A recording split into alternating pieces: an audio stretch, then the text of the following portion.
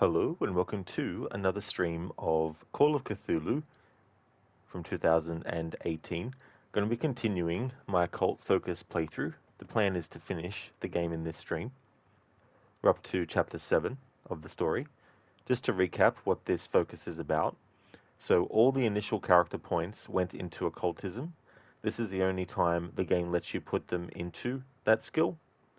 When you play this game for the first time at the start, it'll give you some initial character points, and you can put them wherever you want, but the categories of occultism and medicine beyond that point, you can't put any skill points into them.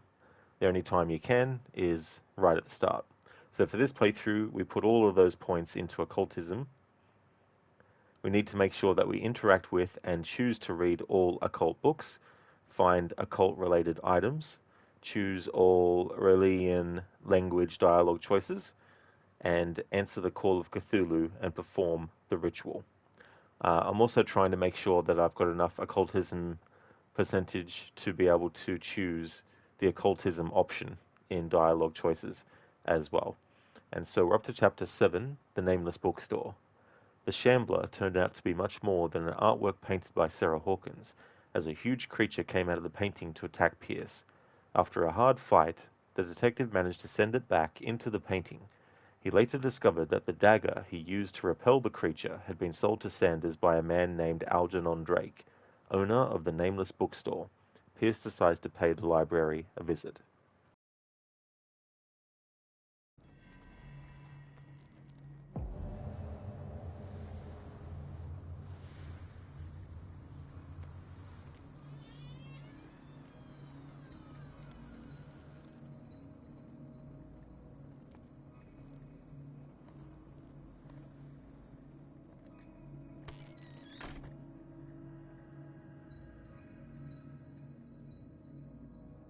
Where is the bookseller?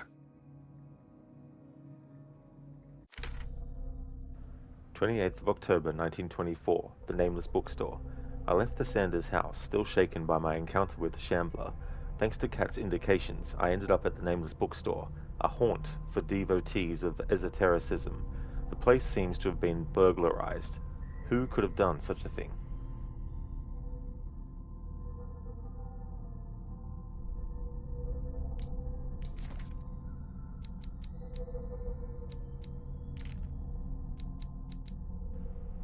Sanders' residence. The Sanders house, all in shades of red and in gold, is impressive, but nothing matches the private gallery of Francis Sanders. The place is huge and entirely dedicated to his passion for troubling and macabre works. Defaced figures of virgins, sacrificial daggers, statues of monsters, and the painting that led him to his demise takes center stage. The Shambler, a painting by Sarah Hawkins, a close friend of the couple. What happened in this room, I will never be able to forget. So that was about the previous location that we went to in Chapter 6.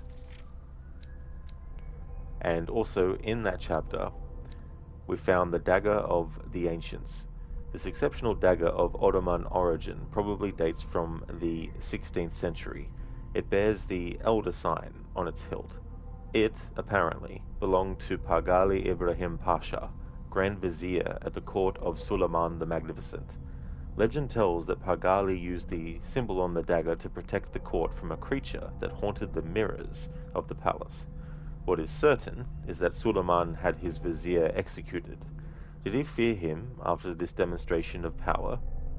Extract from Art and Mysticism, Francis Sanders' Forgotten Objects. Painting of the Shambler. The painting was exposed in Francis Sanders' gallery, but I think that the creature no longer requires it for movement. It went to hunt down Sanders in the cellars of the Riverside Institute. I do not know where it comes from, but one thing is sure, it's starving. Did I succeed in sending it back to its world? I am not sure. Extract from the notebook of Edward Pierce, private detective.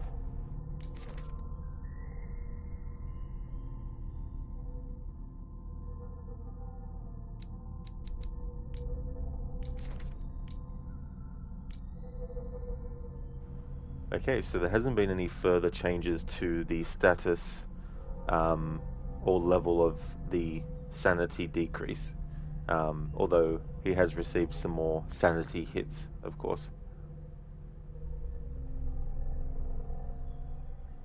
Meet the Shambler. It is in Francis Sanders' private gallery that Pierce discovers the identity of the Shambler, a huge artwork painted by Sarah Hawkins. When Pierce approached it, a creature burst forth from the painting and immediately chased after him. This beast from another dimension has such a hold on the mind of a person who finds himself in its presence, that a simple glance in its direction is enough for Pierce to lose some sanity. Pierce finally managed to send the Shambler back into the painting, using a dagger engraved with a strange symbol. But this encounter has left its mark on the psyche of the investigator. Still under the influence of the creature, he almost stabbed his own hand.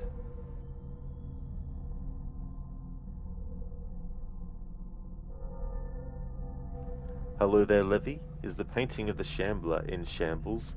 It definitely is. As the Shambler shambled towards Edward, it kept on shambling until the Shambler couldn't shamble temporarily anymore. How's things going, Levy? I hope you're having a good day so far. We have 2 character points.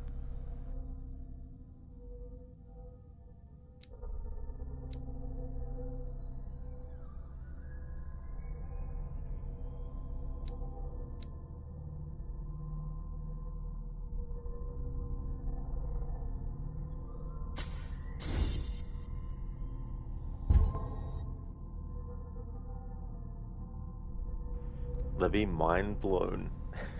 Mind blown to pieces. You hurt yourself while working out yesterday, but all good. You didn't pay attention, subluxated your shoulder, and now it's a big bruise. Oh, that really sucks, Levy. Damn. I hope that you're gonna heal up quickly. Holy shit. I hope that you heal 100% soon. As for me, I'm doing well. Because this game, the pacing kinda gets really quick in the later chapters. I knew that it would only take me probably 3 hours to finish the game, and it might still take me 3 hours, but I thought I would actually wait a bit later my time to start this stream, because I don't actually know what game is going to replace this for the Thursday to Friday, and so starting this stream later will hopefully mean that by the time I do finish, it'll be a time that is like good to end a stream day on. Levy, I'm an idiot. I mean, I don't know if you're as much of an idiot as Kenji. Hey there, Barnes. Hello to you as well, dude. Sir Rod. I feel like this the unknown knight in Monty Python and the Holy Grail. So not appearing in this film. How's things going, Barnes? Levy, you really want to read Cthulhu now, even though you didn't like it, but you want to? Yeah, I still haven't read any of his stuff before. I should read at least something of it. But just like with superhero characters, my in, so to speak, to a lot of stuff can come from video games or movies. And so it's been like that with Lovecraft stuff. It's more the movies and games that I've seen or played that are inspired by his stuff, you know. So it's all that kind of stuff. Hello there, Ironhide. Can you sing while doing an Arnie impression? Not very well, no. But yeah, singing, that's an extra kind of like thing to try and do on top. So whenever someone has redeemed lyrics from a song as the Arnie impression, I pretty much just say them out. Unless it's a song I know how it sounds, you know what I mean?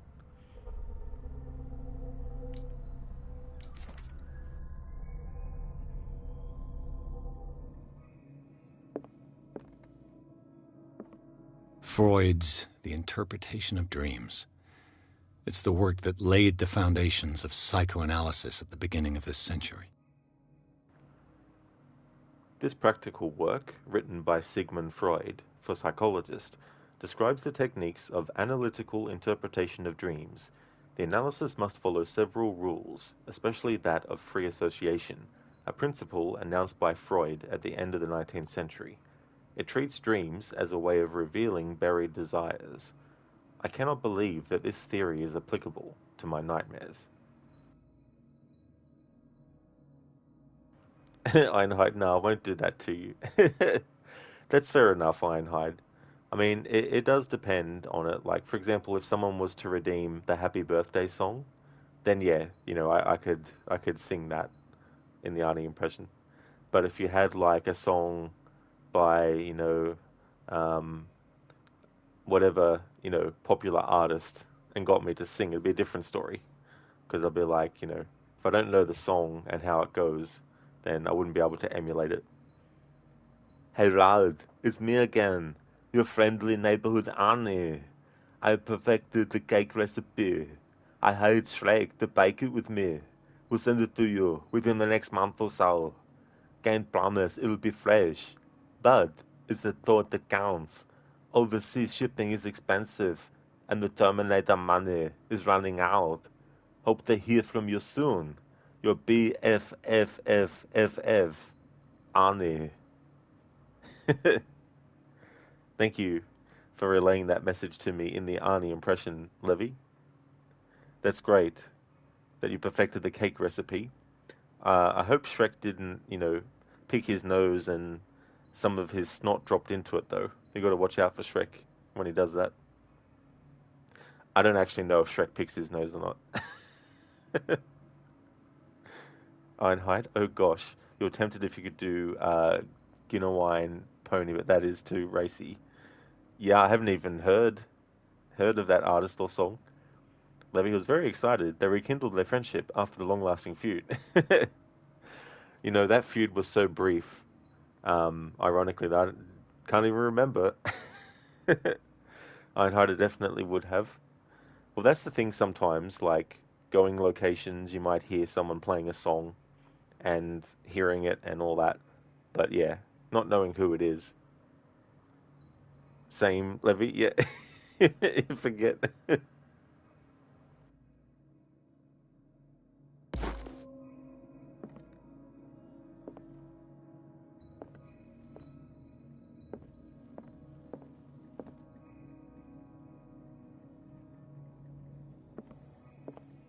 Another volume of the Reverend's wife's diary.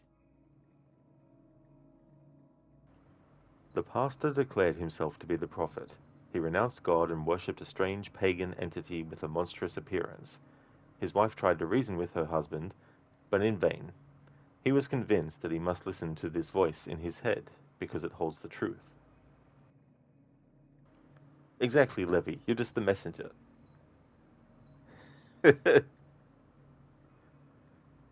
Hey, Enmita. That is awesome, dude. Thank you very much for the 23 months of subscribing in a row. Excellent. Thank you very much, dude. I'm doing well, thank you. I've had a good day. Was also catching up on some YouTube, listening to some songs that I hadn't heard for a while. So that was good to catch up on that stuff. But yeah, it's going really well. I hope things are going good with you. Cheers, Enmita. Thanks. Yeah, so that was good. And it's funny too, when you sort of like have, because YouTube, will take note of what songs and music you listen to, and will basically, give you a playlist. Ironhide, you mean you can send me the instrumental in Whisper, and then you might recognize. Oh, well, if you can send me, like, even if you could find, like, a link to the YouTube for it, then I'd be able to have a look later. And Mita, it's going good. On your work break, finally Friday. Excellent. Getting to Friday, definitely a good feeling. I'm glad to hear that it's going good. I really hope that the rest of your work break will go really, really quickly as well.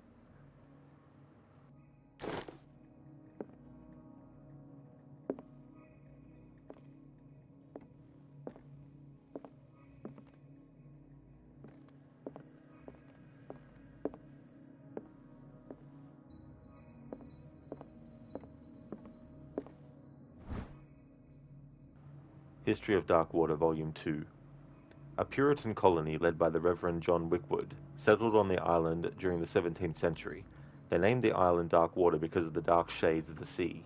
They believed it was because of the peculiar color of the rocks surrounding the island. They erected the first buildings, among which were the Hawkins Manor, the church, and the cemetery. The rare documents and handwritten notes they left spoke of nightmares and deviant behaviors. They disappeared at the beginning of the 18th century.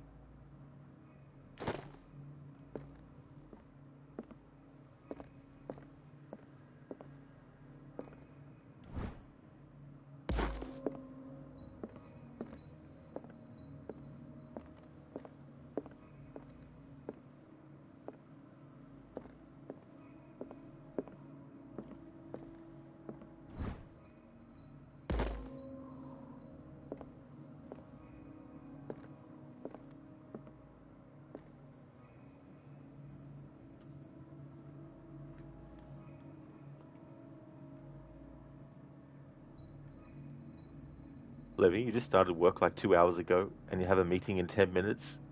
Oh no. Well, I hope that the meeting goes well, and that it's, not too terrible or anything. Sunshine, hello there. Thank you very much for the 215 stream streak. Excellent. Thank you very much, Sunshine. I hope things are going well. Levy, higher management decided they want you to change your team's processes from the ground up, and you have zero interest in doing that. But you also like being employed, so you have to figure this out. Hopefully you get to the bottom of it, but that'd be very, very tricky to sort of like navigate that scenario. Hey there, Sona. Hello to you. I hope things are going well.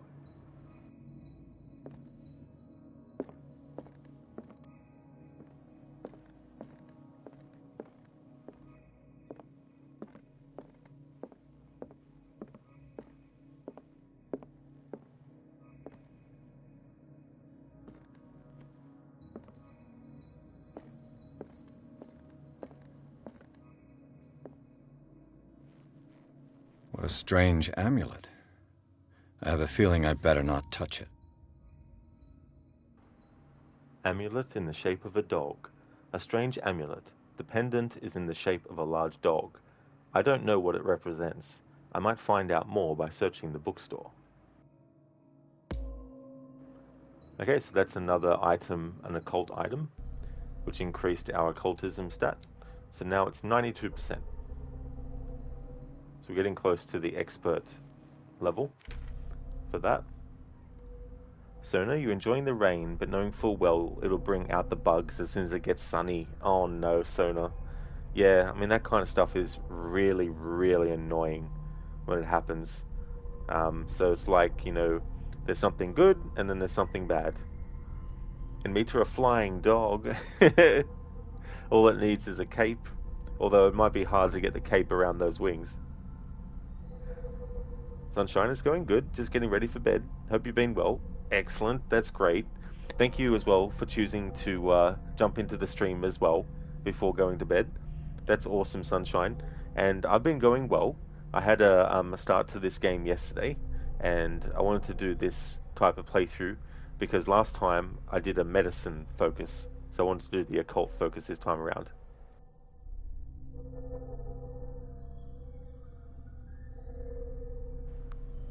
Oh, hey there, Crooked. How's things going, Senny? You're going to take Nalu out on a walk right now? Oh, awesome.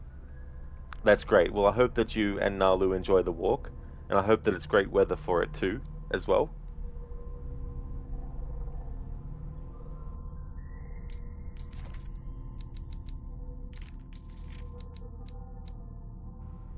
The Hound. Do not make the mistake of taking this jewel for an inanimate object.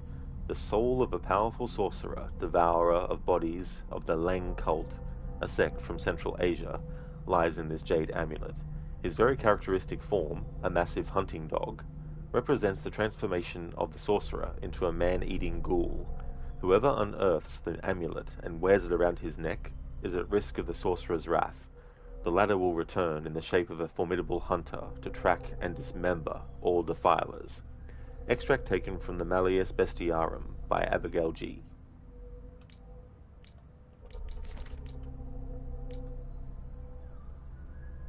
It's wonderful weather. That's excellent. That's really good. That also helps too when you want to walk doggo. Really makes a difference.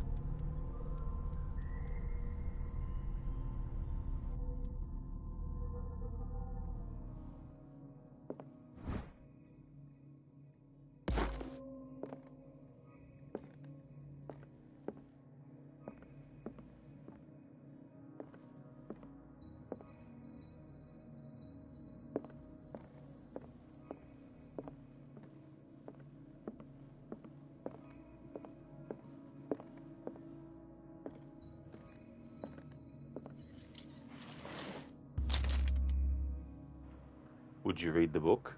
Absolutely. For this playthrough, we need to read all occult books. What does this strange book contain? This book contains unholy knowledge. I love that transition from, what does this book contain? This book contains unholy knowledge. This collection catalogues and classifies creatures that I had never heard of, divinities from the stars, creatures capable of traveling from one dimension to another. It presents itself as the reference work on the bestiary of the myth. Without giving details on the mythology to which it refers, its pages are covered with phantasmagorical illustrations. That increased our occultism at 97%. So it's almost at the expert level, which will mean that once it is at the highest level, that all possible occult dialogue choices will be not only available to us, but I can actually choose them. Because if your occultism level is too low, you won't be able to actually select an occult option in dialogue.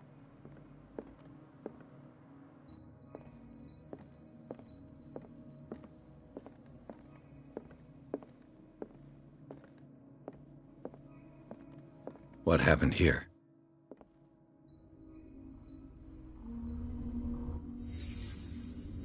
Let's start over. Where did they break in from?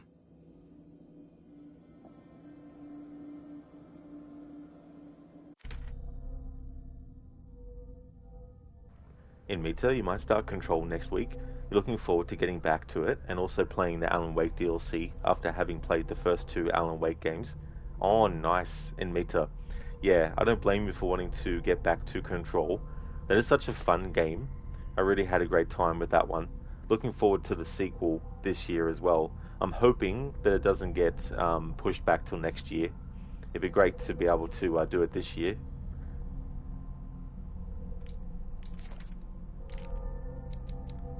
The Nameless Bookstore. I've never seen such a collection of works on magic and occultism. Algernon Drake, the owner, prides himself on being a luminary in the study of esoteric phenomena. The library was ransacked during an attempted burglary. It holds numerous rare or forbidden works. Its back room houses a safe protected by an ancient symbol.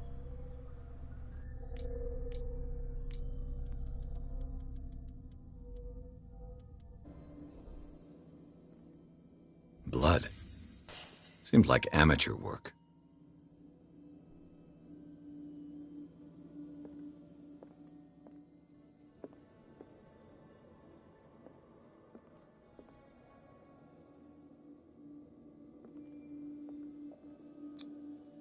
To whom does this footprint belong?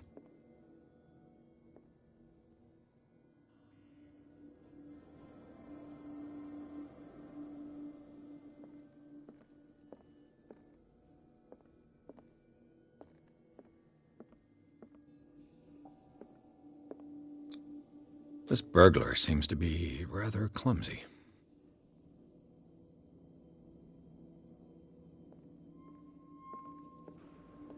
Why is a Smurf breaking into a bookstore? I mean, come on, clumsy Smurf, what are you doing? Livy, alright, meeting time, you'll be back. Arnie smile. I'll be back. That's all good, Levy. I really hope that your meeting goes well.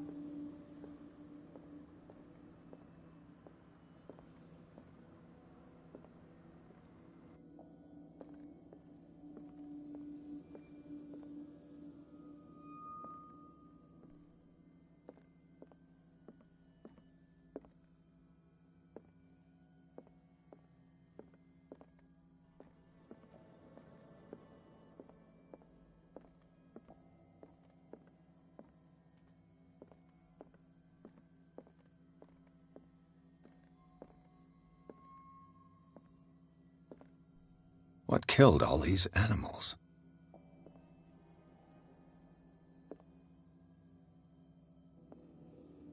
What sort of thief leaves his tools at the crime scene?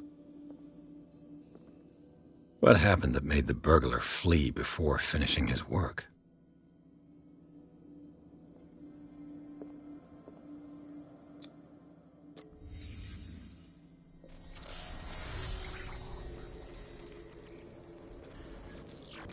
What the... Charles Hawkins?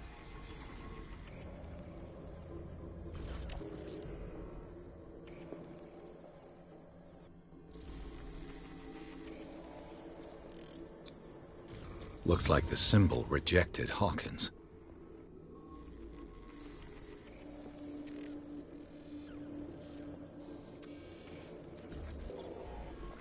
What sort of power did Sarah Hawkins' painting possess?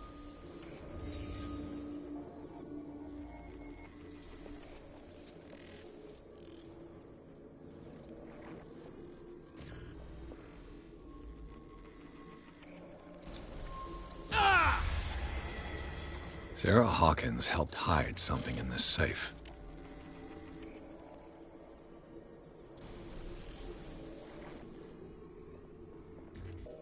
Drake put in a great deal of effort to hide whatever is in here. Everything is linked to the Sarah Hawkins case.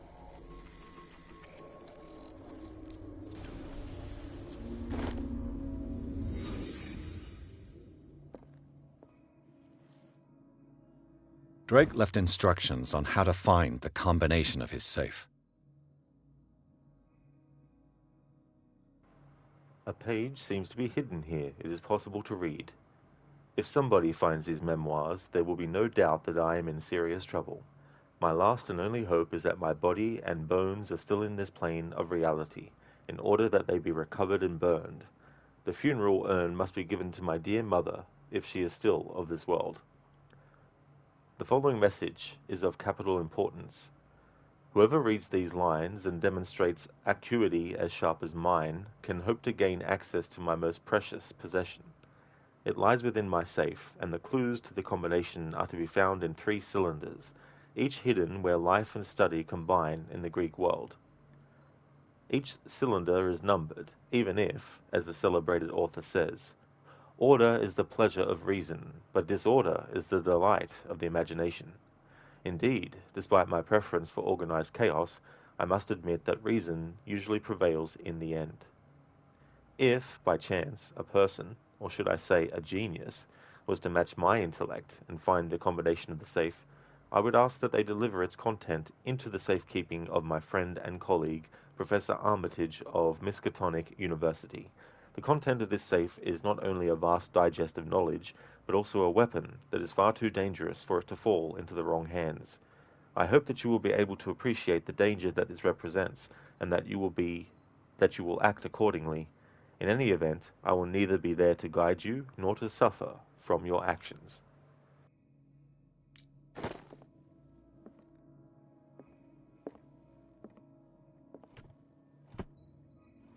Is everyone on this island taking sleeping pills? I found these sleeping pills in the bookshop. Does the bookseller suffer from insomnia? What link did he find between Charles Hawkins and an old amulet? This key, that bears the Elder Sign, is the only one able to protect your psyche. It is in the form of a cylindrical medallion hanging at the end of a heavy chain. Hundreds of years ago, the star and the branch whose purpose is to push back the forces of the great Old Ones were engraved at its center. Everything points to it being Charles Hawkins that tore it from its last owner, an Egyptian antique dealer. In press cuttings that mention the misdemeanor, the date of the robbery coincides with the last of Hawkins's trips off to Cairo. It remains to be seen whether he knows of the true purpose of the artifact. Try to find it.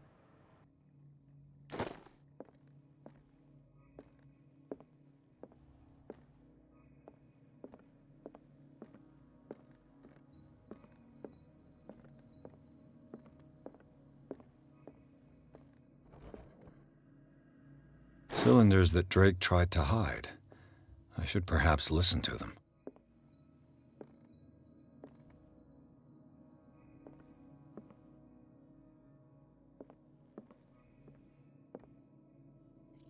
The Book of Zion is the foundational work behind Helena Blavatsky's Theosophical movement. Its followers place truth on the same footing as a religion. These Tibetan writings are at the origin of the esoteric movement founded by Helena Blavatsky at the end of the 19th century. The creator of Theosophy would have drawn extensively on the texts of this work, but no one has ever been able to consult them. I thought they didn't exist. This book, discovered in the Nameless Bookstore on Darkwater, could be as much a fake as irrefutable proof of Blavatsky's sincerity. Okay, so that was an occult item. There we go. We have now reached 100% in the Occultism Skill, the master ranking. There we go. Okay, so we've made sure that we've gotten that to 100%. And for the rest of the playthrough, we can then make sure that we choose all the dialogue options that are occultism. And once we get dialogue choices that are in Religion, then we'll be able to choose them as well. So that's good. It's good to get to that point in the playthrough. Because if it was under 100, then we would start to see the occult dialogue choices become unavailable for us to even select. So getting that to 100% now is good.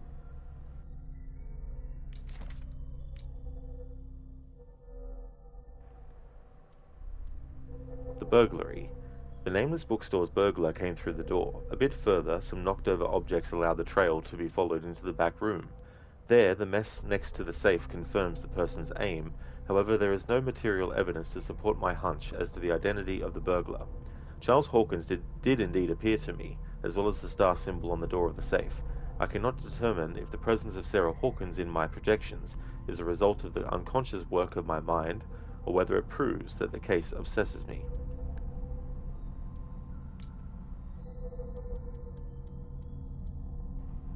Drake Cylinder 1. A cylinder meant to be listened to by using a phonograph. I found it in the Nameless Bookstore. The message, although obscure, might contain important information.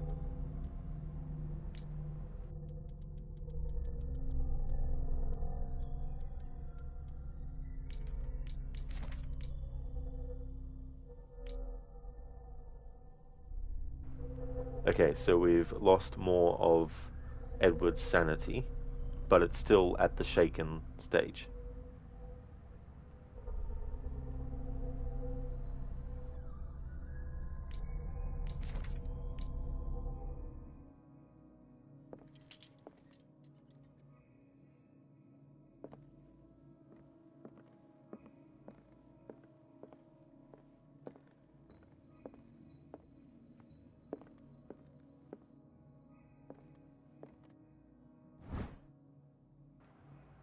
History of Darkwater, Volume 4. In the 19th century, as the American whaling industry reached its peak in the rest of the world, whales gradually disappeared from the waters surrounding Darkwater. This phenomenon appears even more mysterious because, up till then, the region was a favored refuge for cetaceans. In 1847, after months of pursuit, Sela returns to port with a gigantic creature on board. Its crew asserts that the sea monster had eaten all the disappeared whales. After a night of ferocious combat, the survivors managed to drag the beast onto the whaling ship.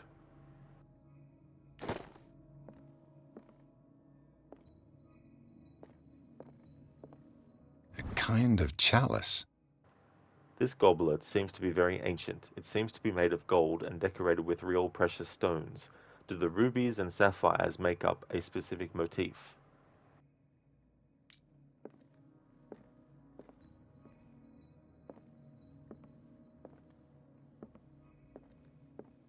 Things are not looking good.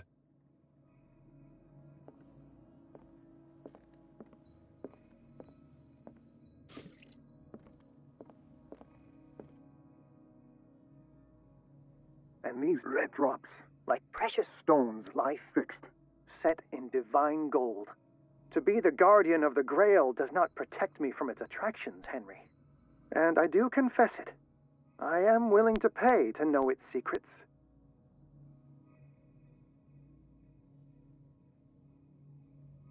I finally understood that we were only pieces on the chessboard of the gods. Let those of us who are still standing protect our White Queen from their dark soldiers. I see our number dwindling, and my will strengthens as my apprehension grows. We shall refuse to be the playthings of destiny.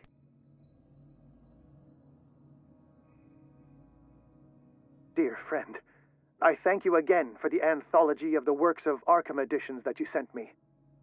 Volume 9, Azathoth and Other Horrors, seemed particularly relevant to my research. I never tire of browsing through them.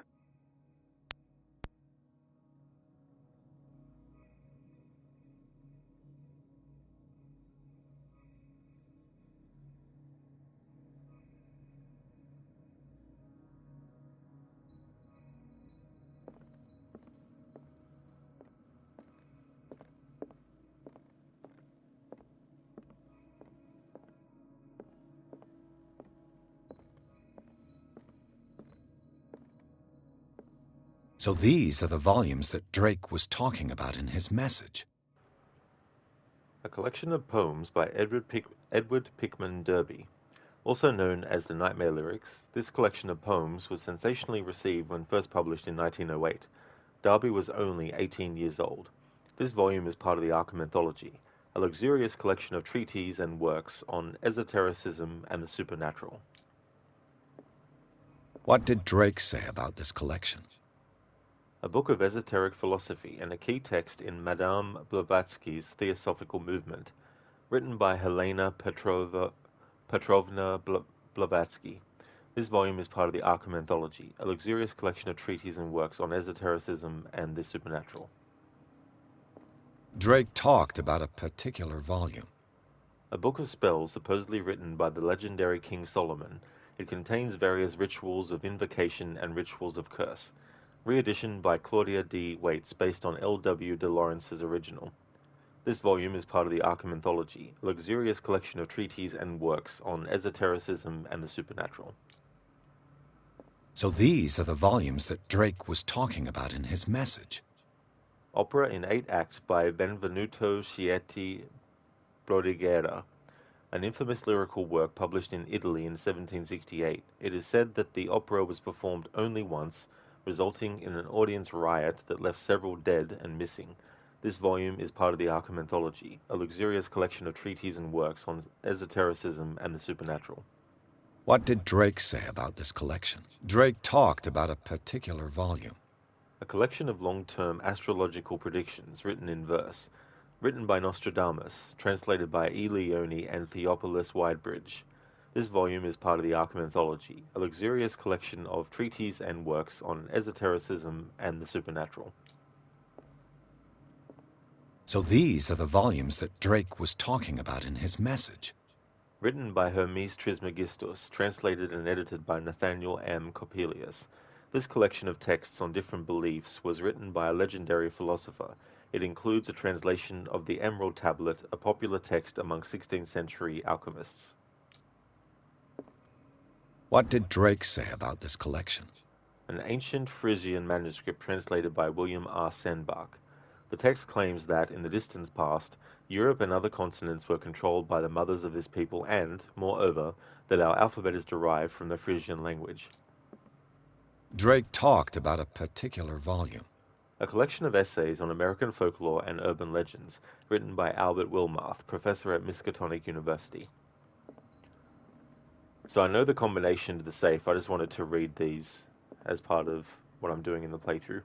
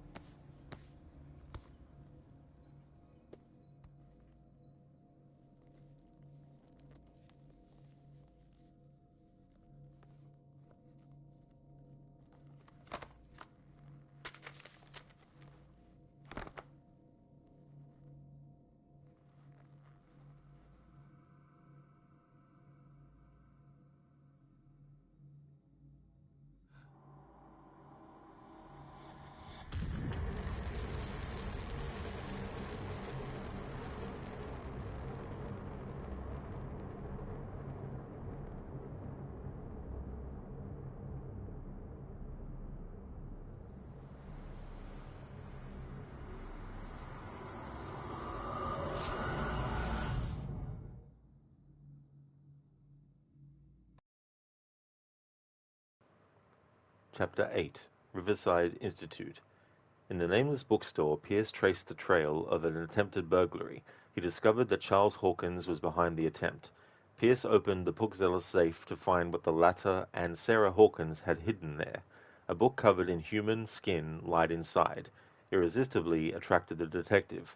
When he opened it, his mind was projected into another body.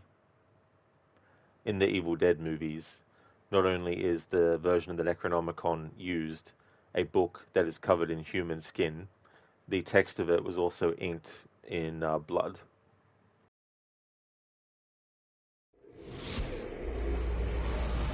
Dr. Colden, this man's condition is deteriorating. What says Dr. Fuller? It's his patient, after all. He's busy with Captain Fitzroy. He specifically asked us not to bother him when that's the case. Oh, of course. I'll see what I can do. Mr. Blake, can you hear me? I'm Dr. Colden. We'll take care of you. There's nothing we can do. I tried talking to him. He's catatonic. What can you tell me about him? He was highly agitated an hour ago. We were about to tie him down when he fell asleep. 10 minutes ago, he curled up into a fetal position. I thought he was waking up, but no. I don't recognize him. Did he just arrive on the island? He said he worked on the docks, but not with Captain Fitzroy. I think he works for Ms. Baker. Who? You know, the woman at the head of their gang. They call her Cat. Oh, I see. Do you have other questions? What are his symptoms? His temperature has been going down, his skin losing its color, his body rigid. I closed his eyes myself. They were glassing over. I didn't want them to dry out, and I couldn't bear to look at the expression on his face. You did well. Don't worry. Let's stay professional, if you will. Show me his file. That's not possible. Don't tell me Dr. Fuller has taken this file as well. We need it. That's why I called you. This man's ailment has been hidden from us. Come on now. What was he treated for? An intoxication, I was told. After inhaling chemicals. That'll do for the time being. Any idea what this man might be undergoing? Did you inject him with a tranquilizer? No, Doctor. Not me, not anyone. Our stock is empty, yet again. Again? But there was enough for the whole island. More and more people are suffering from insomnia. We can't refuse to help. Of course. Any idea what this man might be undergoing? Very well. I'll examine him. 30-year-old subject. Severe hypothermia. Erythematous papules around the eyes and eardrums. Necrosed palpebral tissue. Lord, this smell. His skin shows abnormal loss of color and seems dried out. He's totally dehydrated. His fingertips and toes seem to feature a slight ring under the skin, tender at the touch, slightly sticky. Severe malnutrition. Swollen abdomen with traces of petechia. Doesn't seem like an edema. Slight protuberances seem to indicate the presence of a foreign body. So, Doctor, an opinion? I'm not sure I have the necessary knowledge to treat this man. Don't say that. You're our most worthy doctor after Dr. Fuller. Some of his symptoms are beyond my comprehension. What did you find?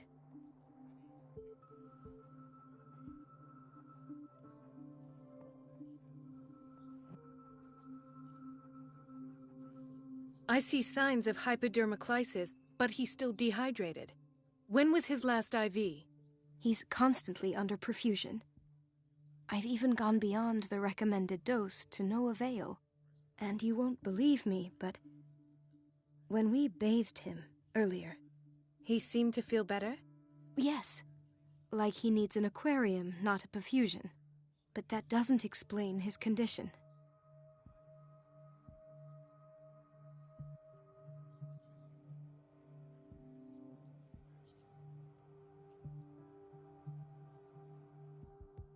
In spite of the muscle contractions, his arms seem limp. Yes. They can't have decalcified, not at this rate.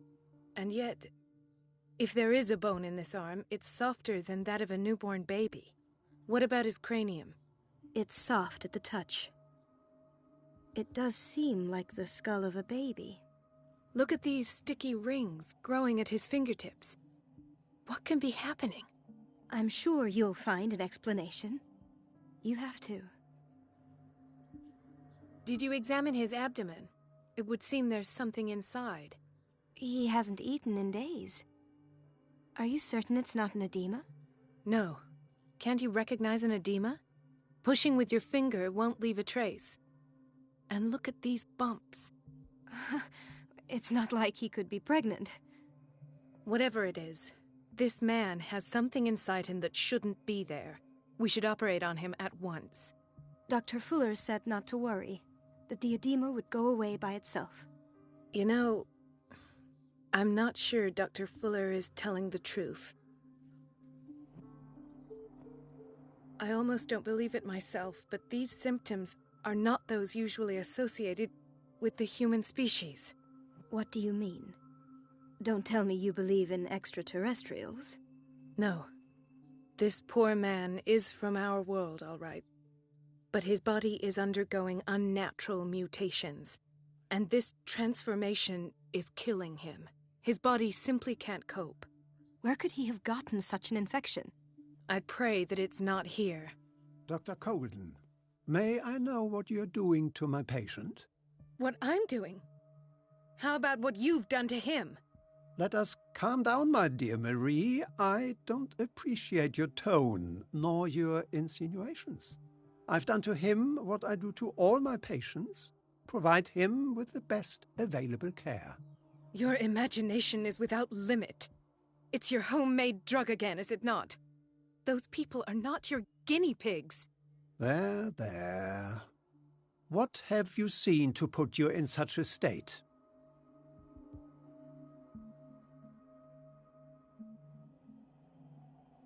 His limbs?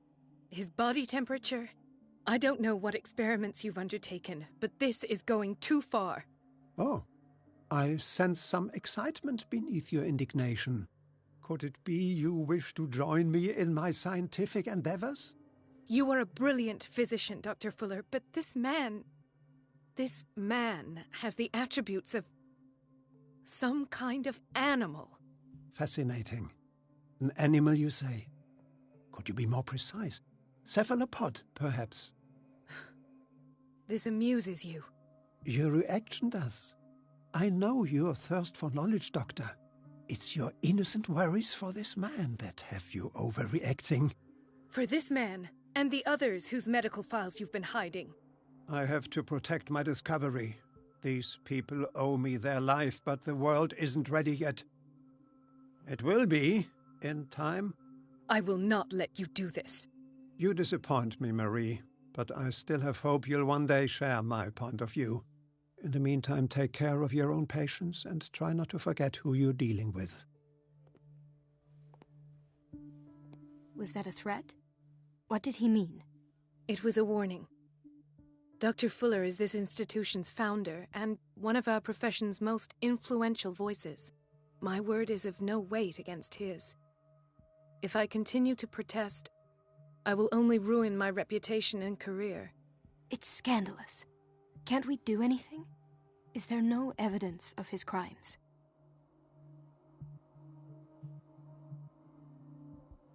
Oh, that evidence exists. I'm sure of it.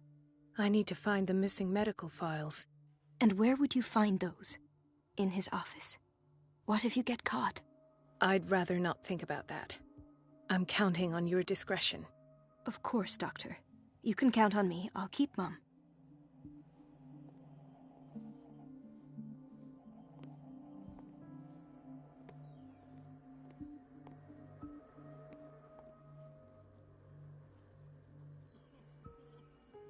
Chronic insomnia. Like half the island.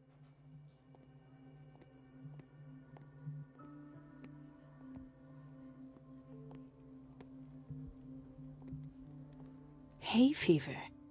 What's he doing here?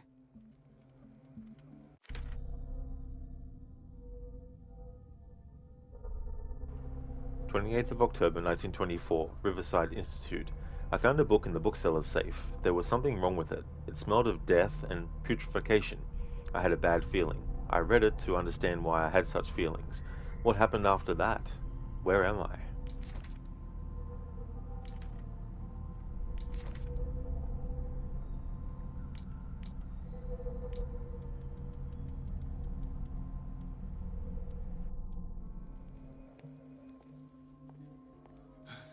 Doctor, please. My chest. Oh. His perfusion of a semi-physiological solution doesn't seem to work. He's undergoing a ventricular fibrillation.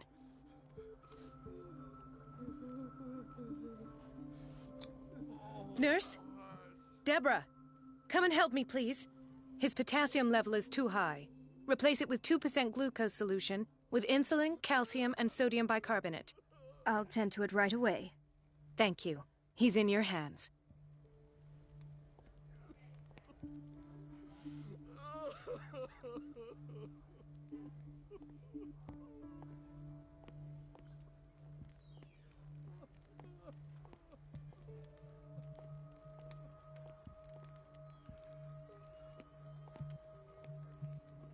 He broke his back in an accident down by the docks. Ah, the whaling station. What's wrong with me?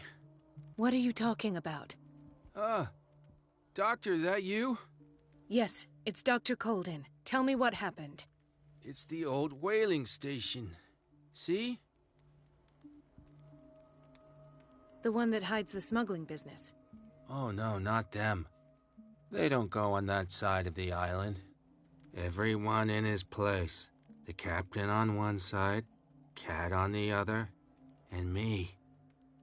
Well, I've been to the whaling station, I have. What did you see there?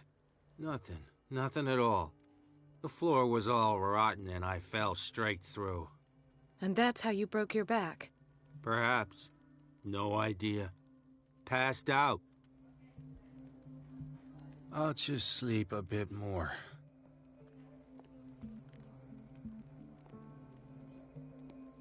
Why did nobody tell me about her admission?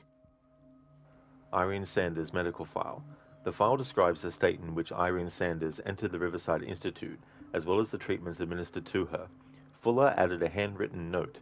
He recommends to take her down to the psychiatric wing in order to provide her with the quiet and rest that she needs. Mrs. Sanders?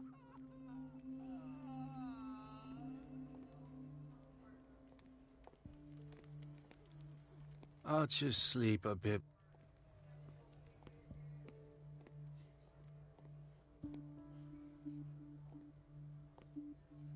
She recently came back from the surgical block. She's stable. Given her file, a nephrectomy would have been inevitable. But Fuller was able to save her kidney.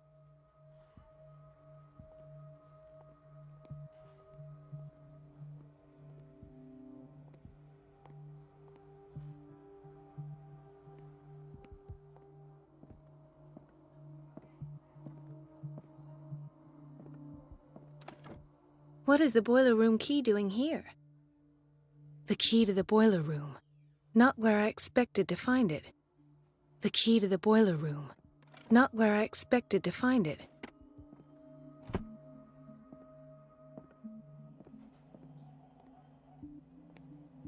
Intoxication from breathing organic vapors.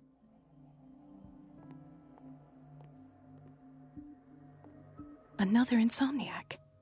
I should find the cause for such a widespread trouble.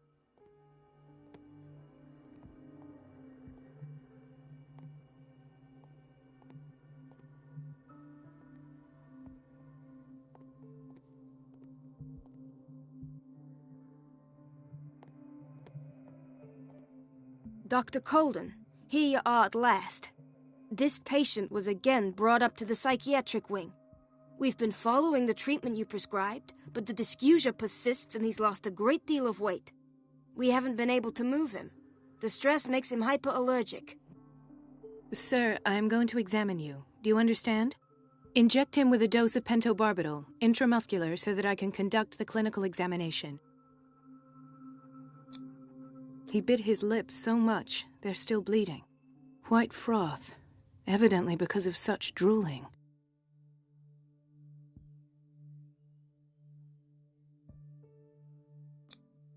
His binds left bloody wounds. So, Doctor, what should we do with this patient?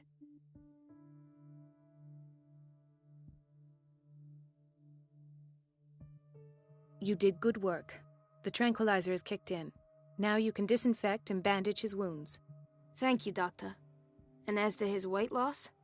I'll prescribe an antifungal treatment for his dysgeusia. In the meantime, feed him intravenously. It'll be done.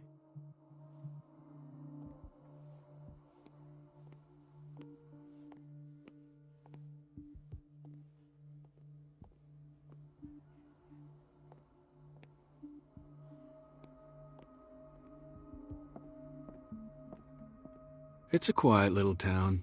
Days go by, steady as ever. I wanted more for myself, but... It's a quiet little town. Days go by, steady as ever. I wanted more for myself, but... There's no way I'm leaving until I find what Fuller is hiding. Where did my fiancée go? I hope those nutcases will stop burdening her with work. I don't get why they have us waiting so long. Almost no patients here.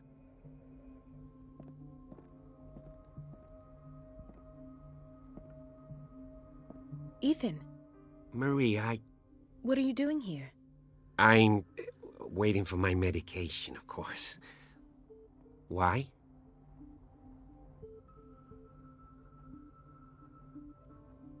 Tell me your symptoms.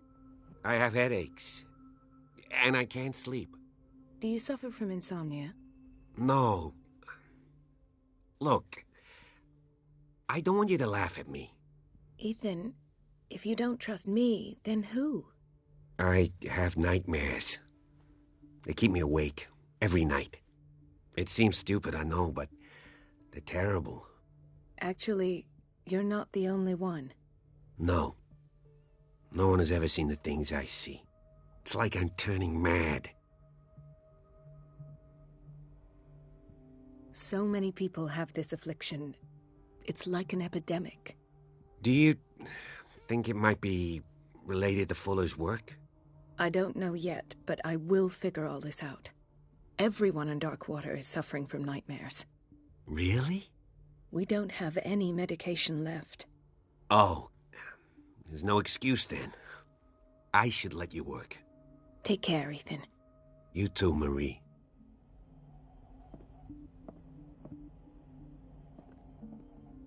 Dr. Colden. Do you want something? I think that you're needed in Block B, Doctor. Please, I'll be in trouble with Mrs. Donovan if I'm late. Do you want something?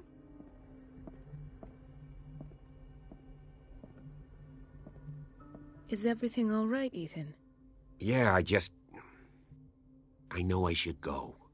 I will work until late. Oh, all right. I don't get why they have us waiting so long. Almost no patients here.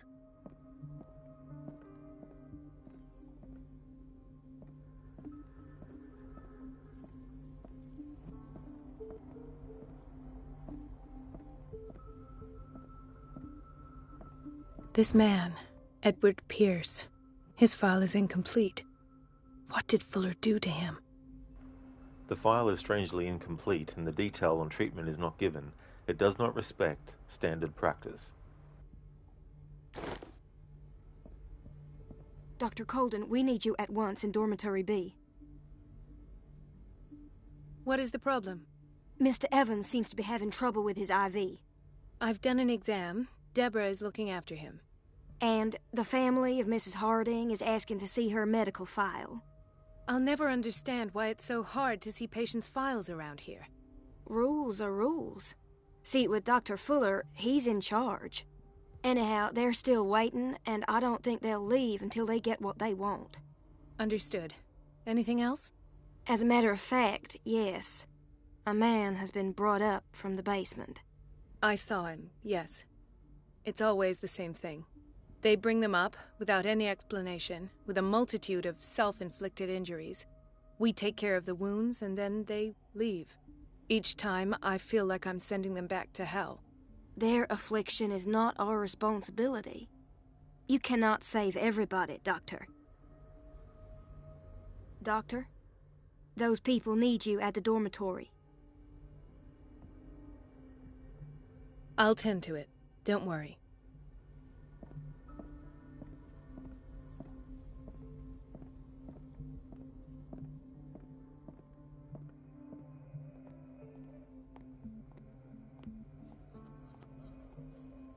Gentlemen, may I help you? We're waiting on news regarding our mother, Maureen Harding. She came in with a kidney problem, but we haven't heard anything since.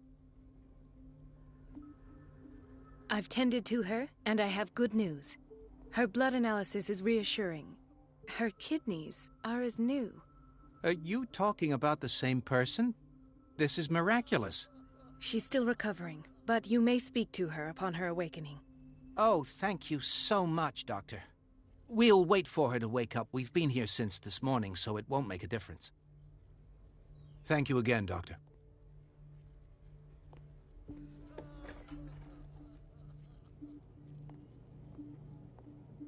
Patients and hospital personnel eat the same food.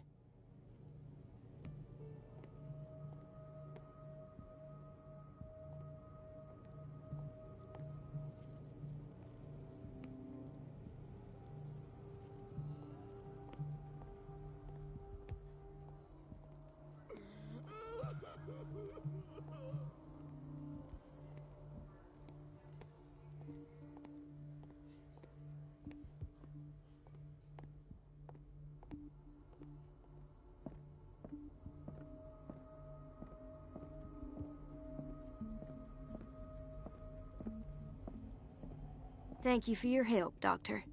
Thank you. I'll be going. Dr. Fuller always keeps his key with him. In theory, this is where we hang the key to the boiler room.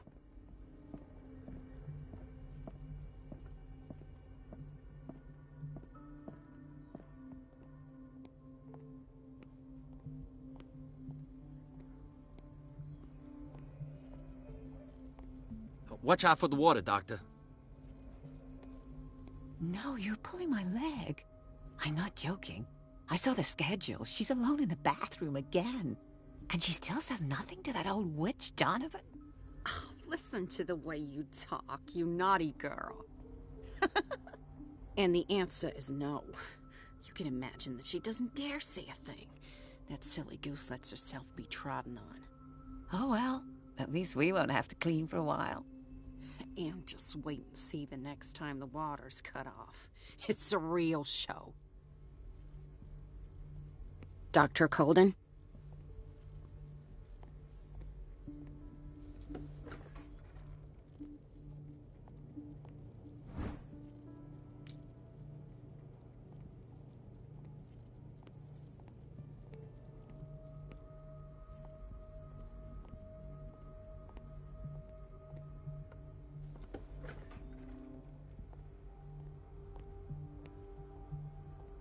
We've been waiting to be restocked for weeks.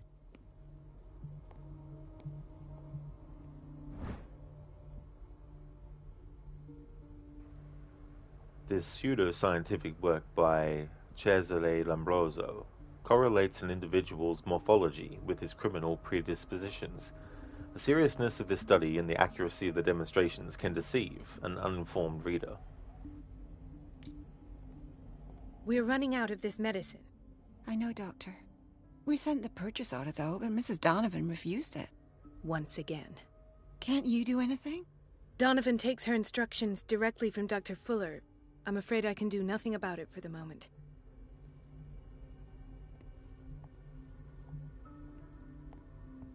The doses prescribed by Fuller are far too high.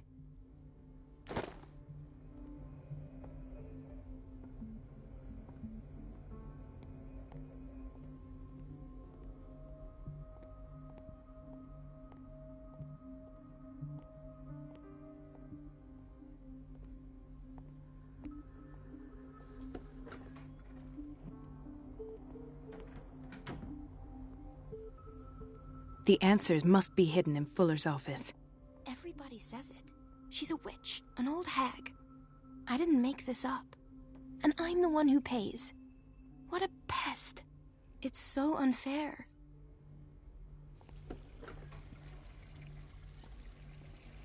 Elizabeth? You all right? Why is this room in such a state? Because, as always, I'm cleaning it by myself. And the water was once again shut off this morning. I had to bother Mrs. Donovan again, giving her a new excuse to belittle me. Do you really need Mrs. Donovan to open a valve? Why not ask the janitor? I can't make these decisions without her approval. Imagine if there were a leak. Anyhow, the boiler room is locked half the time. So every time the water gets shut off, I have to go and endure her reproach until she's settled the problem. I see. Courage, Elizabeth. Thank you, Doctor. It's temperamental, if I understand correctly.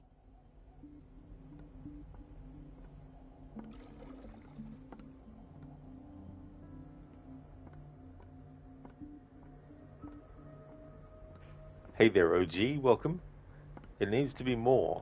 This seems like a nice workplace for management.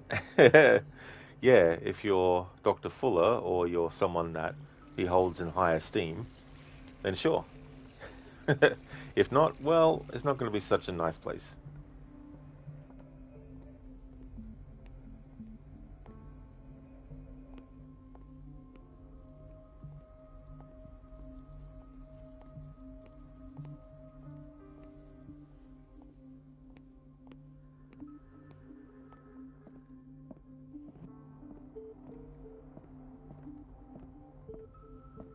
Where did my fiancé go?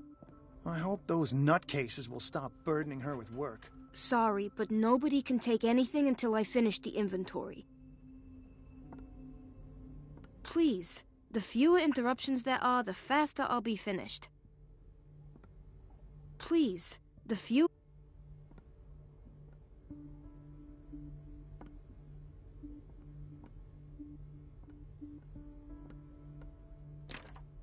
The operating room is never accessible after an operation.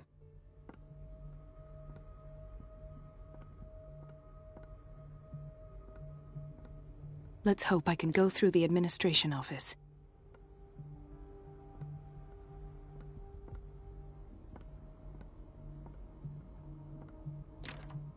I don't have any business in the boiler room.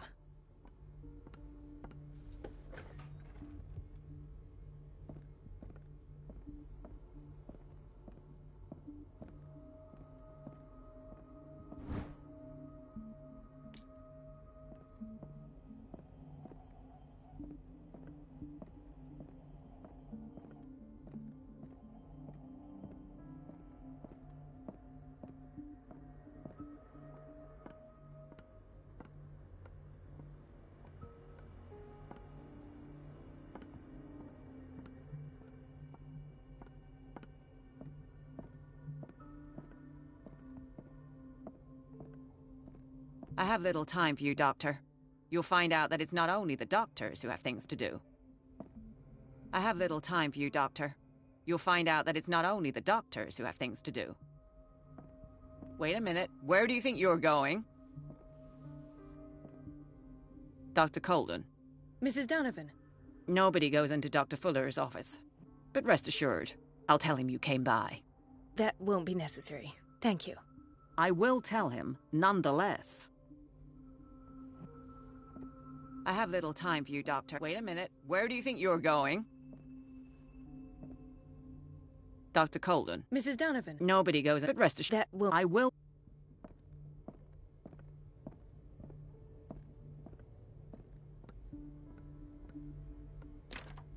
The door to the boiler room is locked. Where did I see that key?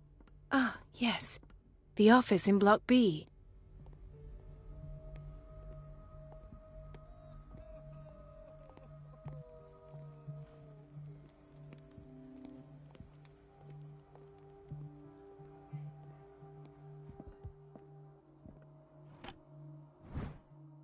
The key to the boiler room. All I have to do is shut off the water and hope Donovan takes the bait.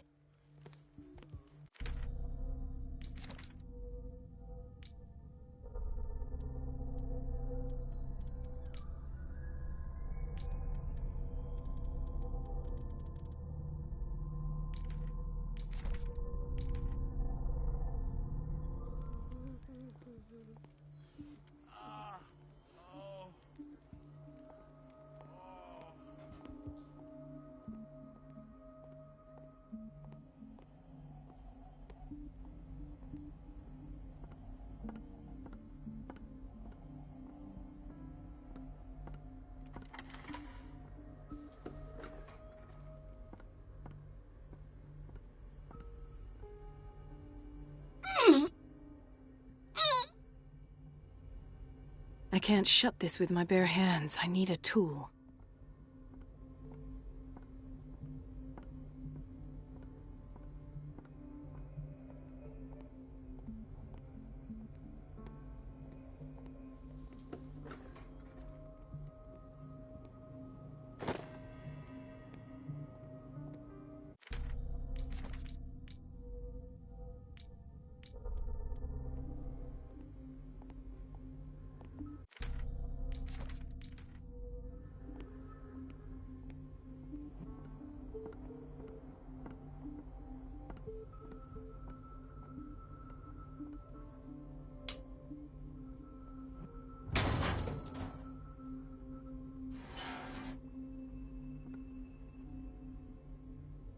I feel guilty about Elizabeth, but I need the diversion.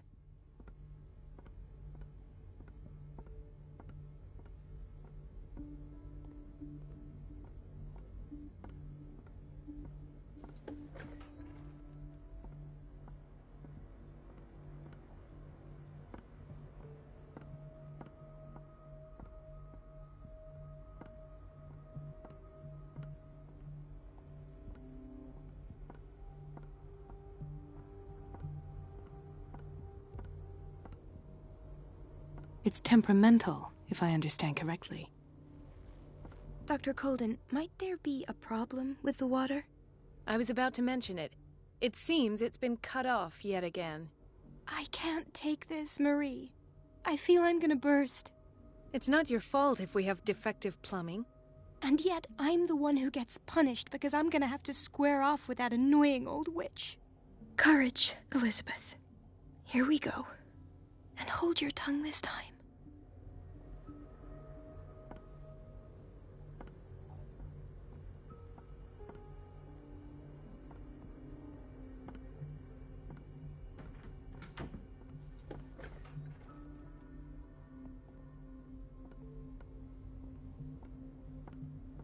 Mrs. Donovan? I'm busy. Elizabeth, isn't it? Yes, ma'am. But it's about the water. What now? It's off. It's not my fault. Nothing is ever your fault. I told you to control the flow, even if I know it's not your strong point. I've apologized 1,000 times. I haven't counted that many, but then unlike you, I don't have time to keep track.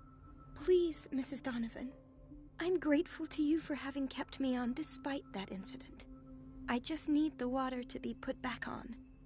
Otherwise, the bathroom will quickly become a nest of germs. Oh, very well. I'll finish what I'm doing, and then I'll fix your blunders once more. Thank you, ma'am. Out of my sight. Go chatter with your colleagues. That's what you do best.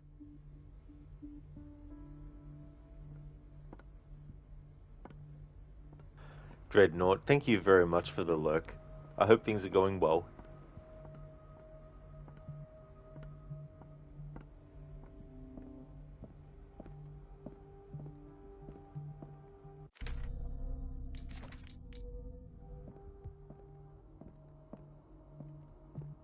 At last. The missing files must be hidden here.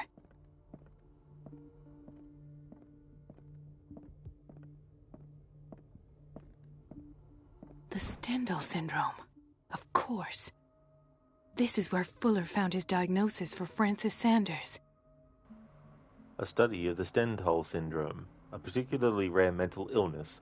Subjects display mental disorders linked to an exposure to works of art.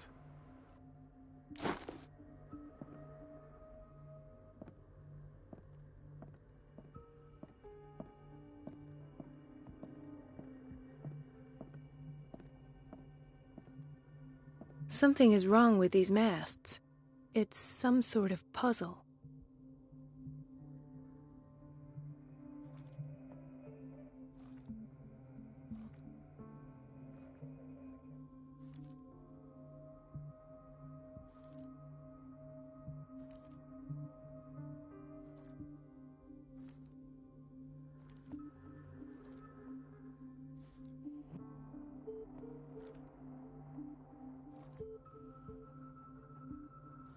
I've unlocked something. Patient files. I was right. This cylinder was hidden inside Fuller's office. He recorded his thoughts about one of the many psychoanalysis sessions he submitted Sarah Hawkins to.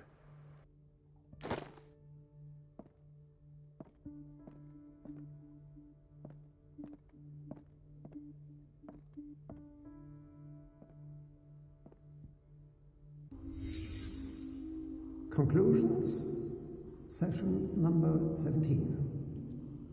Patient, Sarah Hawkins. The patient appears to have finally accepted the illusory nature of what she calls the mythos. It goes without saying that these peculiar delusions are the price that comes with her exceptional gifts.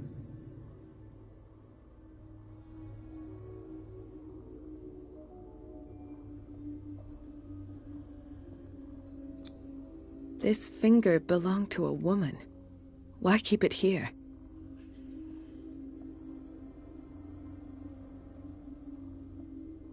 Why does Dr. Fuller write psychological reports about Sarah Hawkins? At first, I presumed that her blood was the key.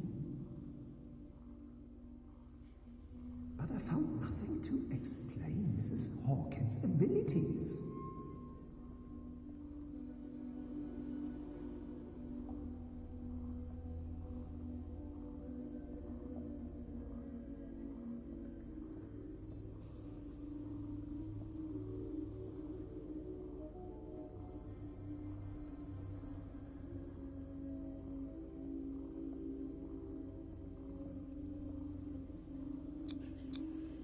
Why is Ethan on medication?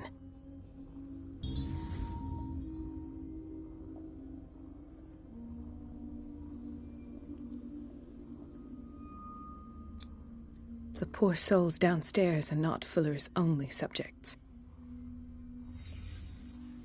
Then James came, irate that Charles was keeping secrets from him. I presume that he will try to break into the basement sooner or later. I am prepared.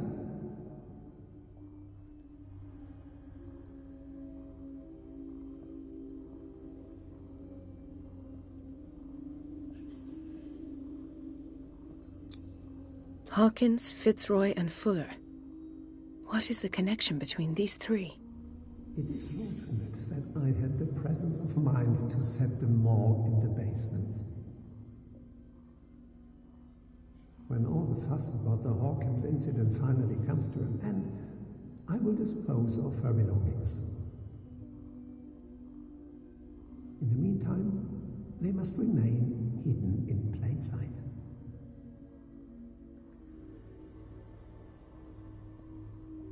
Of course. Sarah Hawkins is the connection. A partly burned shoe. It seems like it belonged to Sarah Hawkins.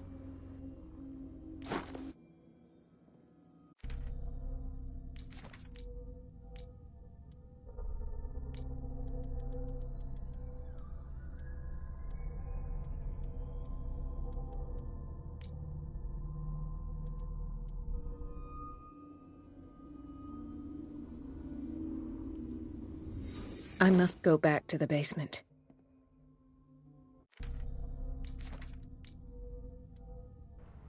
Fuller's notes.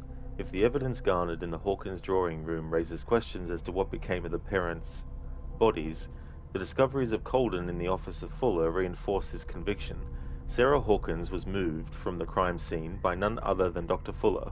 Even more significant, the director of the Riverside Institute obviously had a strong obsession with the artist. The content of the cylinders recorded by the doctor proves his interest in the young painter. Summaries of psychoanalysis sessions as well as blood tests confirm the fact. In one of the cylinders, Fuller clearly states that he has hidden the body and the personal effects of one of his patients.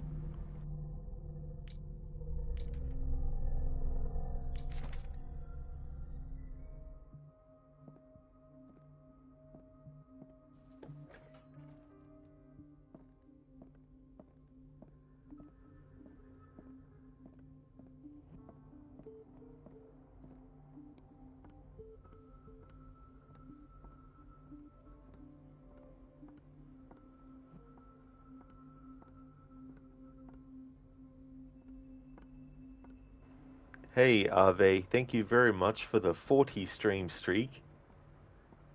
That is excellent. Thank you so much for that. Appreciate it. Yeah, the stream is going well, Ave. We're up to chapter 8 of the story. We've reached the point where the story can pretty much go by pretty quickly. But in this playthrough, there's a lot of stuff that I want to read, so that will make sure that it won't be as short of a stream as it could potentially be otherwise. How's things going with you? Hey there, Mr. Gote, welcome. I hope you're having a good Friday.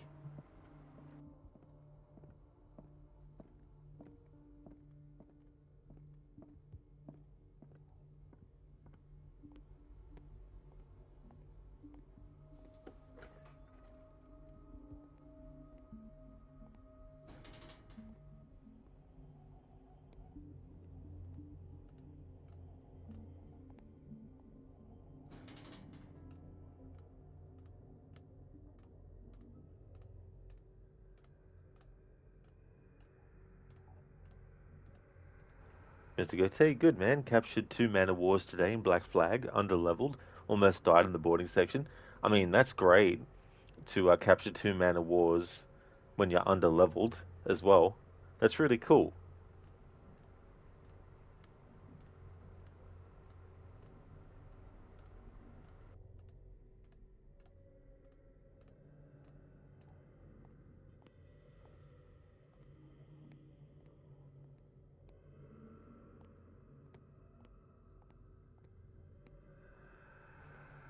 Ave, good to hear. You're doing well. You'll be off work in just over 2 hours. Oh, hell yeah, Ave, that's great. I hope that those 2 hours go by really fast. Mr. Gote, got them for Kenway's fleet on the way to meet Mary at Tulum, where she does the Sage Reveal. Oh, that's nice too, as well. That Kenway's fleet minigame, being a turn-based thing, that's one of the exceptions to my not really a fan of turn-based games. I mean, number one, it's a minigame, of course. But I just like how quickly the process is, or how quick the process can be.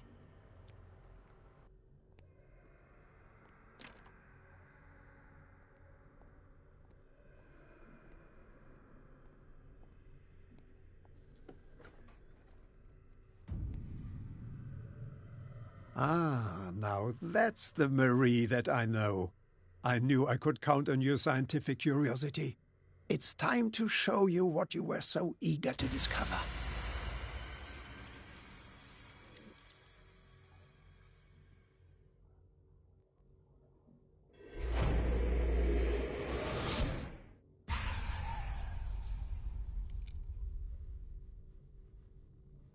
If you're gonna shoot me, at least have the decency to look me in the eyes. Turn around. Slowly. Talk, filthy thief! Oh, I swear I'll shoot! Thief, you are filth.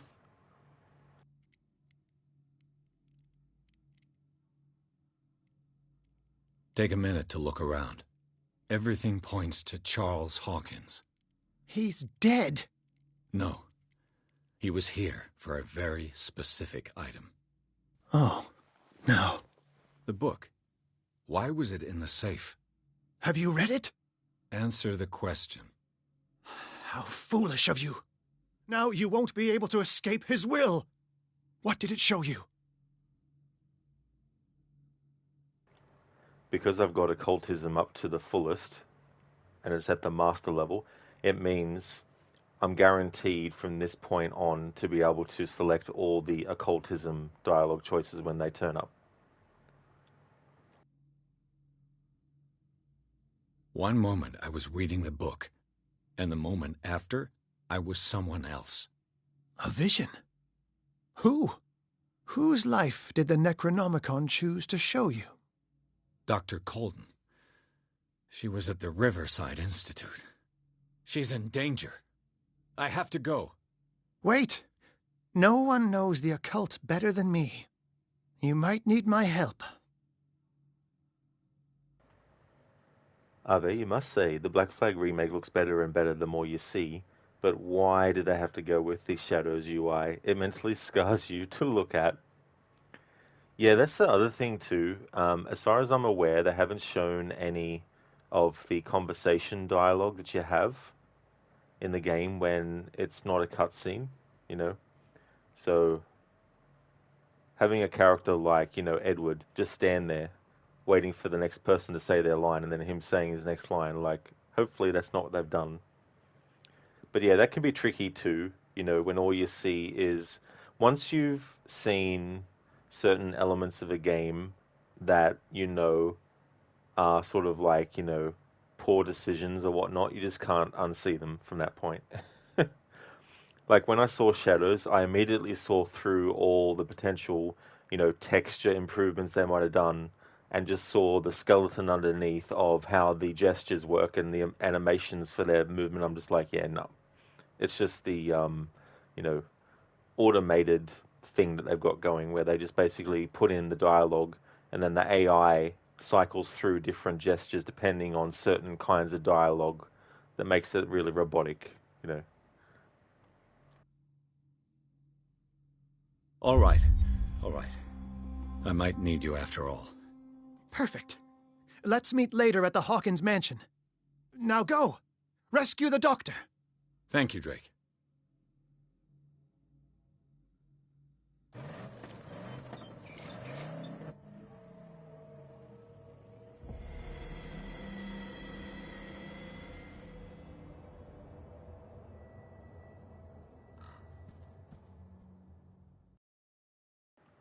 Once you hear that kind of sound, I mean, I always think of a cat meow. Whenever I hear that sound, I can't unhear it as a cat doing a weird meow. Chapter 9, Riverside Institute. The book projected Pierce into the body of Dr. Colden. The detective watched, helplessly, as Bradley's friend carried out her inquiry. Confronted with the experiments of Fuller, she got into his office and discovered that the director of the Riverside Institute was hiding information on, if not the body of, Sarah Hawkins. But she was discovered by Fuller. Pierce must save her before it's too late.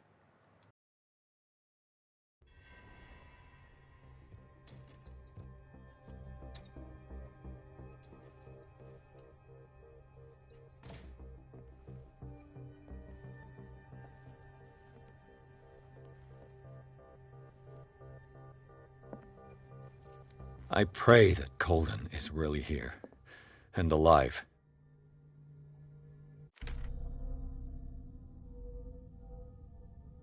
Okay, so I've got some reading to catch up on.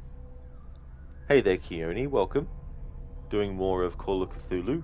Going to be finishing the game in this stream. How's things going with you? 29th of October 1924, Riverside Institute.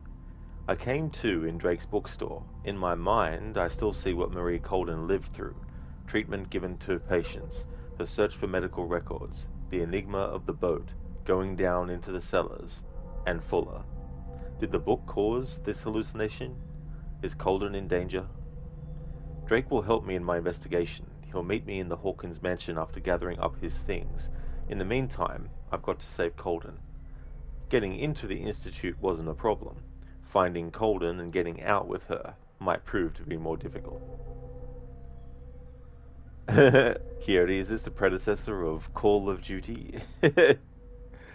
Actually, no. Call of Juarez is the predecessor of this, which is then both the predecessor of this and Call of Duty.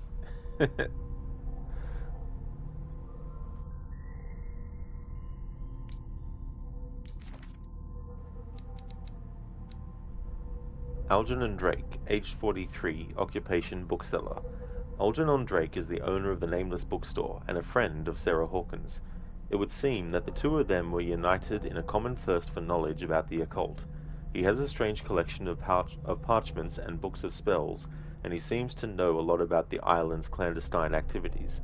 If I decide to explore the occult trail, he will be an excellent guide. Riverside Institute. Through the eyes of Dr. Colden, I finally visited the Riverside Institute.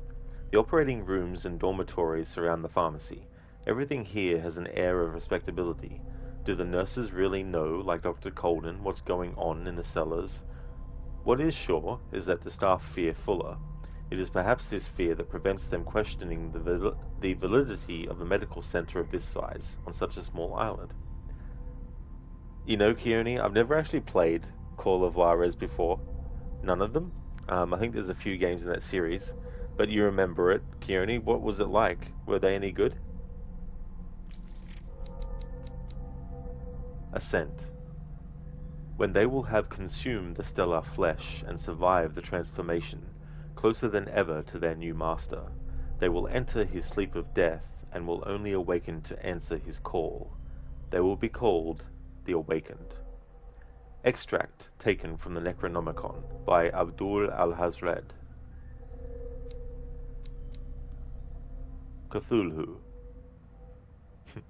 I'm going to butcher this. Finglui, Maglonaf, Cthulhu, Rier, Waganagul, Fatagan. Extract taken from the Necronomicon by Abdul al-Hazred. Elder Sign. Men discovered a protective symbol so powerful that it could remove them from the gaze of creatures of the myth. They carved it into their jewels, painted it on the doors of their houses, and embroidered it on the clothing of their children. Later they understood that it could even exercise its power on the doors of the sunken city. Extract taken from the Necronomicon by Abdul al-Hazred. Necronomicon. The words that follow are not really mine. They were communicated to me in my dreams and trances by the greatest minds in the cosmos. I take advantage of these moments of lucidity that grow ever shorter to write down these few scraps from the immense knowledge that they send crashing against my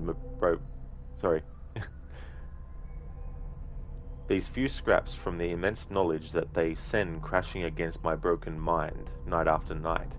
I can only leave these crumbs of knowledge to the world, in the hope that reading them will guide men, but I already fear that unholy words will stain the soul of whoever dares open this accursed collection, because, just like prisoners whose confessions were written on their own skins, I shall protect my heritage beyond the ages. Extract taken from the Necronomicon by Abdul al-Hazred.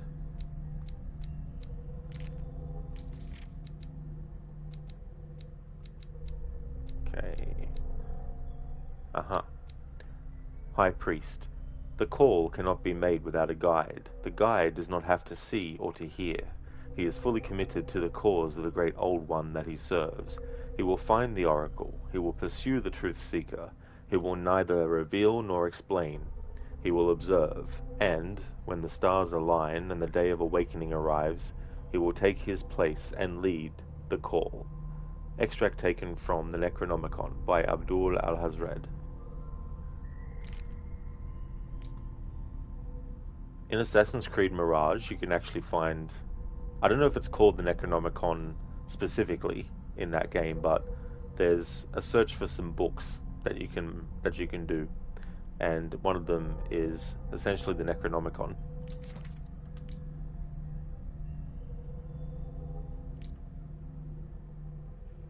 Okay, so Pierce has lost more sanity, but it's still in the category of shaken. But now we can add reading the Necronomicon to his mental trauma. Pierce has read the Necronomicon. Drawn by the whispering of the accursed book, he forced the bookseller's safe, touched the skin binding, and deciphered the last words of the crazed Abdul al-Hazred. As if as an answer to the questions that Pierce was asking himself, the book sucked in his mind and projected it into the body of Colden. Silent witness to his own investigation, he followed her steps down into the cellars of the Riverside Institute and her confrontation with Fuller. Returned to his own body, Pierce slowly comes to understand that his investigation is taking him into unknown territory. The words of the Necronomicon still echo in his mind. Will he ever forget that horrifying read?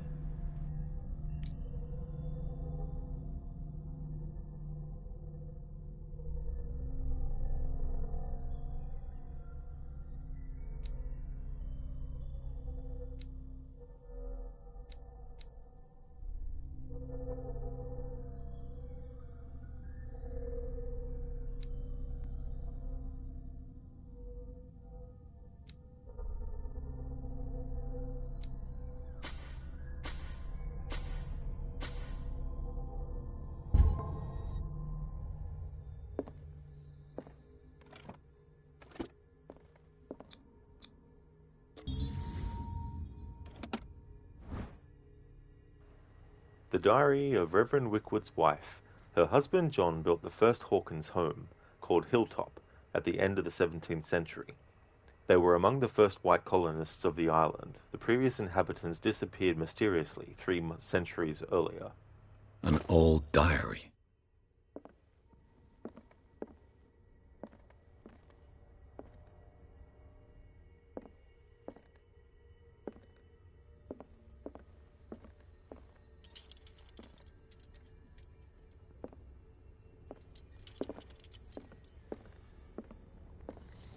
What the... Fuller, too.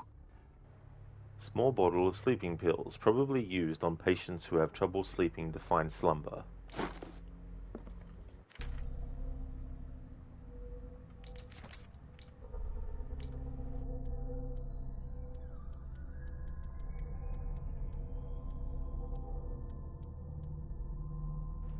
Hey, Ogorki, welcome. Hope things are going well. Thank you very much for the 40 stream streak. That is excellent, Ogorki. Thank you very much for that. Appreciate it.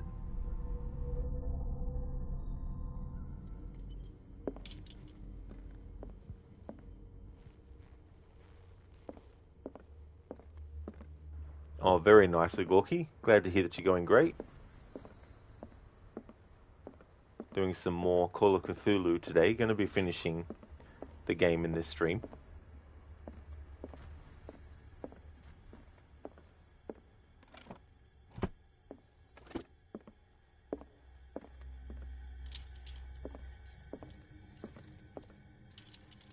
The Scylla is here. Like in the vision. Colden came this way.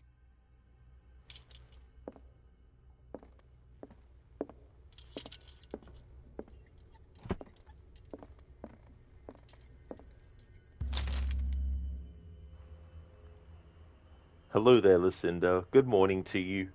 I hope things are going well. Hope you're having a good morning. Call of Cthulhu is going really well today. I could be finished the game in like 3 hours, but I'm going to be reading, and I have been reading the things that I've found and all that kind of stuff. But if you were to just go through without worrying about that, what I had left from episode 8, well 7 actually, where I left off in yesterday's stream, to the final chapter could be done very quickly. But because I'm taking my time and reading stuff as well, it means that I'll be able to make a decent amount of time for this stream. And I wasn't sure what game to replace this with for Thursday and Fridays, so giving myself more days to figure that out would be good. So hopefully the timing will be such that I can finish this stream in a good sort of like time to end the stream as well. And that's the tricky part sometimes about trying to figure out what game you want to replace a certain one with. Because, like, if I finish, say, a playthrough of a game by, like, 8 o'clock my time, then I don't mind starting the next game. But if I finish my stream at, like, 11 p.m., I don't really feel like jumping into the next game. And because I don't know what the next game is going to be after this one, I need even more time to figure that out. And I didn't want to just end the stream at, like, 8 p.m. by starting at like 3 p.m. or something like that. So here we are.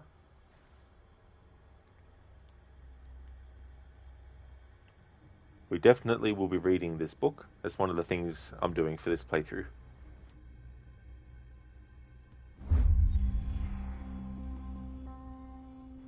This will affect your destiny. Malleus Bestiarum, Volume 3. This collection catalogues and classifies creatures that I had never heard of, divinities from the stars, creatures capable of traveling from one dimension to another. It presents itself as the reference work on the bestiary of the myth. That's a weirdly bizarre Australian accent pronunciation for myth. The myth. Bestiary of the myth, without giving details on the mythology to which it refers. Its pages are covered with phantasmagorical illustrations.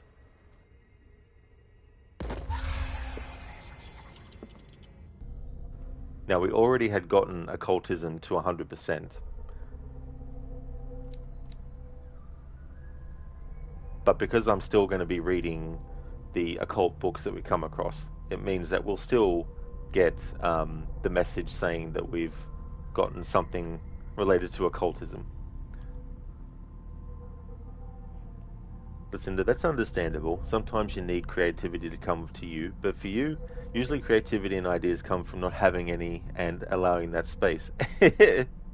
Exactly, like sometimes when you just let things be and you don't try to force picking what you want to do next, it could become a thing where out of the blue you just think to yourself, oh, I might do that game. Sometimes I already have a bit of an idea of what I want to do. Like I might not know the next game until I'm almost finished the previous one. Then I'll be like, aha. Because something I'm doing in one game might make me think of a different game and then be like, right, haven't done that one for a while. Also, you're doing well. You're glad it's Friday. It's felt like a hamster wheel this week. Oh, well, it's good that the weekend is upon you, Lucinda, as well. I hope that Friday will go quickly for you when you go to work. Mr. Gote, now do it with Arnie. Saying that word, yeah. Oh, man. It's so funny. It's also funny when you go to say one word, but then you say another word at the same time. Like good, or if you're going to say good, or what's another word? Might go to say cool, and you say like could instead of good, or you say ghoul instead of cool. Listen, that happens to you as well, does it? Oh no. Yeah, it can be tricky.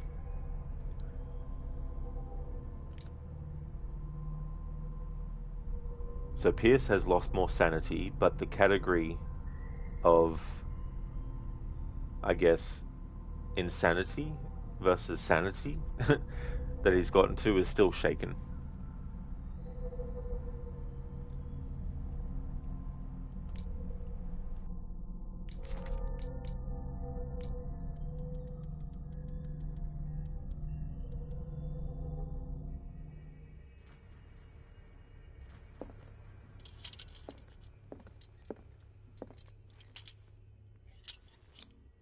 What does that mean?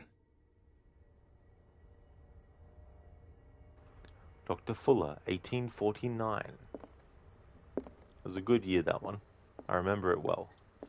I mean, yeah, that's what the year is on that picture. Imagine if you were an immortal and you had to pretend that you weren't, and you accidentally said that you were, or you gave a clue to say that you were. If you're like, shit, whoops.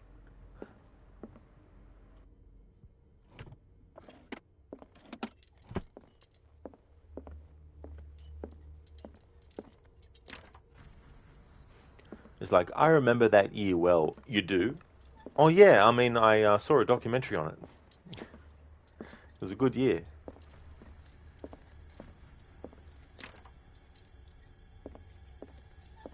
Right. Enough time wasted. Colden needs me. I must find her. Yeah, Lucinda, good expression. Sona, sus, yeah. Like, what do you mean that was a good year? But then again, I mean, you know, saying that a certain year was a good year, it could just be based on knowing what happened in that year, not actually being alive when that year happened. Lucinda, Rod is a vampire, confirmed. I should have called myself all those years ago Rod Vampire.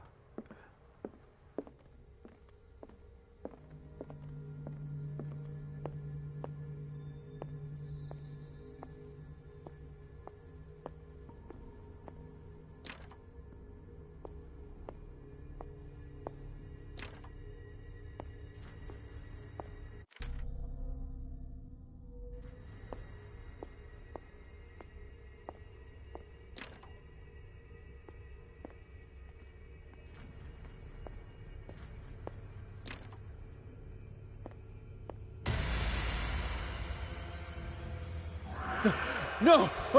No! My God!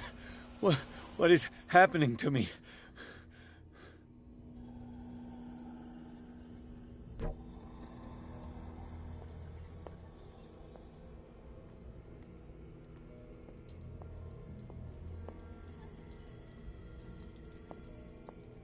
What was that? It's as if I'd been transported somewhere else.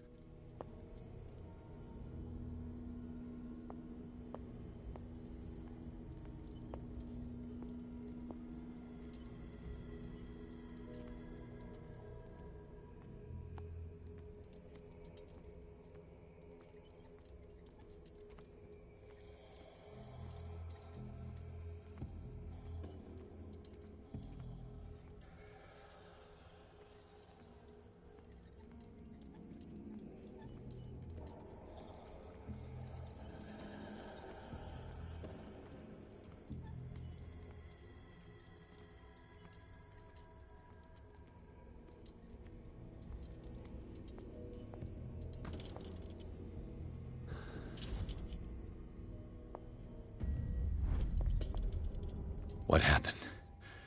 Something has changed, but what?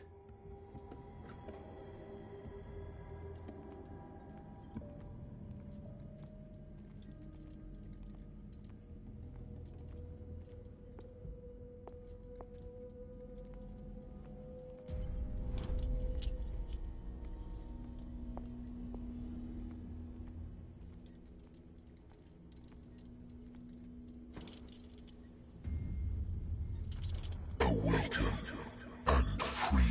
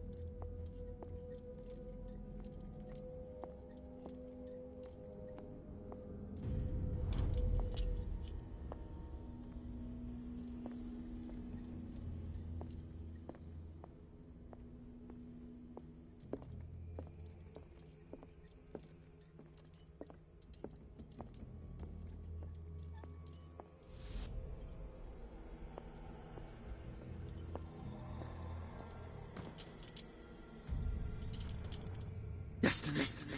It has trapped you.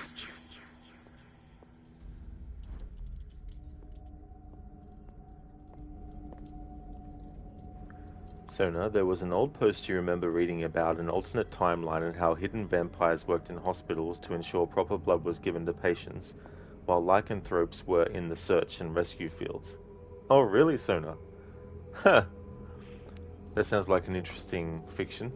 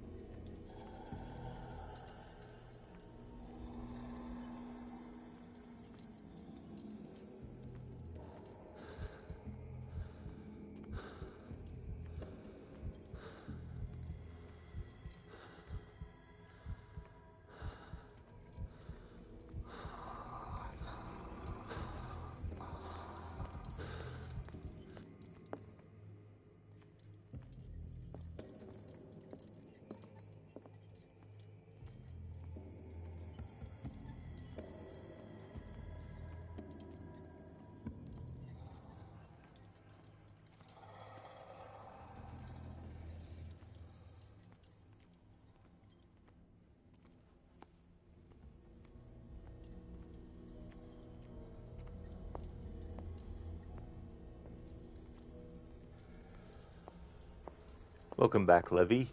I hope your meeting went well.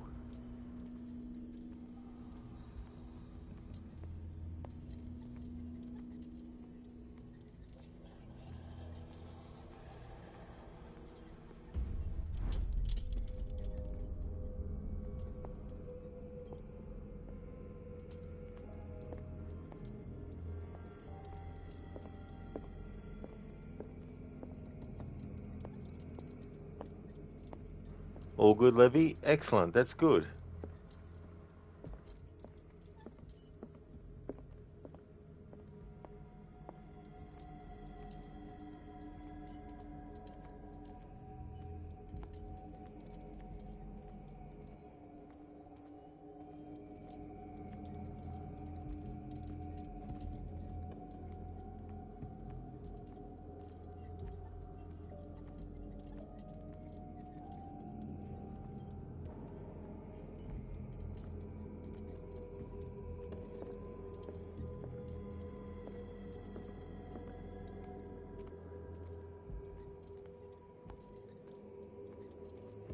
Levy, just lots to do, so you procrastinate. I mean, sometimes procrastinating can be good, because it might give you more time to prepare yourself mentally for something. But it can be bad when weeks go by, and you're like, oh shit, I've only got 5 minutes left to get done something that needs more than 5 minutes of work to do. Damn it.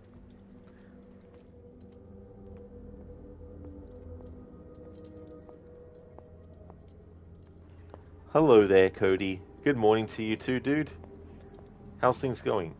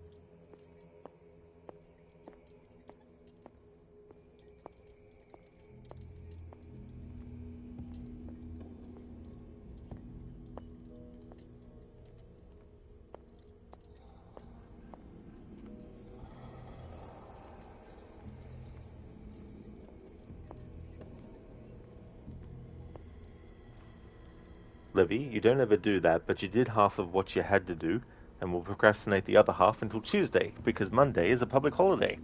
Well, that works out really well with the timing. It's always good to use that kind of thing to your advantage when you can. That's excellent, Cody. Glad to hear that you're going great. You're getting ready for tonight's last night shift. Oh, very nice, Cody. That's really good. I hope that the night shift will go really quickly as well. I'm going good myself, doing some more progress in this game. Going to be finishing it today, and then I'll have until next Thursday to figure out what game will replace this. Don't really have anything at the moment, but I'll think of something, because there's definitely a lot of stuff that I can do. It's just a question of which one out of those do I actually feel like doing next.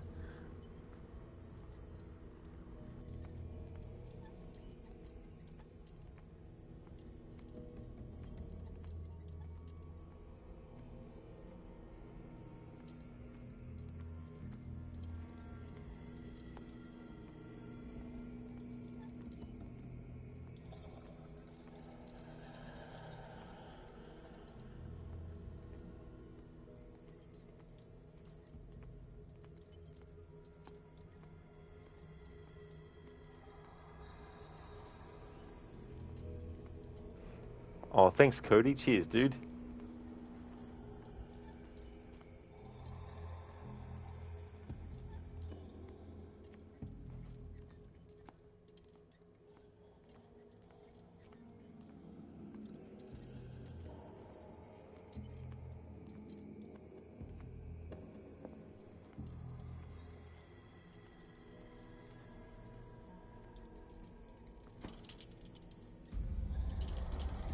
You are confronting powers that surpass you.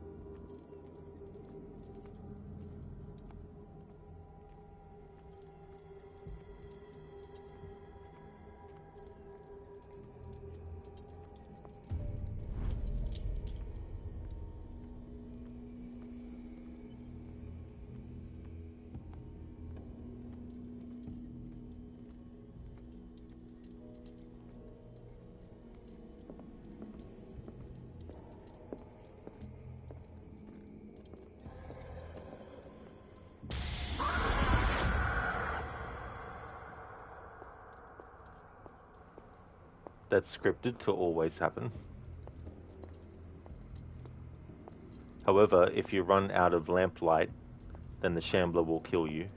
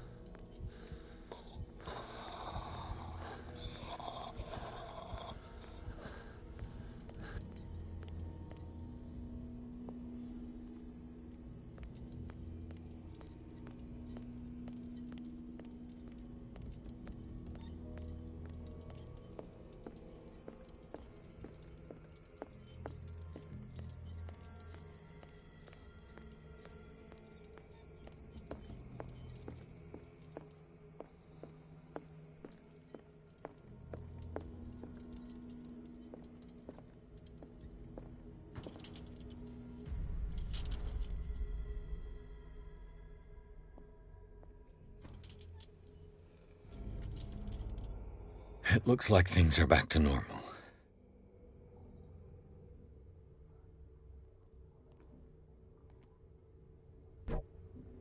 Normal? In this game? Do you know what kind of story you're in, Edward Pierce?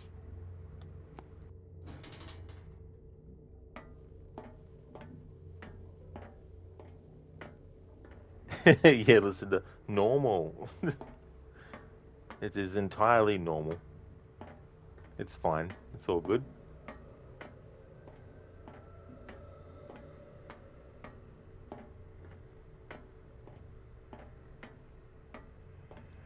Well, the realization that the character is in a movie or a game or whatnot is not part of this game's story. One of my favorite movies is In the Mouth of Madness, directed by John Carpenter, and it's basically a big homage to H.P. Lovecraft's work. And in that particular movie story, the main character played by Sam Neill is a character in a movie that is an adaptation of a book. So it's got that whole meta level thing going on with that. But there's not anything like that in this game, though.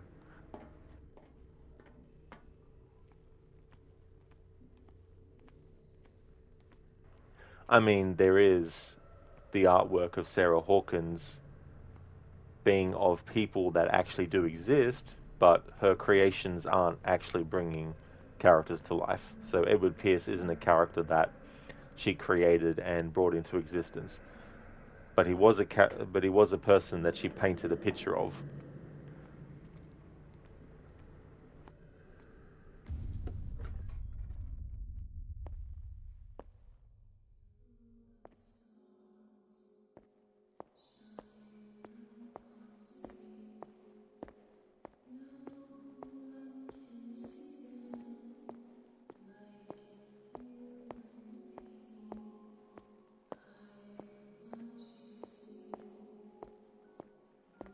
What's going on?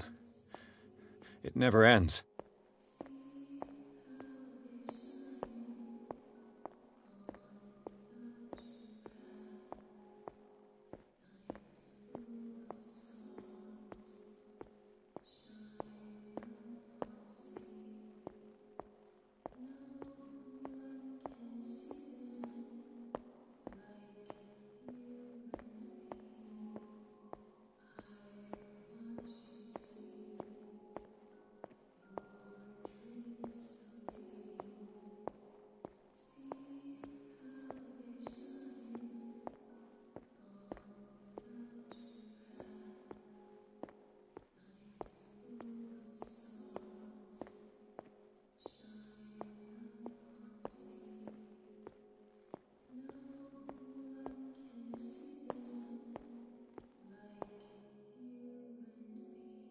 Damnation. That's me. He's me, and I'm you.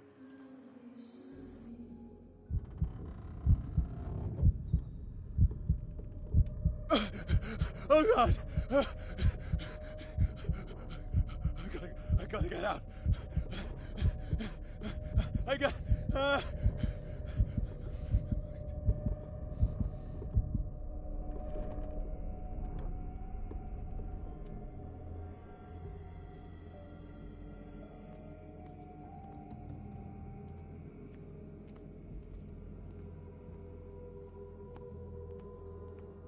Pierce, I found her. I finally know what's going on. You must live and find the truth. It is already too late for me. Colden? What's going on? Was it a hallucination? Come on, Lucy Thorne. Stop confusing Edward Pierce.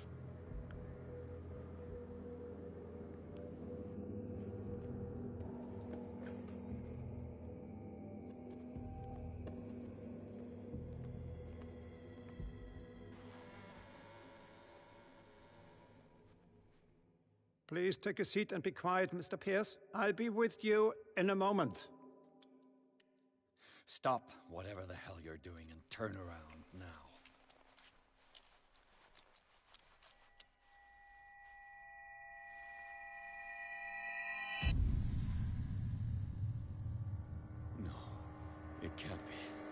No!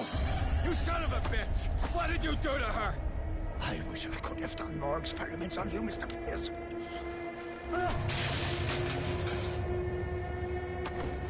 I said, what did you do to her?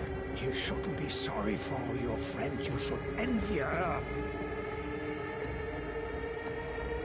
Murderer! This madness must stop!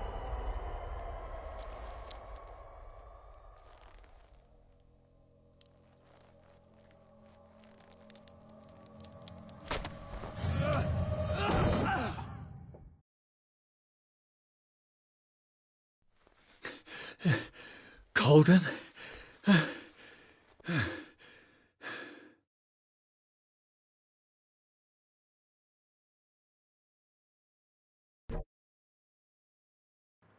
Inmita, thank you very much for redeeming the Arnie movie scene impression. Who are you? I'm you. I'm you. He's me, and I'm you. Such a great scene, that one. Nice wordplay. I've told you.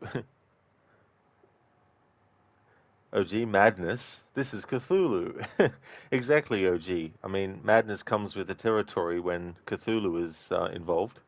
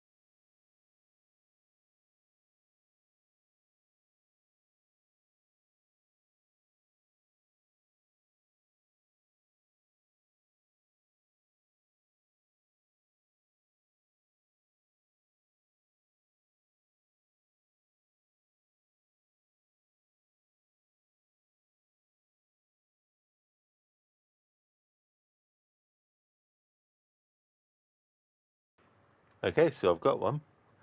So this is the great man. No wonder he kept out of sight. Well, my friend, you're a hero. Fuck you. Don't be modest. Quado is dead. The resistance has been completely wiped out, and you were the key to the whole thing. He's lying. You two-faced bastard. You can't blame him, princess. He's innocent. You see, Quaid, none of my people could get close to Quato. Fucking mutants could always sniff us out. So Hauser and I sat down and invented you, the perfect mole. You know you're lying. Hauser turned against you. That's what we wanted you to think. Fact is, Hauser volunteered to become Doug Quaid. It was the only way to fool the psychics. Get your story straight. This idiot has been trying to kill me ever since I went to recall. You don't kill someone you're trying to plant. He wasn't in on it. You set him off by going to recall.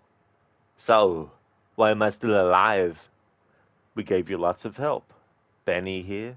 My pleasure, man.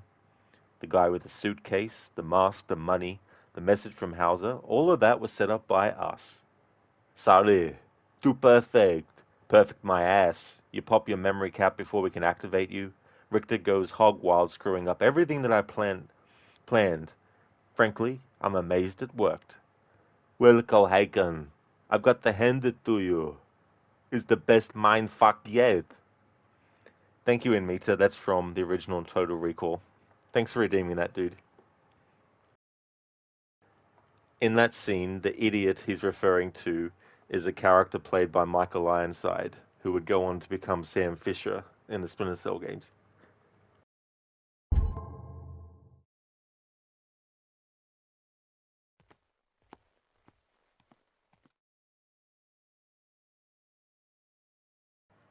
Yeah, Cody. Quaid, open your mind. Open your mind. Open your mind. That whole bit with Quato.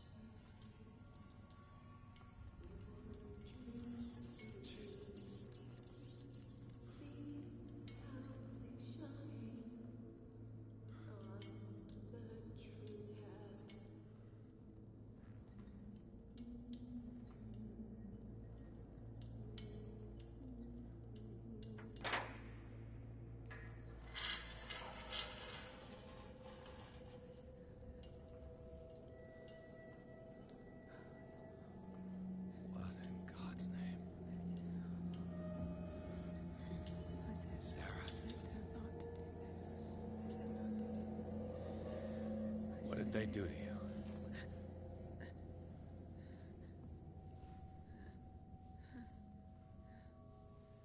Can you speak?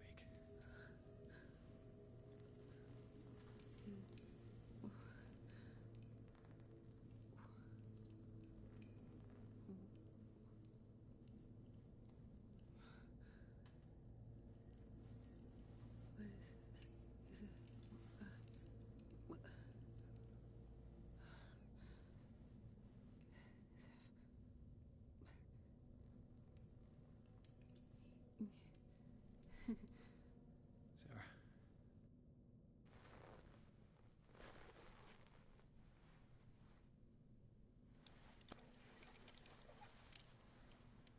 He gave him the gold and I the azure.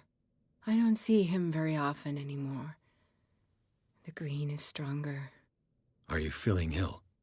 I'm here, but no. Let's get you out of here. It comes in my dreams. Our minds melt like colors on a palette. Come with me. It's of the oldest green. Violent living, vibrant. A sea green, maybe. No. Mrs. Hawkins, we must go before someone finds out. Oh, but he will. He always knows these things when it's about me. So this is Sarah Hawkins. Christina Cole plays the character, and she was cast as Alice Wake in Alan Wake 2. The actor who played Alice Wake in Alan Wake 1, An American Nightmare, Brett, she actually passed away before Alan Wake 2 was made. Hey there, Max. How's things going? Welcome on in. Code, did the devs rip off the main character's details from that vampire game? Well, if you mean does the character sound the same, then that's because the same actor, Anthony Howe, who played Jonathan Reed in Vampire, also plays Edward Pierce in this game. And if you played Alien Isolation, Code, the android or robot Samuels is voiced by him as well.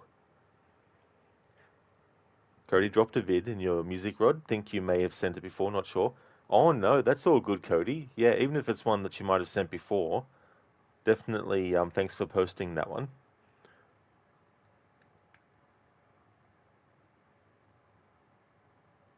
I don't know if I've heard that one.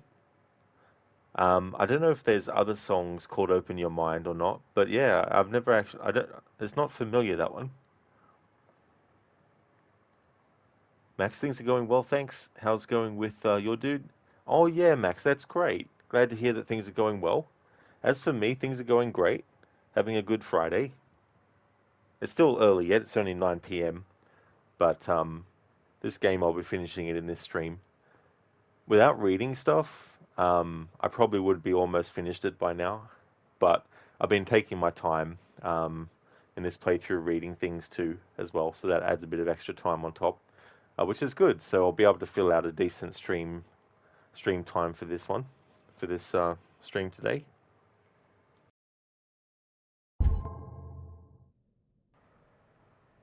As part of this playthrough, I need to always choose the Relian language, which is this one.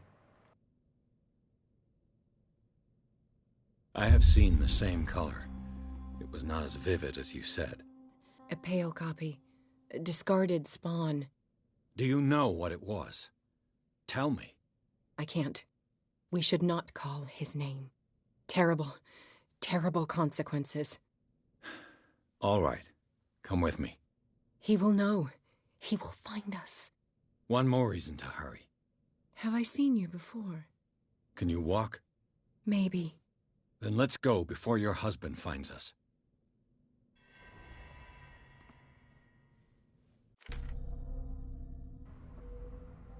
So there's been an update to this journal entry. This place. It shouldn't exist. The doors lead elsewhere. The symbols must disappear. A presence. The Shambler. I must get out. Sarah Hawkins is alive. After Colden, everything is mixed up. The corridors grow longer. There was his voice, and all this blood coming out of abandoned cells. I followed it. She is here. She isn't dead. Plot twist. Okay, so the entry for Sarah Hawkins is now updated. Sarah Hawkins, age 33, occupation painter. I found Sarah Hawkins alive, prisoner of the Riverside Institute. Charles Hawkins and Dr. Fuller seem to have connived to hide her from the world. She seems to be very affected by the tragedies that have struck her family, but I detect a fighting spirit in this woman that I would better not underestimate. She's a survivor. There's been an update to Marie Colden's profile. Marie Colden, age 32, occupation doctor. I arrived too late to free Colden from the clutches of Fuller. Just before I found her body in the hands of the doctor, she had come to see me to give me a last message. I don't know if I'm going crazy, but I believe that her words were full of truth. Just double check for any more updates I might not have read.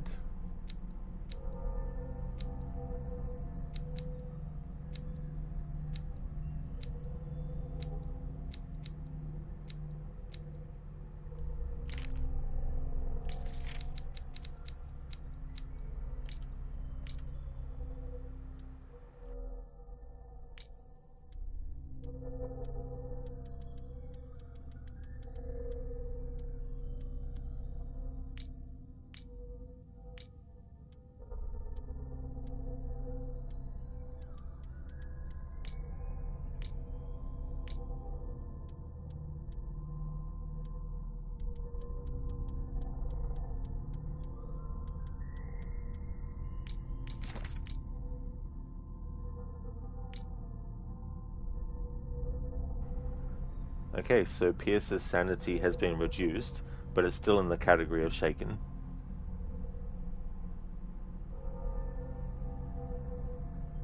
Trapped in madness. Is the death of Colden a hallucination, or is it the sole flash of truth in the slow descent into madness that Edward Pierce's mind is undergoing? The detective gained entry to the Riverside Institute in order to help the doctor. Immediately attacked by the Shambler, he fled through a transmuted hospital, whose architecture respected no physical laws. His wanderings led him to an operating room where his confrontation with Fuller came to an end when Colden's corpse rose up to attack Pierce. The detective thinks that he's got a grip on himself, but he now knows that death and madness lie in his path. His sanity was severely affected by this new ordeal. The cost of truth. While Pierce's sanity is growing dangerously weaker, his increased sensitivity to the occult opens new ways for him. On rare occasions, he is now able to unearth hidden truths when he speaks to the inhabitants of the island. As with everything connected with the myth, using it comes at a cost. So that's because we can now understand, just for the sake of saying it quickly, instead of having to try to pronounce Relian all the time. I'll just call it the Cthulhu language. Now that we've unlocked the ability to actually understand the Cthulhu language, or at least have the dialogue option for it, I'll have to choose that.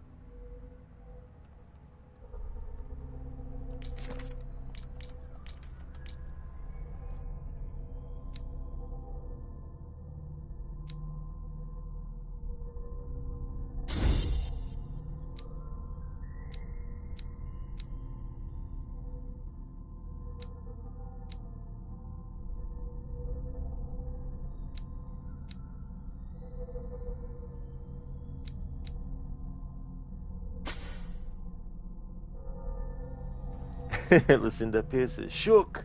You're not wrong there. He's all shook up. It was in your studio. What? You painted me. That's where you saw me. Of course.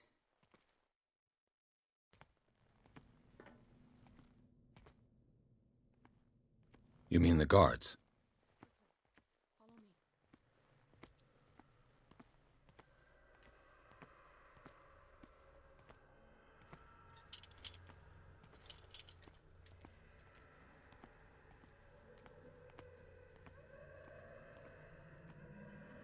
What the? Oh no. You there.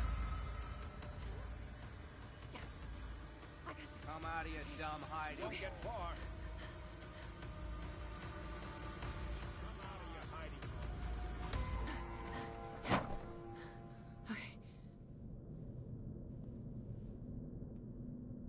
Wait! The machine. It's the green. The decaying one. The gas. Yes. It's not good for living beings. We don't have time for that. I am not moving until the wrong is set right. Damn it. Sure thing, Alice Wake. Dr. Darling, back home and your back hurts. At least you'll get to watch the ending.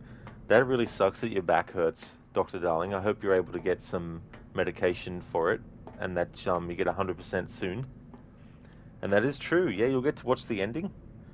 Because I'm reading stuff in this playthrough, in this stream, I won't as quickly get through the game from Chapter 7 as I could normally. But that's okay, because I wanted to read more stuff. I think the last time I played this game, I didn't read as much stuff. I think I only read stuff related to the medical things. Or maybe I didn't.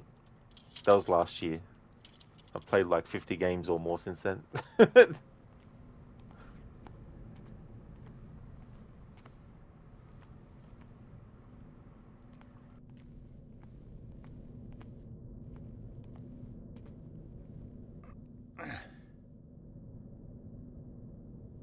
I'd be better off finding a tool.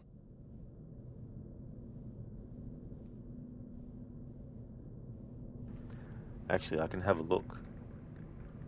Because I'm keeping tabs now on how many playthroughs I do each year, starting from last year.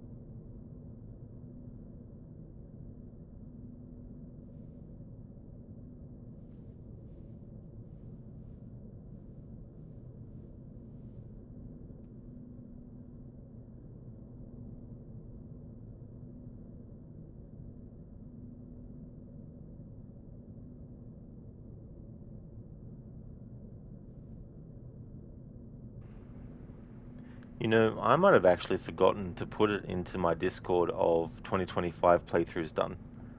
When I look at my YouTube, it's there from last year. But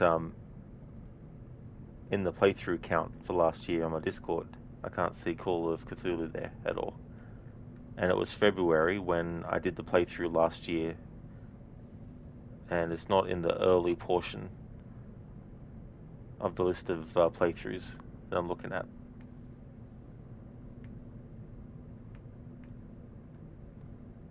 Anyway, I'll resolve that later.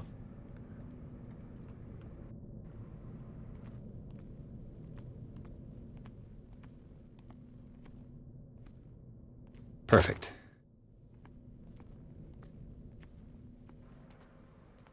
Listen, do you think it might be because you decided on a whim to play it at the time? Yeah, that could have been the case too as well. And, I mean, recently, the playthrough I finished of The Devil in Me, I noticed today that I hadn't actually put it in the list for this year's playthroughs done already. So I corrected that.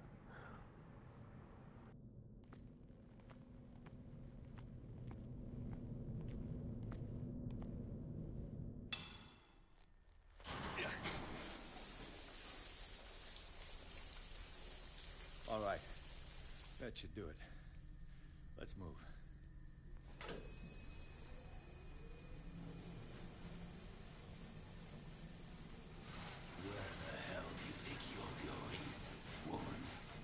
I'm your puppet no more, you bastard!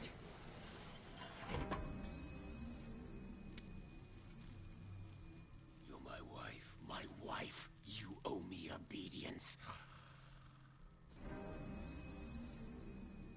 Leave her alone! We're leaving this crazy island. You are going nowhere. Don't get between me and my wife.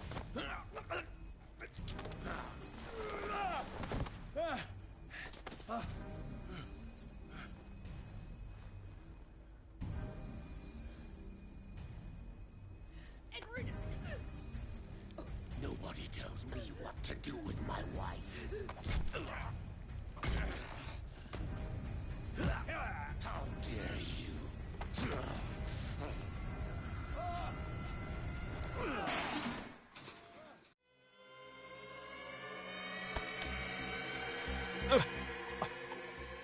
No! Why should I let you take her away when I could snap your neck? Listen, it's a short enough game. It wouldn't surprise you if it got missed. I mean, that is true. I mean, you can fly by through it. It might also seem at the start like it's a long game, but as you go on, it gets quicker. So this is the occult choice. We've got 100% in occultism, so we can choose all the occult choices when they pop up now. Your cult. They don't want me dead. Why? Because you are the one destined to perform the call. Your wife thinks so. Fool. My desire to protect Sarah is stronger than their petty schemes. You heard her. No, detective. She is much, much more than a woman. She is the Oracle.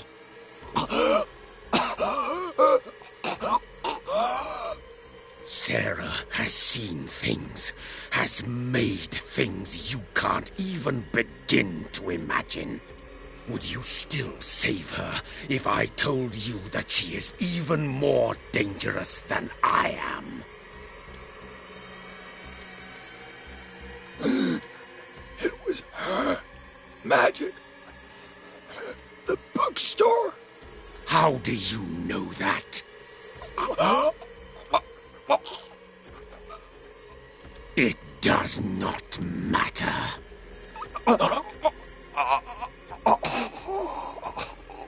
Sarah has been in the presence of the myth for too long.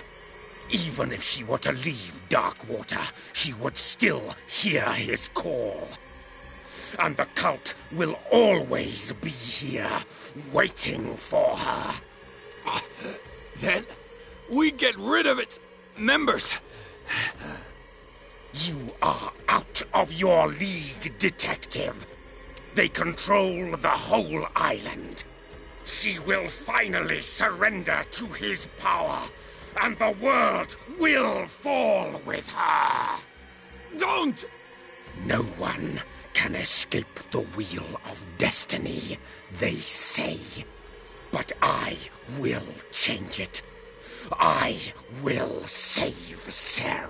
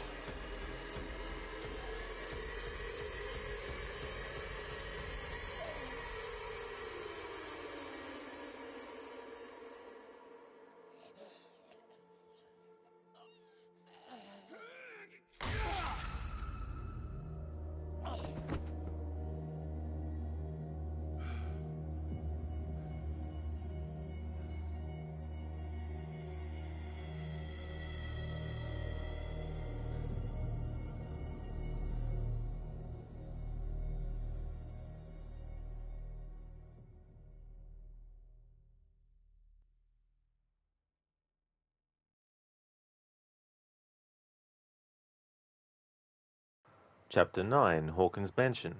After the death of Colden, Pierce, victim of hallucinations, advanced inside the Riverside Institute to the point of discovering Sarah Hawkins, alive, prisoner of Dr. Fuller. The last confrontation between Charles Hawkins and his wife has revealed that the man under his monstrous appearance tried to protect her from the influence of the myth. He warned Pierce, if Sarah succumbs to the lure of the occult, she will lose all free will, allowing the cult to bring its plan to fruition, summon an ancient and evil god. Henceforth, Pierce must know more about Sarah Hawkins' intentions and find a way to protect her.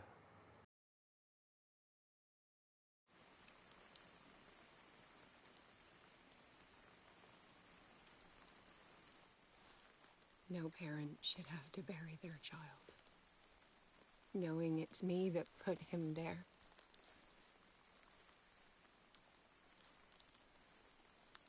The guilt will never go away. I feel your pain. I'll do anything to get him back. Anything.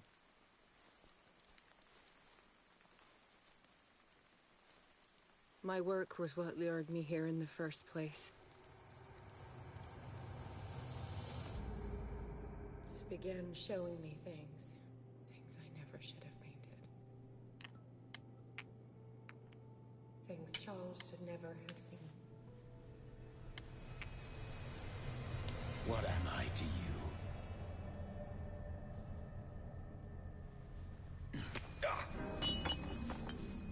I took care of you, saved you from your miserable life. You'll never find a man better than me. You owe me. I owe you nothing. We'll leave now.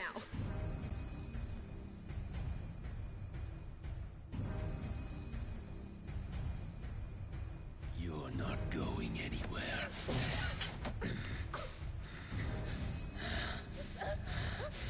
You are mine.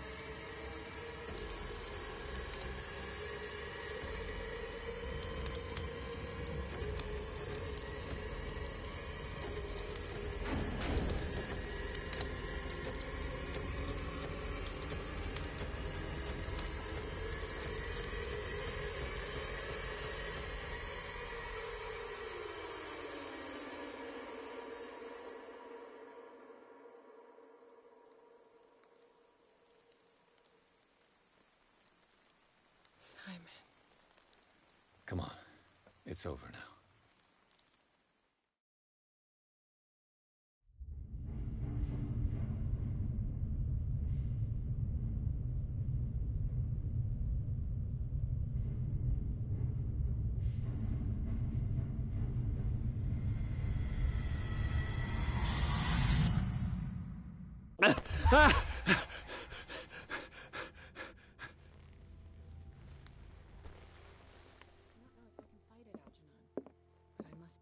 To the killings.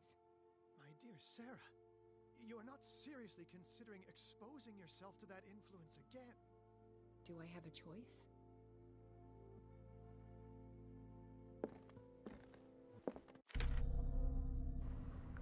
October 1924, Hawkins Manor.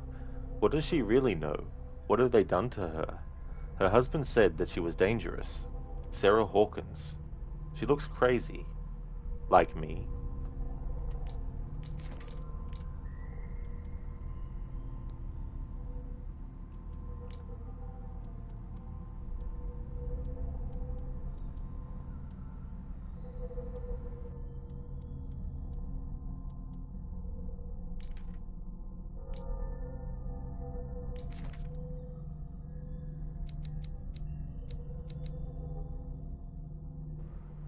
Alright, so it hasn't actually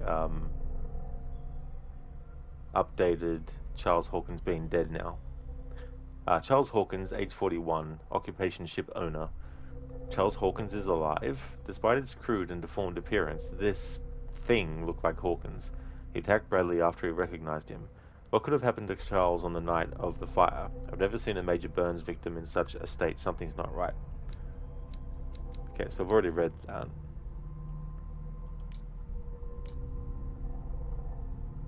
Alright, so Pierce has lost more of his sanity, but is still in the shaken category.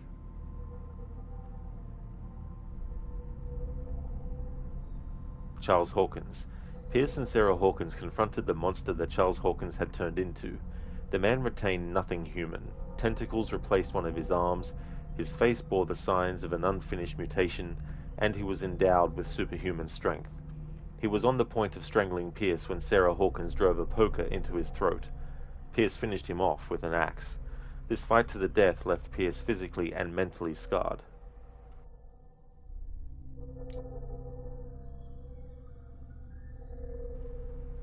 Where's Charles Lit Hawkins? Where am I? I don't belong here. Disappointed. Thank you, Dr. Darling, for redeeming that as an Arnie impression. Wrong universe there, Arnie.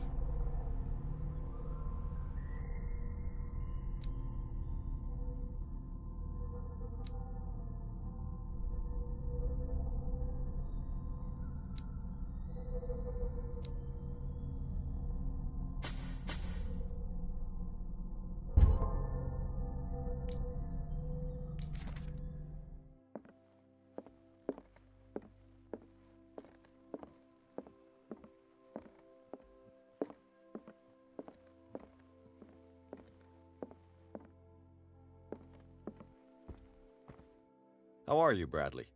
Ah, it's you, Pierce. I'm just worried about Marie. I mean, Dr. Colden. Have you had any news?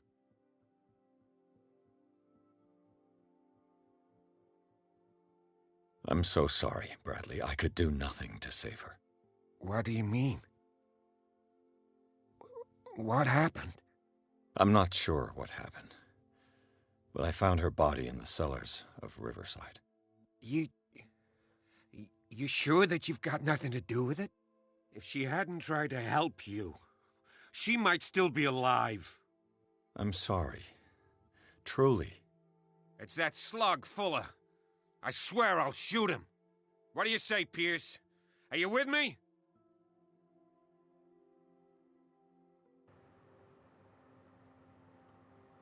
Whenever this option in dialogue is available, we have to choose it. So this is the Cthulhu language, as I'll call it, just to make it quick to say it. Have no fear, Bradley. Dr. Fuller will not escape the clutches of destiny for long. Sooner or later, he will be judged for what he has done. You just need to have faith. What are you talking about? What's this story of destiny? No, I'm sorry. I'm not going to wait for some mystical intervention. I'll take care of him. Myself. We must do something for those who are still alive, Bradley. Sarah is still in danger as long as the cult is active. We need to see this through, otherwise Marie's death will have been in vain. You're, the voice of reason, Pierce. As always. I prefer to be alone.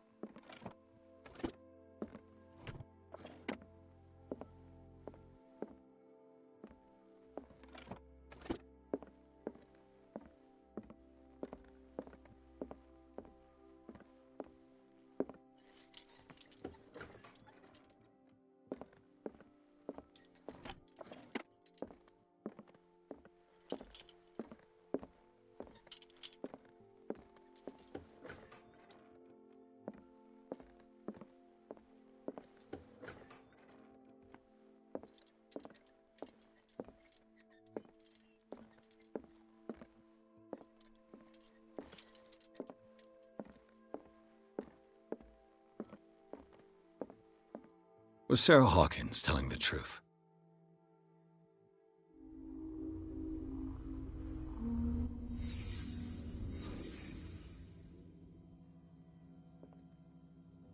Lucinda, okay, right, it's time for you to head off to work. Hope you have a great rest of your stream.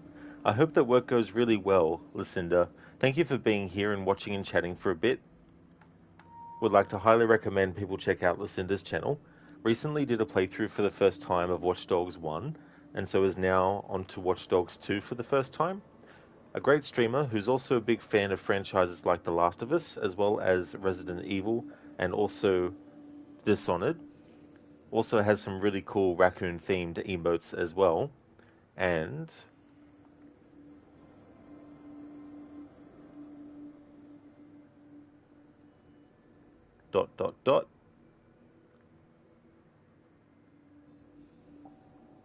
has a new emote, a raccoon taking notes. A great streamer, so definitely recommend. And that's all good for the shout out, Lucinda, no worries at all. I definitely will have a great rest of the stream. Thank you so much. I hope that you have a good one.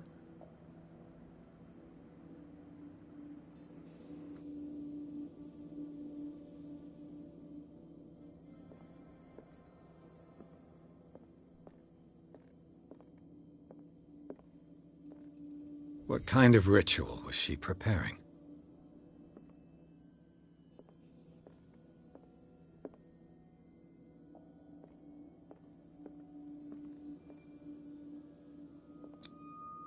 Was the painting of the Shambler displayed here?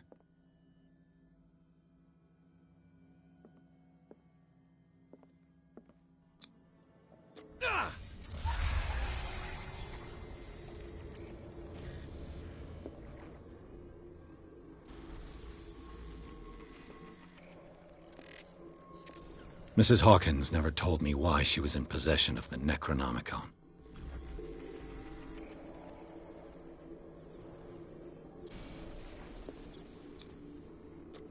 She was trying to send back the Shambler.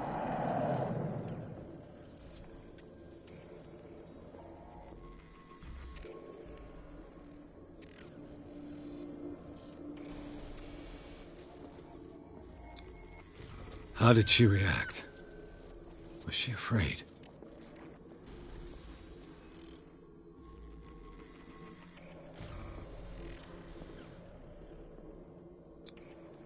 Did Charles Hawkins break the lock to enter?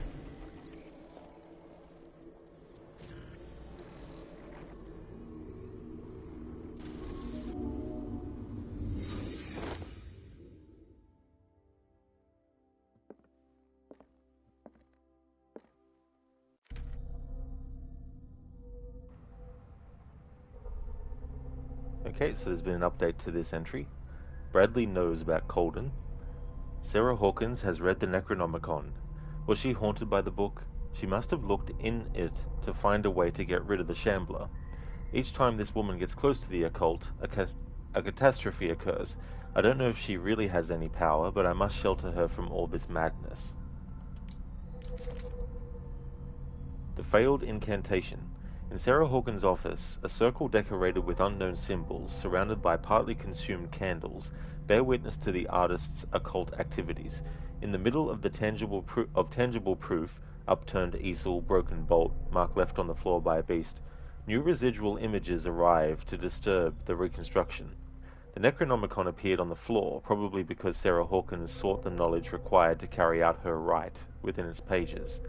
It was, no doubt, a rite of revocation, because the Shambler was present. The mark on the floor does not lie. There is no other creature on the earth capable of making anything like it. Whatever Sarah Hawkins tried to do, it failed, and the state of the room accentuates the words of her dead husband. She must, never again, come near occult forces.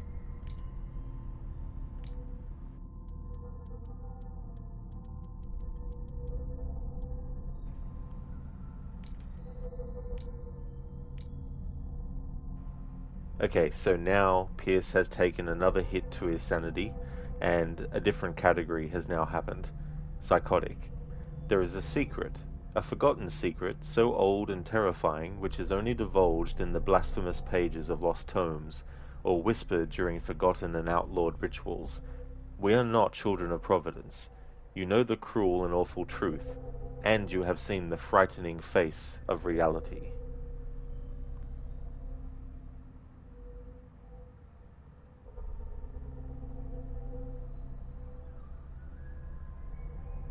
Sarah Hawkins' ritual. Is the Necronomicon endowed with its own conscience?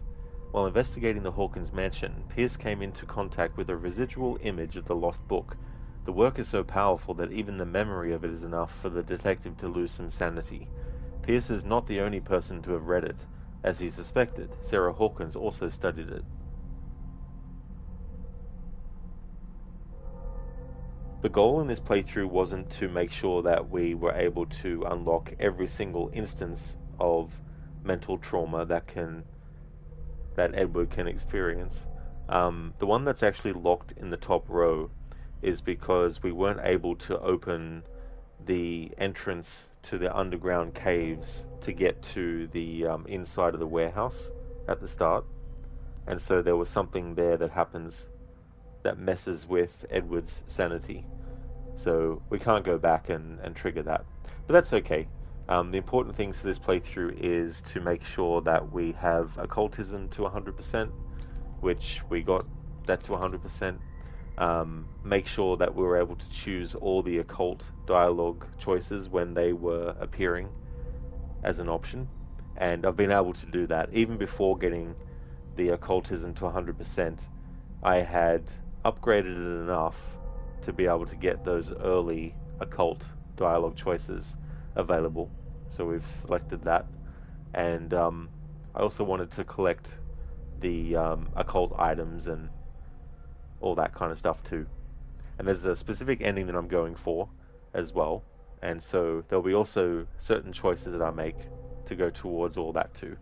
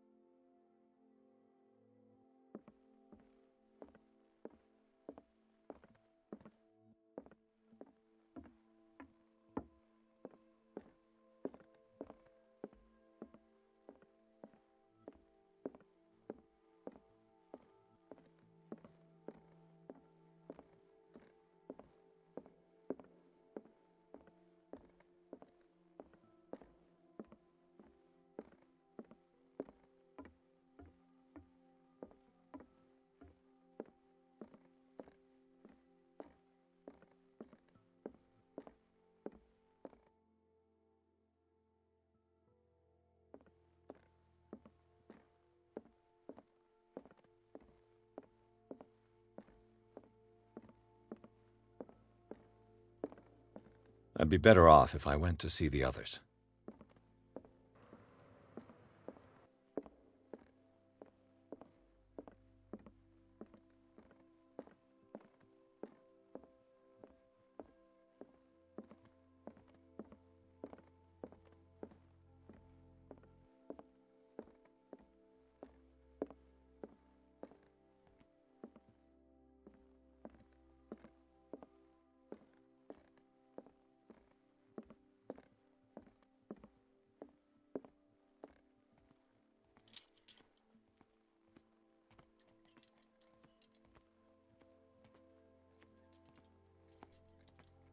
Damn it. The entrance to the tunnel has been buried following the cave-in. But at least I didn't dream it.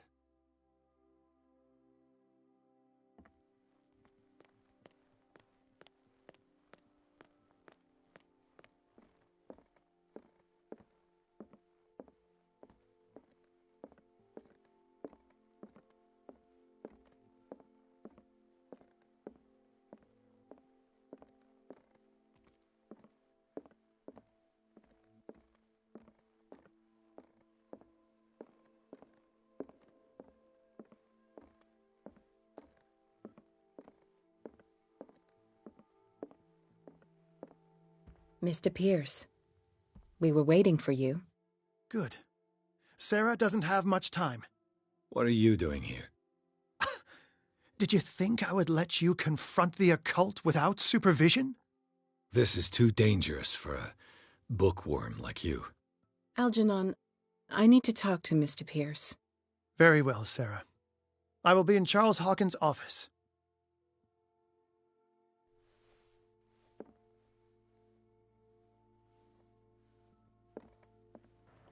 Dr. Darling, now you've figured it out. The policeman's voice reminds you of Bugs Bunny. What's up, Doc? Yeah, there's definitely some sort of like similarity there. I remember finding a video or coming across one that actually talked about the origin of Bugs Bunny, both having him eating carrots a lot, but also his accent and slang. I mean, a lot of it also is based on the actual decade in which Bugs Bunny and other characters in Looney Tunes were created, of course.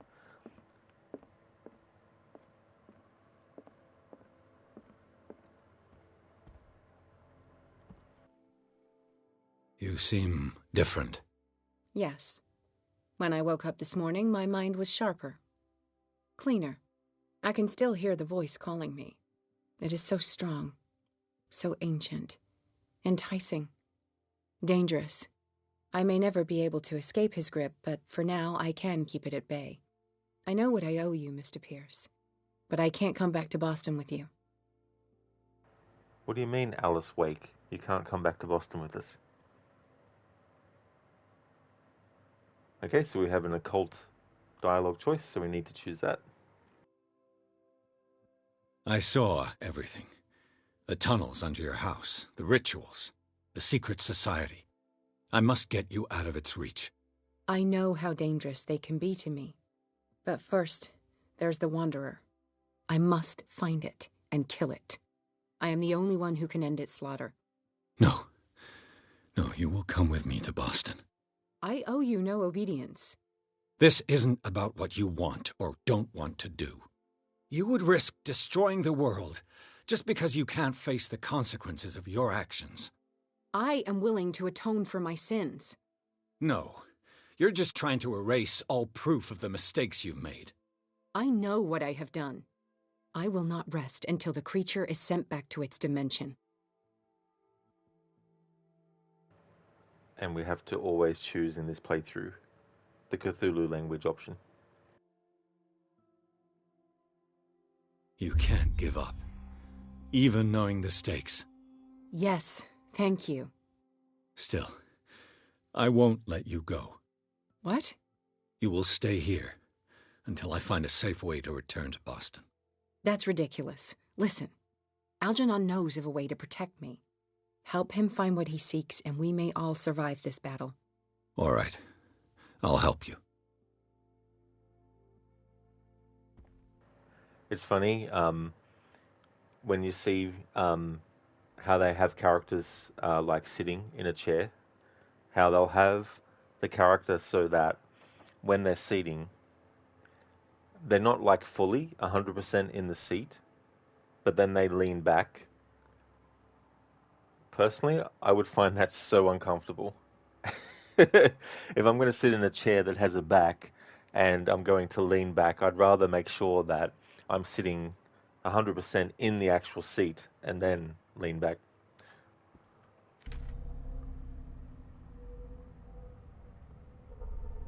There's been an update to this entry.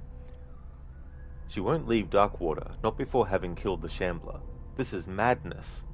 Drake might know something. He spoke about protecting her. He's waiting for me in Charles Hawkins' office. Oh gee, oh no, another man telling her what to do.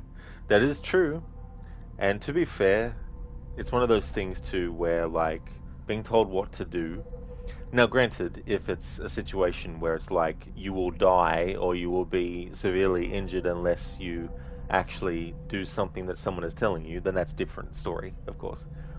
But when you're just trying to do things your way, in a way that's not hurting anyone or isn't really like a bad way, and someone's like, no, no, no, no, no, you gotta do it this way. That's one of the reasons why I don't like being backseated when I'm playing a game as well.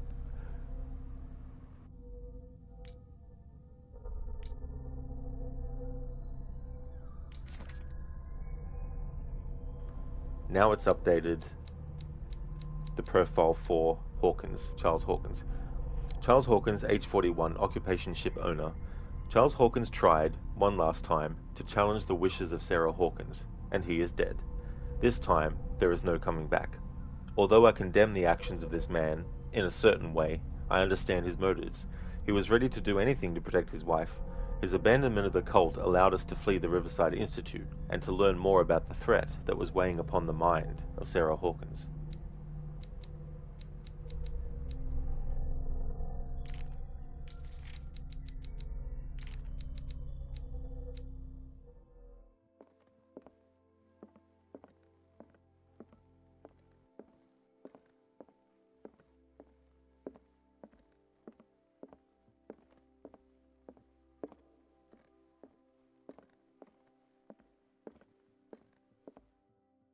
Be right back.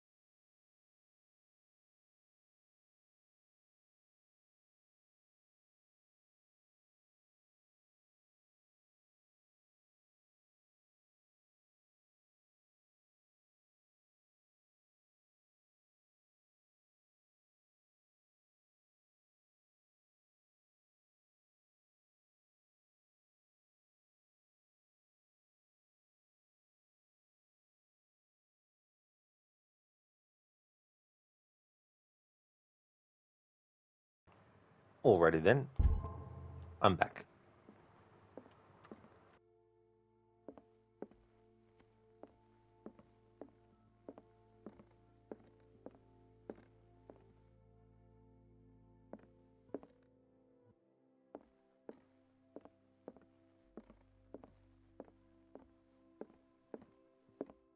Seeing you again. Ah, it's you. I'm here for her, not you. I don't care why you're here. Your usefulness is the only thing that matters.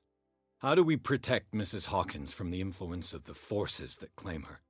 By following Charles Hawkins, that imbecile of a thief, of course. What do you mean? He found something. An amulet. The symbol engraved on it could protect Sarah. Could? We are dealing with forces that by far surpass what your intellect can process. Feel free to ask me any question regarding the matters that exceed your grasp. Alright, so we need to choose the Cthulhu language option.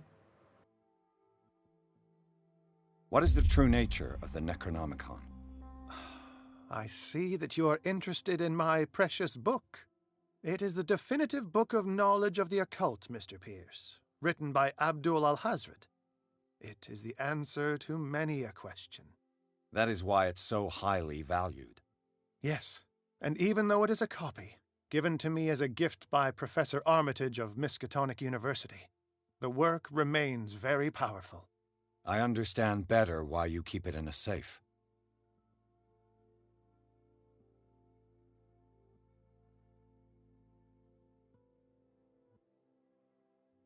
This creature, the Shambler, what is it? It is a hunter. It travels from one dimension to another to hunt down its prey. Francis Sanders was one of its victims. How could a creature like that end up in one of Mrs. Hawkins' paintings? Sarah has an uncommon gift. A connection with entities that live beyond our reality. I doubt that she was aware at the time, but when she painted the picture in a certain way, she called it. And now it remains in our reality. Let us say that it uses the painting as a portal into our reality, and we make enticing prey for it. That's why we must find a way of sending it back to where it came from permanently. The dagger with the strange sign. Was it you who sold it to Francis Sanders? If you are referring to the dagger of the ancients, then yes, it was me. Why? Do you know what he intended to do with it? Francis was primarily a collector of occult objects. He liked rare items such as the dagger. But I doubt he knew its purpose. It allowed me to send the creature you call the Shambler back into the painting. Fascinating. But I am afraid that this might only be short-lived. You mean that thing could come back? Yes, that is why I am looking for a more permanent solution. It must never come back. A genius like you must have already found a way to get rid of this creature, yes? I sense your sarcasm, but it does happen that, yes, I do have a solution. I think I can destroy it, but for that I must approach the creature, and to be able to do so, I need the key to Rie. Another one of your baubles. It is no bauble, unbeliever.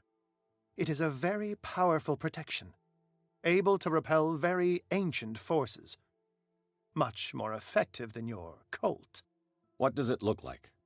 It is a golden amulet, bearing very ancient inscriptions and an elder sign at its center.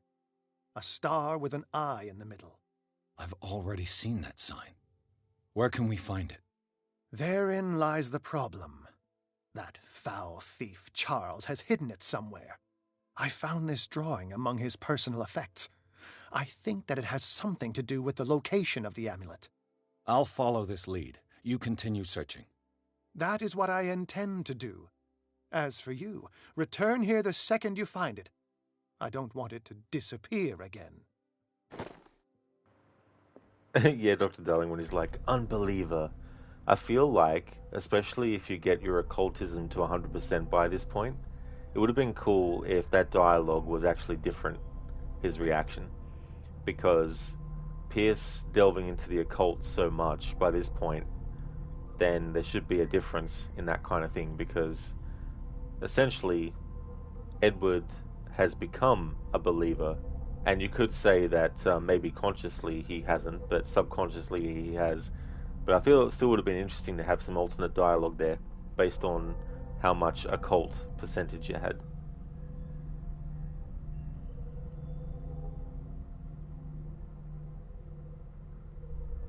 So this has been updated. Drake thinks that Charles Hawkins has hidden an amulet in the mansion that is able to protect Sarah Hawkins. Apparently, the symbol that is engraved upon it has influence over the powers that threaten her. If it's true, I must get my hands on it. The drawing leads to the amulet. Where have I seen this bust?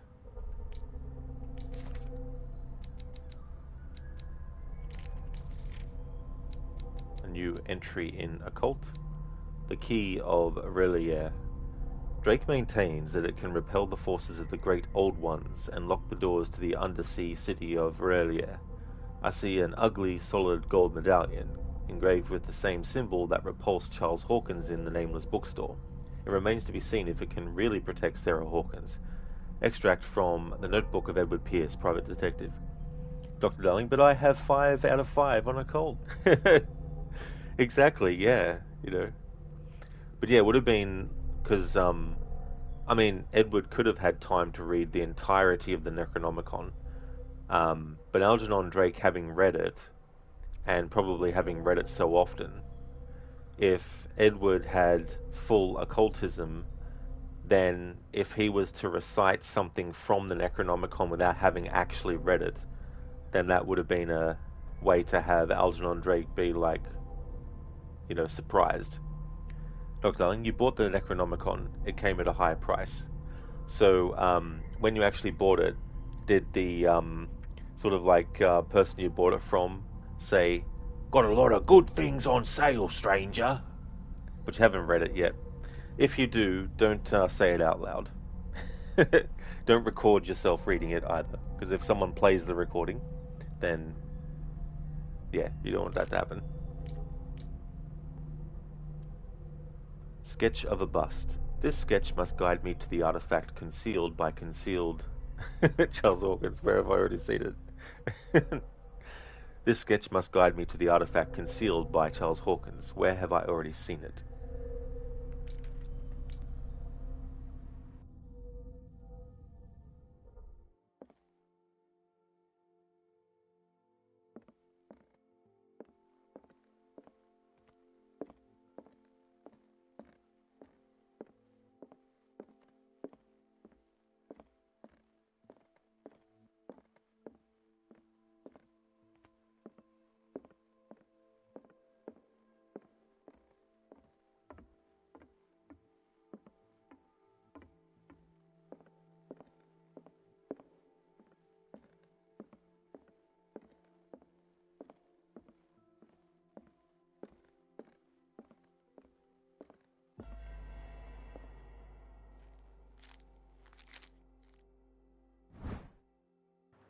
This sketch must guide me to the artifact concealed by Charles Hawkins. Where have I already seen it?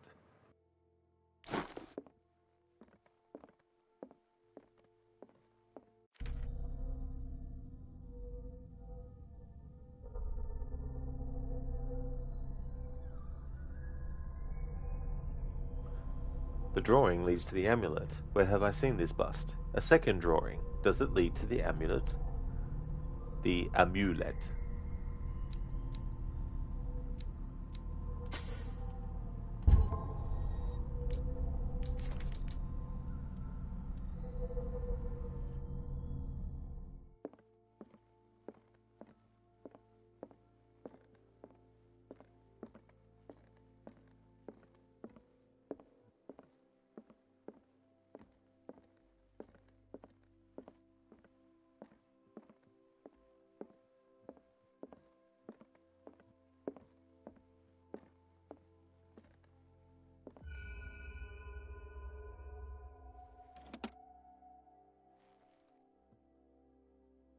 This is the amulet that Drake was looking for.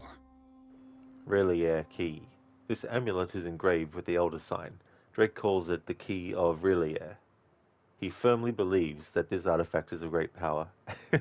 I don't know if this is how you actually pronounce it, or is the way to figure out how to pronounce it. But the word Relier, I thought to myself, if you say really yeah, but you don't say it the way that I just said it now, but if you say it very quickly, really yeah, really yeah.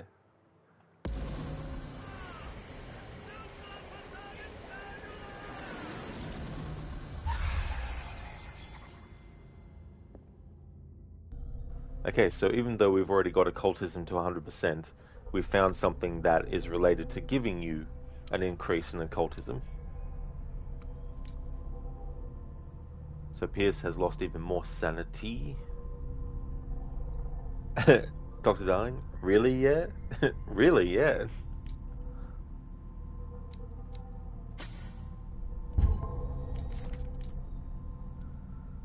Relier Key. This amulet is engraved with the Elder Sign. Drake calls it the Key of Relier. He firmly believes that this artifact is of great power.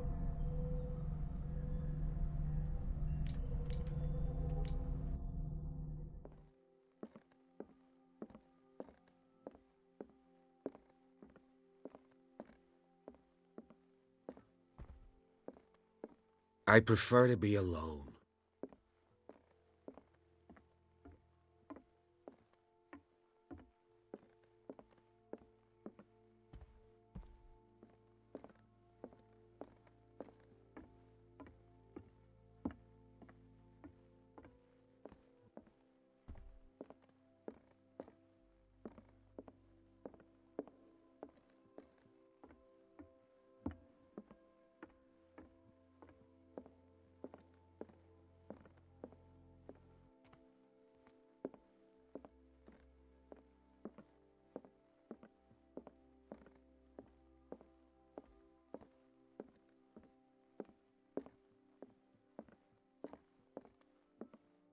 Ah, it's you again.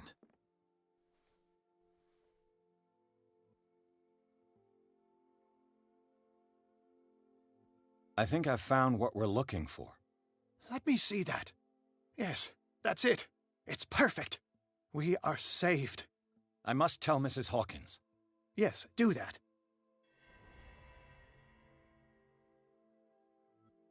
Ah, it's you again.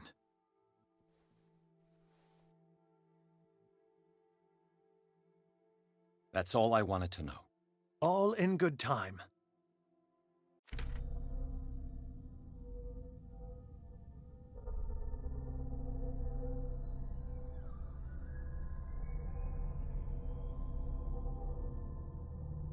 I have the amulet, the symbol. It's the same as the one on the dagger in Sanders' cell. Drake's safe, the Elder Sign. It is powerful. We might make it. I must show it to Drake.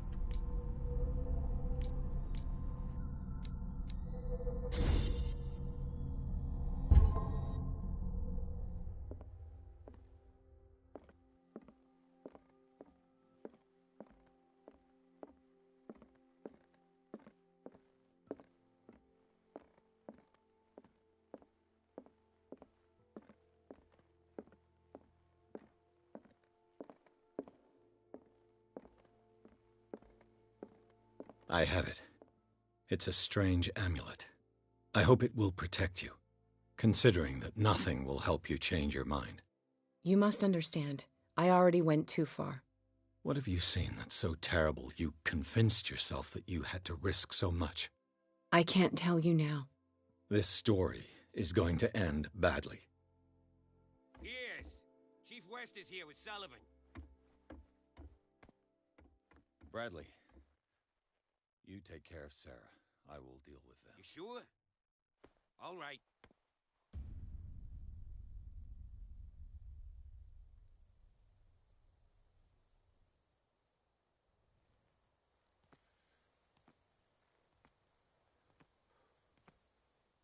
I've been hearing about you a lot lately.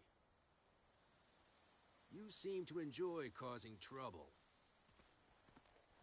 Nice job, Chief. You got me. Great police work. You can try to play smart with me all you want, Pierce. Witnesses have identified you as the one who set fire to Riverside. Witnesses? How convenient. That's not the whole story, is it? I don't care about your stories. Save them for the judge. You know, us cops, we base our investigation on facts and testimonies. You might want to try that next time. You bet I will.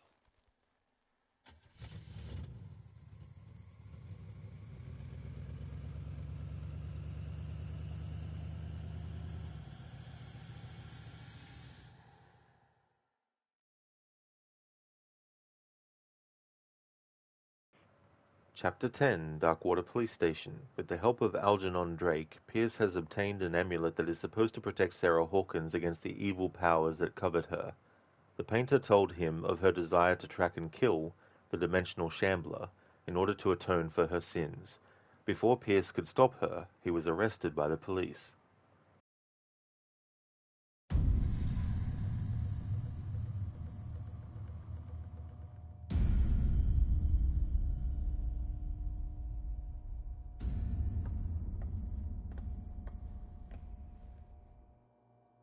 You know, I've heard a lot about you, Mr. Pierce. All good, I hope. It appears that you've been involved in a variety of misdemeanors since your arrival on Darkwater.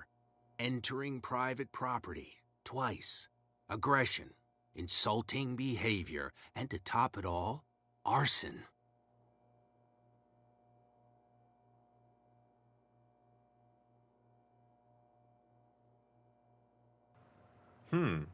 This is interesting. I only just noticed it now in a way that made me think. So, I think, depending on either the percentage of occultism that you have, or maybe if you've made certain choices, that when you get to a certain point, the way that they word your dialogue choices, they change the way that they're written. So instead of saying, you're in no position to lecture me, Edward's saying that to West here, it's he's in no position to lecture me, being the internalized thought of Edward. But then again, maybe this is always like this, and because my mindset for this playthrough has been locked into the occultism, maybe it's making me think that this changes. Maybe this is like this no matter what you do. Anyway, hey there, Dex. Happiest Fridays to you. Thank you very much, dude. At least a little bit more for you. Absolutely, yeah. It's still about 2 hours before it ticks over to Saturday here. But yeah, it's been great. I've had a good day. Things have been going well, Dex. We're up to chapter 10 in this game, and I'll definitely be finishing it in this stream. But yeah, it's been going well. How about yourself?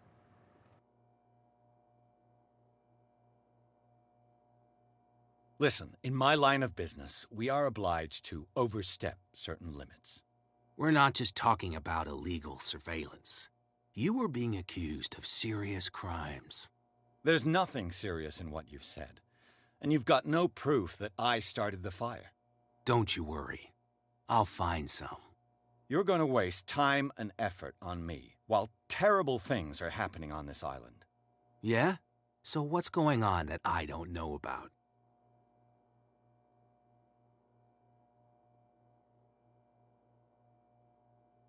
There's a bunch of fanatics who are attacking this island's most ancient beliefs. I suppose these are the ones who desecrated the statue of St. Brendan, while I'm looking at a man who burned down a hospital. Influential people from your community are part of it, operating in the shadows. You got a real imagination, detective. There was a tunnel leading to their hideout under the Hawkins mansion, but it caved in. Oh, how very convenient. Right. Enough time wasted. Come on, I'll show you to your new residence. I'll be back later to ask you some questions. I hope that you'll make the right choice and confess to everything. It would be as unpleasant for you as it would be for me if I had to adopt more advanced questioning. I have no doubt about that. Good night, Mr. Pierce.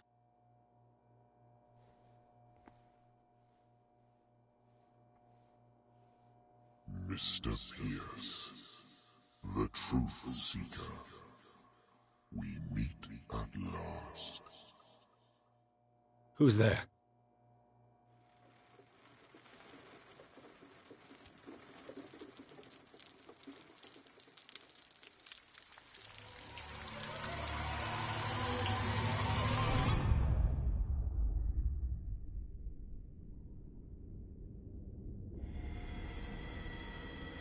I am the one men named Leviathan. Not because of the scale of my terrestrial form, but as a reminder of the immensity of my knowledge, which I came to share with you, human.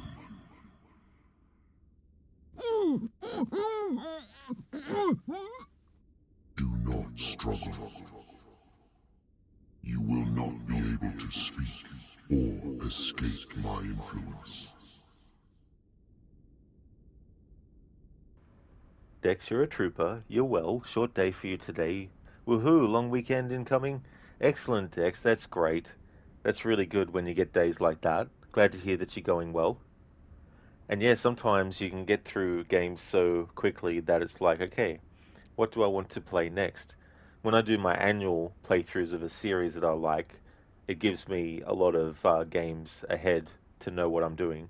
And then there's also, games that are part of a trilogy and all that kind of stuff where I know, right, these are the games I want to do.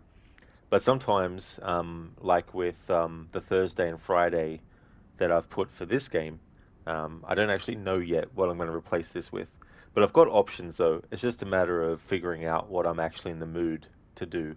But I'll have until next week to get all that sorted as well. Hey, Gorky. Hey, Rod. You had a really good time playing golf yesterday. You all had lunch, too.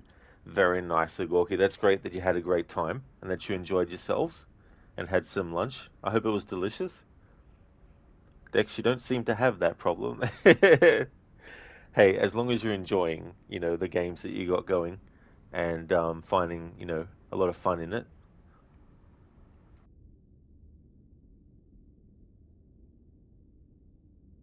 Excellent. Your mind has begun to expand. Your dreams have been gently shepherded by the being they call the Oracle.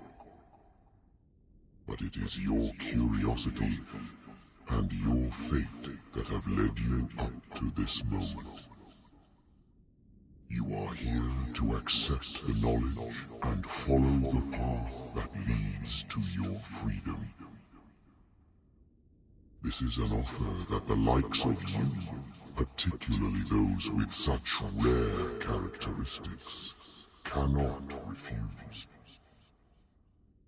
The more you bend your human spirit to make it able to receive the truth, the closer you will come to embrace his power. Where is the Oracle, Truth Seeker? Would you like to see her?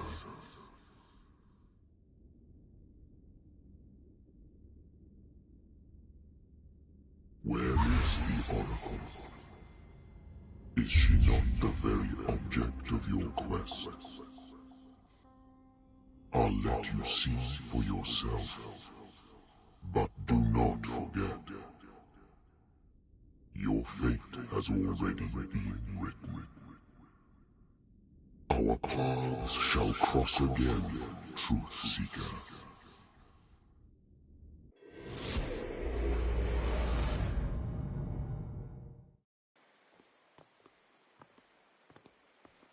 You know the risk, Sarah. If you happen to use your powers again, you may lose more than your life. It is not about me. but innocent lives. I hope that your sources are reliable. The bootleggers have the painting. If the dimensional shambler is to appear, he will do it here. The shambler! I knew it! No! Not again!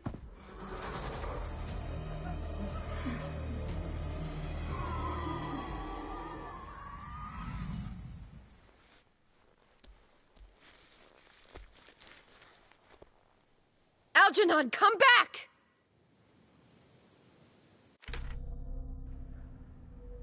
Levy, this is your voice when you wake up in the mornings.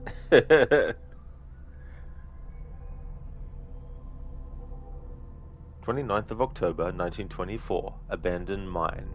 They call it Leviathan, the being who has been talking to me since my arrival here. I was in my cell. He appeared and talked about Sarah Hawkins and how badly I wanted to see what she was up to. What has he done to me?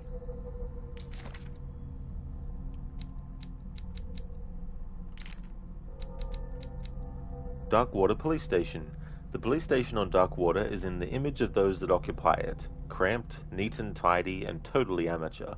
I'm the only one occupying a cell, but it's not surprising when you see the collusion between the police and the bootleggers, who no doubt supply them with whiskey. I must find a way out of this hole.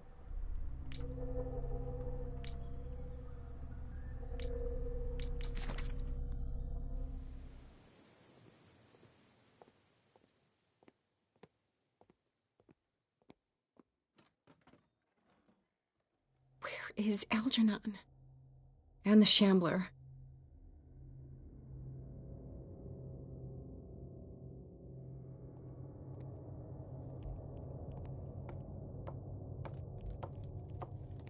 No way back.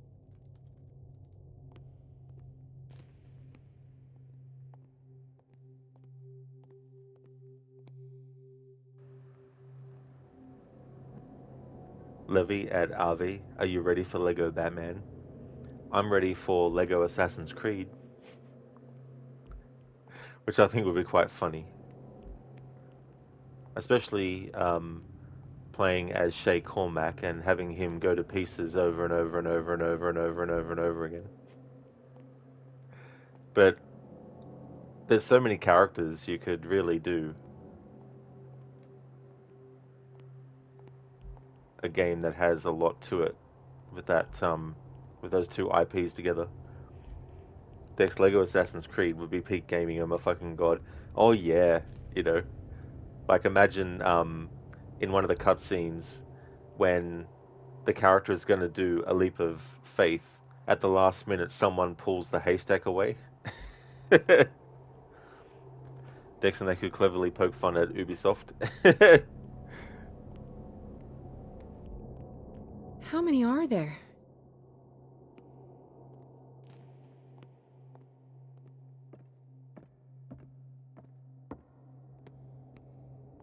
Dex, lovingly, of course. Yeah. You can find like a gravestone that has a skull and bones on it, and then you dig it up, and then some skull and bones come out of it. Levy, but you'd like it done how they handled it in the old Lego games where they didn't speak and only made weird noises. 10 times better than the ones where the characters speak. Oh yeah, Levy, there was something cool about those ones where it was more about sight gags and paying more attention to... It's funny to say this, of course, with Lego pieces, but body language, you know.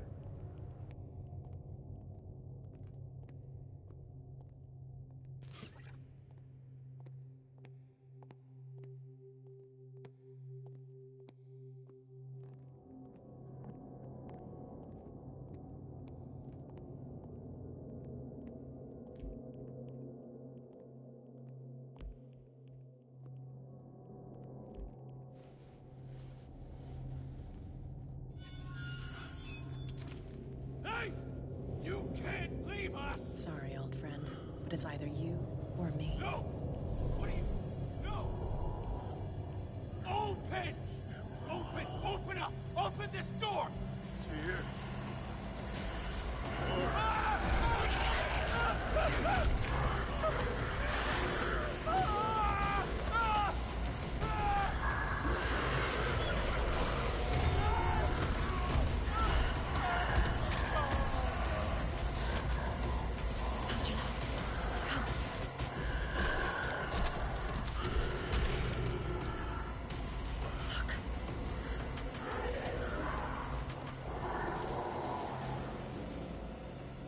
beast is within our reach. Are you sure you want to do it?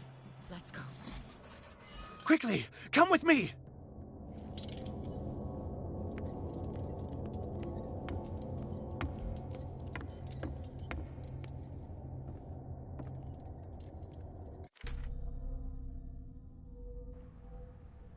That's all good, Levy. I hope that Nalu has a good time out.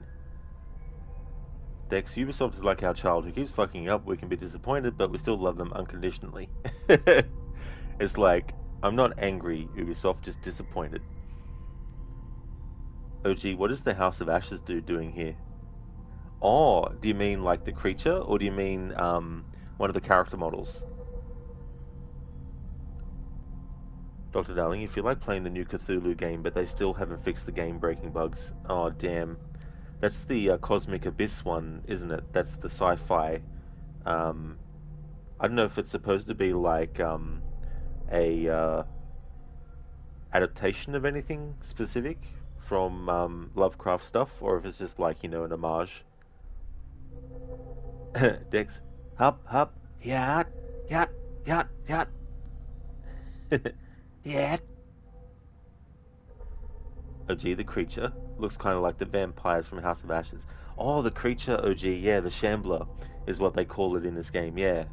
It also reminds me of something from the Ash vs. Evil Dead series. I think there was an episode where there was some interdimensional being that was summoned that I think had some similarities to visually how the Shambler looks in this game.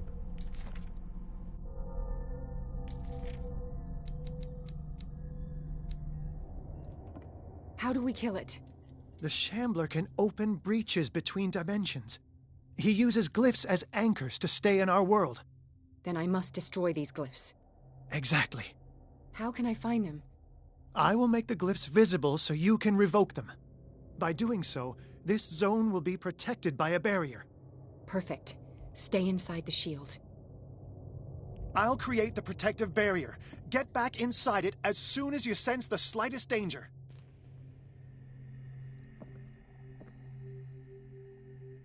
The first glyph must have appeared somewhere on the floor.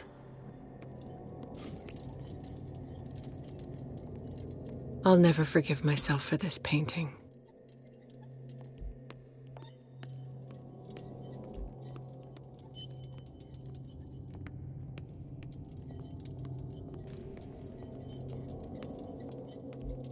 Find that symbol, Sarah.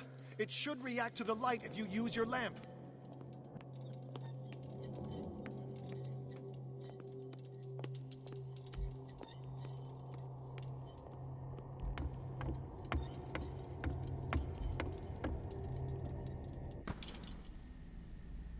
The glyph. I can't move it. Is it acting against me? The ritual is working. Don't worry, it's just until I ward it off. Oh no. The Wanderer is back. The glyph is ready, Sarah. Run!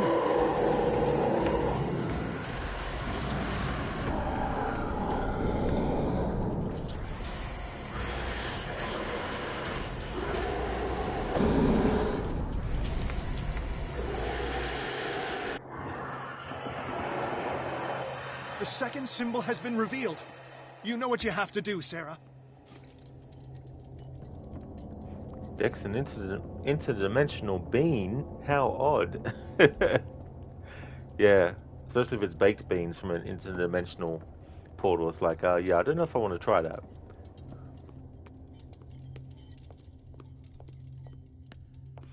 The second glyph must have appeared. Let's press on. A lantern? Alan can use flashlights. That is true.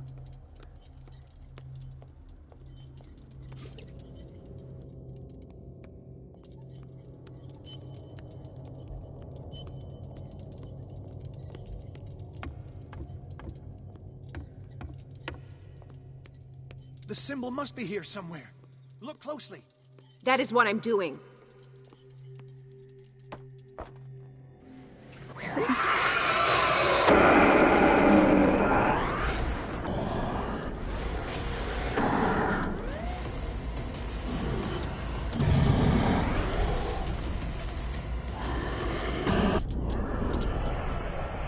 You startled me, my friend. I have the impression the Shambler is trying to anticipate our actions. The symbol must be here somewhere. He's getting stronger and more aggressive. If he catches up with you, try blinding him.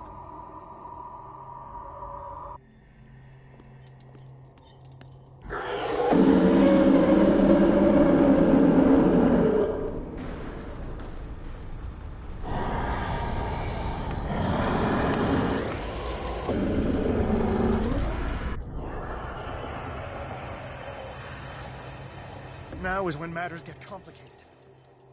I must breach the barrier to ward off the creature. You have to lure it in front of me, Sarah. Do you understand? Once it goes after you, I need you to guide it towards me.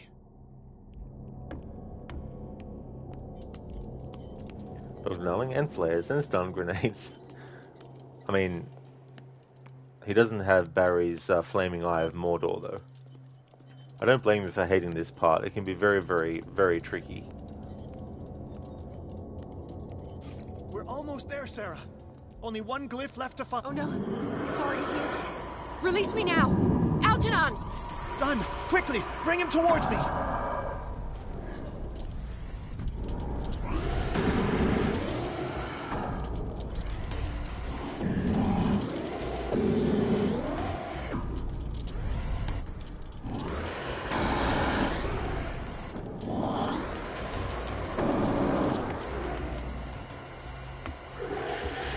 Well done, Sarah.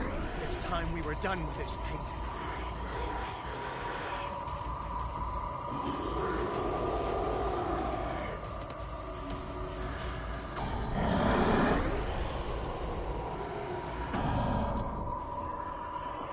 Let's go, Sarah. It's over. Do you hear something? I can hear him. He calls me. Sarah! No! Algernon. It's too late.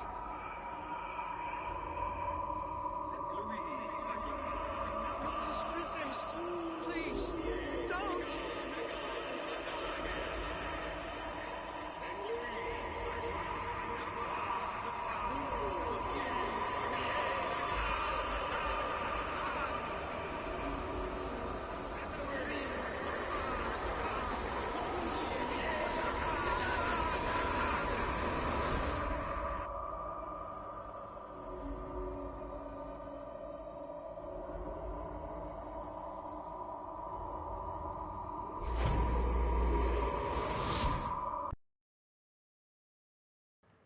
Chapter 11, Darkwater Police Station. Sarah Hawkins, together with Algernon Drake, managed to permanently drive the dimensional Shambler back at the end of a fierce battle. However, this feat of strength cost her what was left of her self-awareness. She has succumbed to the call of the myth. Sarah Hawkins. Why did she do it? Damn it!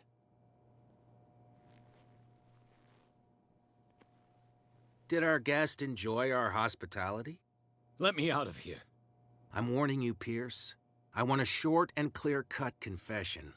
Do you admit your guilt in the case brought before you? You don't have any idea what's happening on this damn island. Chief West, we got a problem. Damn it, not now. What is it this time? Captain Fitzroy, Chief. Some guys have ransacked Roy's bar. They went berserk, attacked the patrons, smashed the place up. It's chaos. This is only the beginning. Let me out. Let's go take a look. Tell Sullivan and Marshall to keep this one nice and warm till I get back. Are you stupid? Don't you understand? Those goddamn idiots.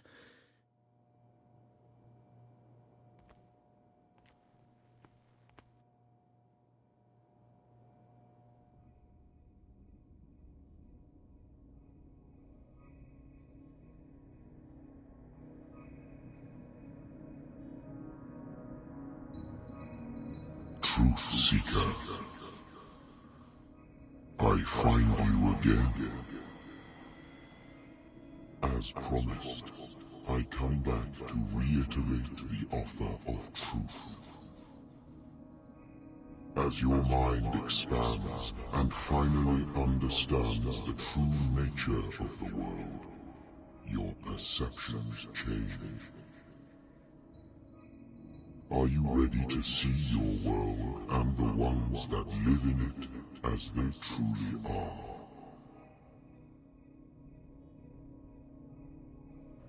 It doesn't really matter which one of these you choose.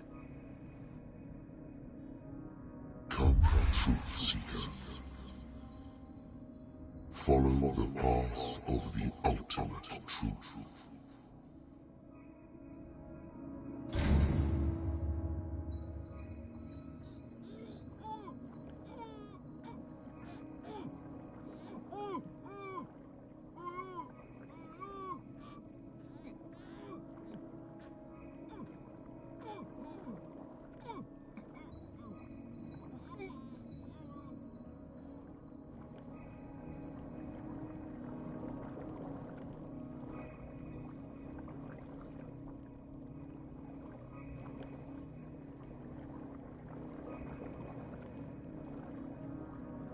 I thought we were made of the same stuff, Detective. Fighters. Survivors. I never would have thought you so naive. It's all your fault. You could have stopped this whole thing. Your army buddies, the villagers, me. We're all in danger, as long as you're alive.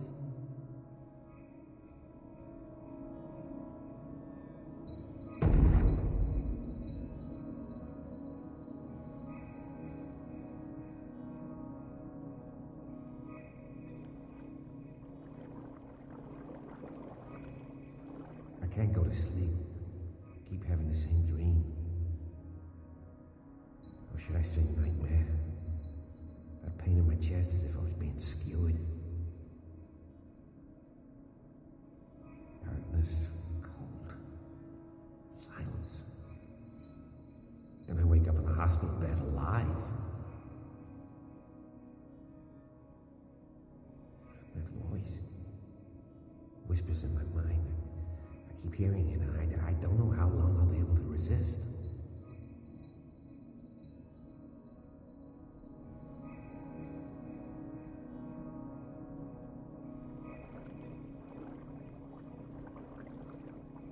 Who are you, Truth Seeker? I may see you in my dreams. I still can't decide if you will be my doom or my liberation. This fate, it may have been written for both of us, but I will fight for what is right.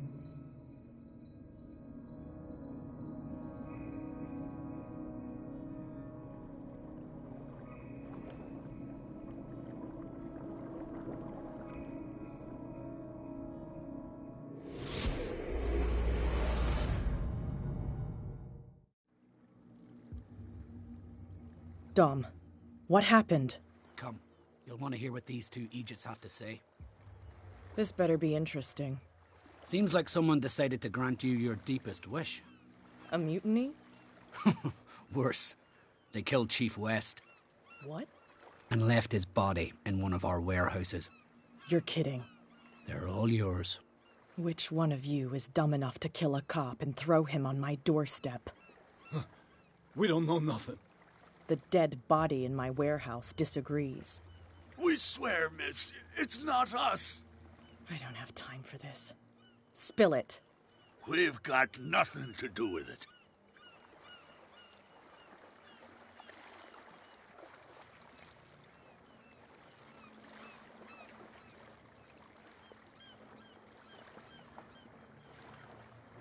I want to know everything about the corpse over there. Or I swear you will meet the same end. If we speak to you, we're dead. If we don't speak to you, we're dead. What? No! Listen, miss, we didn't see what happened, but we heard. Noises and talkings, like. We've been betrayed. By whom?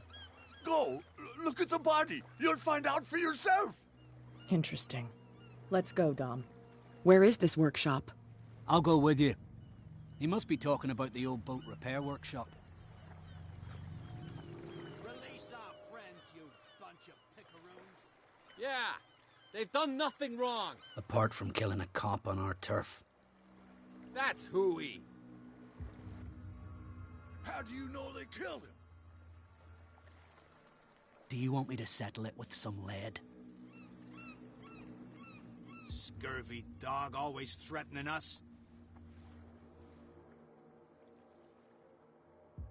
Quieten these lunkheads down before I shiv the lot of them. I'll take care of them. A bunch of liquor sponges aren't going to lay down the law round here. I'll take a look at this workshop. Join me when you're finished.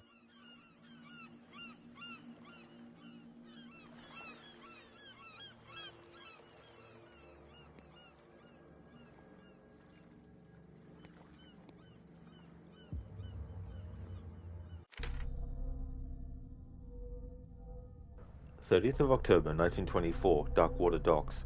Leviathan came back. Did he really offer me a choice? Was he even there with me? There was water and dilemmas and visions. I can't say when my mind started showing me things that may not exist. What is it this time?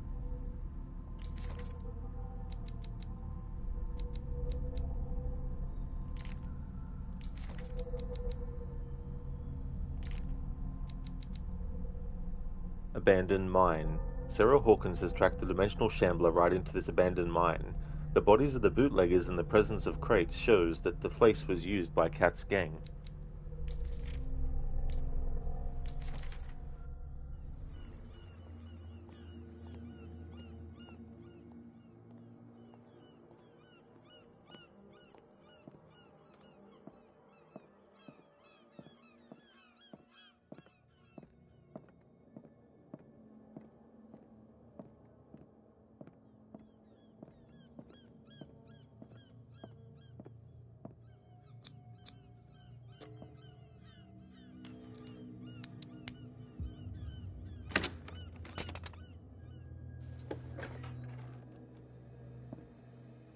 If someone had told me that one day West's work would kill him.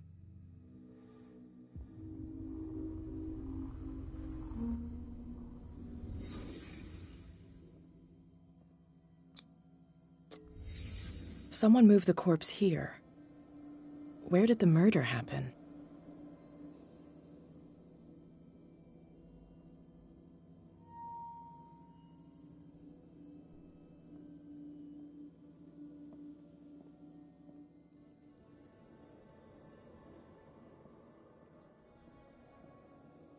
We came from here.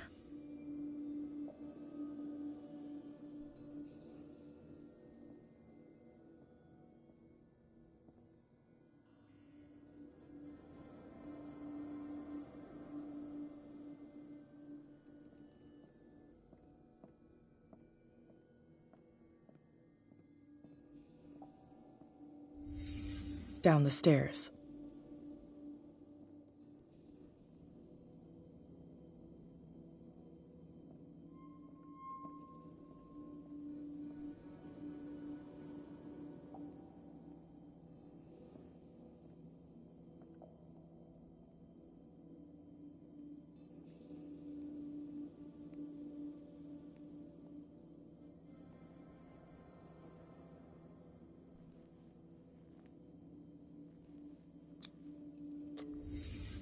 So this is where West was killed.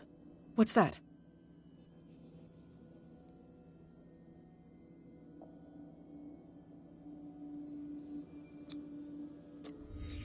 What the fuck is that?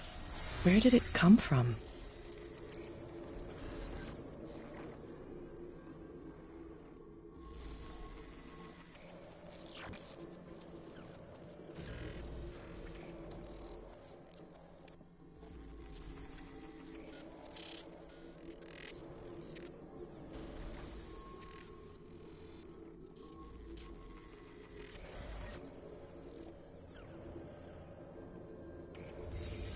He wasn't alone. Who were those guys?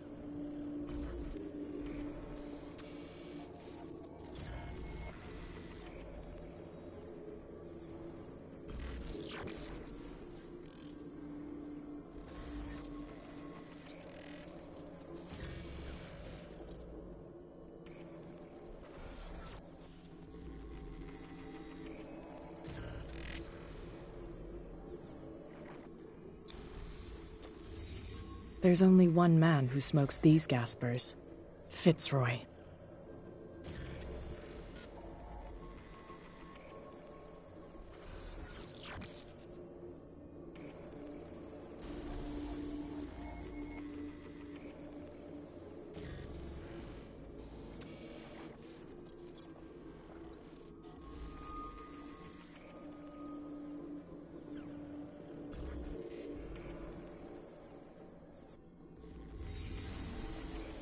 You're not supposed to be here, Truth Seeker.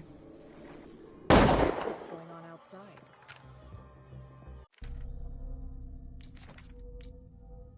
This is where Call of Cthulhu becomes Call of Duty. The crime scene. The body of Chief West was found in a warehouse on Cat's territory. By following the trail of blood, she discovered the identity of the killer, a member of the cult that is currently running amok on the island. Impossible, on the other hand, to explain how she uncovered the following information: the presence of Captain Fitzroy, and especially that of Sarah Hawkins. Algernon Drake, who was supposed to have stayed with her in the mansion, appears nowhere in this strange reconstruction. Colt 1911 A1 pistol, mainly used by the United States Armed Forces, a well-crafted and effective weapon. Levy, has Cthulhu reached you yet? But was Cthulhu on duty when it called you? Not quite yet. Hasn't got the call through yet, but will eventually. And we're going to answer it, and we're going to perform the ritual. And then all literal hell will break loose. Oh.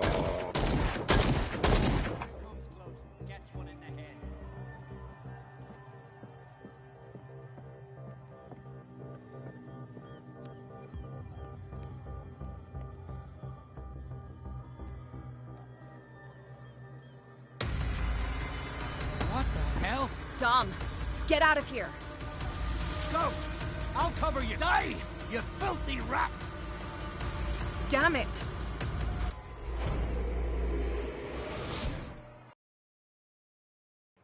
Levy, you should really pick up. Chapter 12, Darkwater Police Station. Pierce saw Kat's worrying discoveries through her eyes. While she was searching for the murderer of a cop, she was attacked by some of the island inhabitants. Pierce has yet to find if she did make it.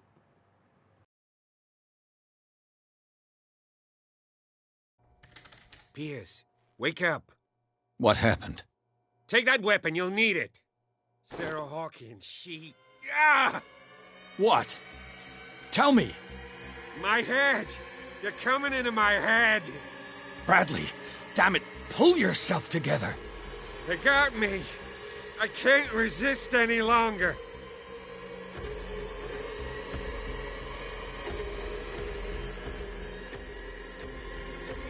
Do you remember the cultists we saw under the Hawkins house? I saw them on the docks. Pierce, you've been in this cell for days.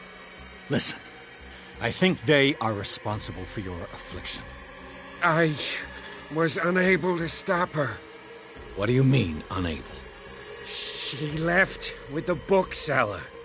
He came back, alone. Told me she couldn't resist the call. The doctors told me later that they saw her going in the direction of the whaling station. Damn it!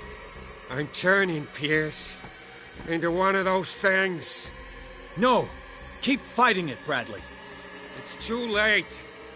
You have to end this. Do it. Kill me.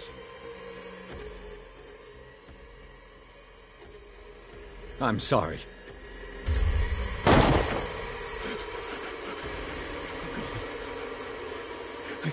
I gotta... What? Oh, I can't breathe. What's happening?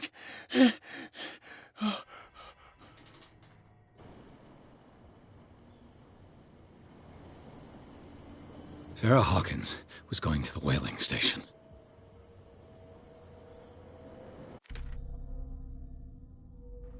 October 31st, 1924, Darkwater Docks. Sarah Hawkins, She got away from Bradley. How? He said that she had gone with Drake. The fools. Did they manage to survive their struggle with the Shambler? Dr. Darling, look, it's Bugs Bunny again. You killed a cartoon character. I thought they had plot armor. Not this one. Not this particular one. I think in my medicine focus playthrough I spared him, so I thought for this playthrough, occultism, I'll kill him. Rest in peace, Bradley.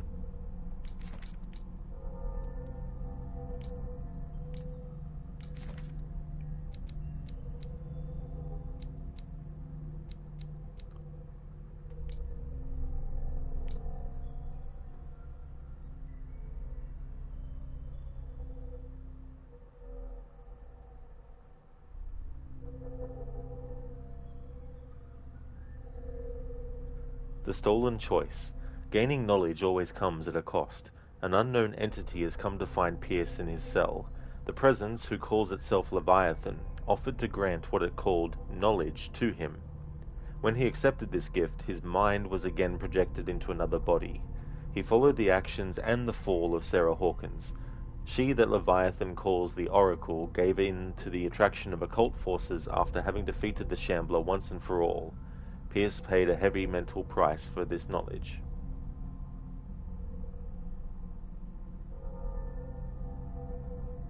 First dilemma. Leviathan has returned to torture Pierce. This time, the choice has allowed the detective to gain access to shocking revelations on the inhabitants of the island that he believed were his allies. Each piece of knowledge gained destroys Pierce's mind one more bit, a mind already weakened by visual and sound hallucinations that accompany Leviathan's visits. The detective's sanity is greatly undermined by these encounters. He's in danger of sinking into madness for good. Levy, torture. Why Leviathan? Why?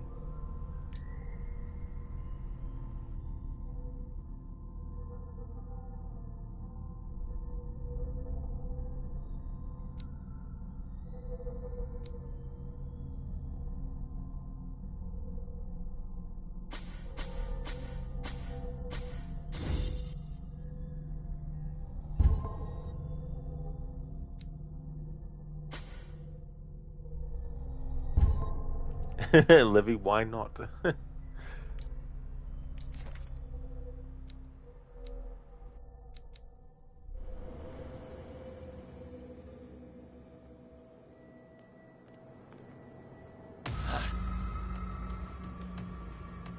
Stop. Oh, God. What am I doing?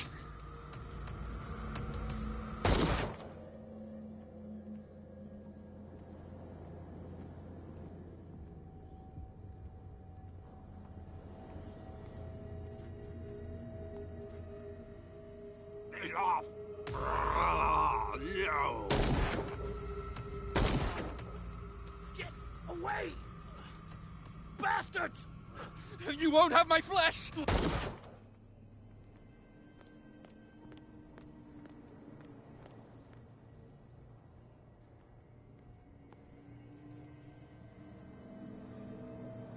How many died because of this madness?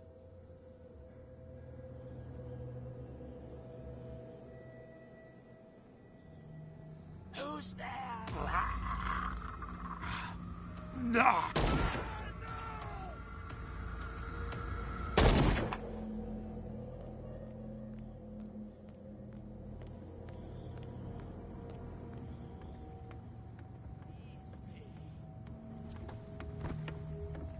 Get off! It's my body. Only I have the right to eat it.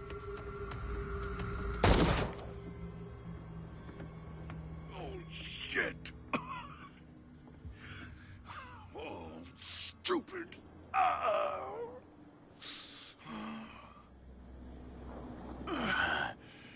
Is that you, detective? Can't leave the damn island, huh? I must go to the whaling station. I'll help you get there if you bring me something to fix this wound. I'm coming back with a first aid kit. Make it quick. I'm dying.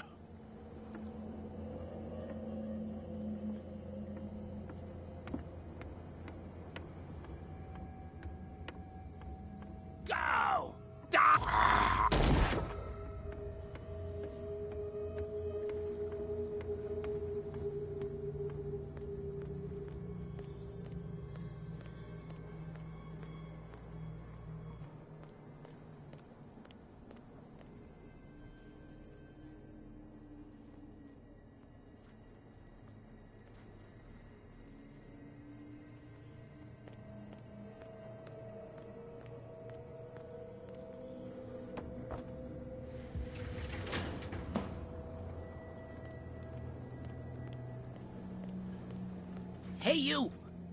Come over here! They got the boss. Nasty wound. I wanted to get her the first aid kit in the Hawkins warehouse, but there's one of those poor bastards in it. Too dangerous. I'll see what I can do.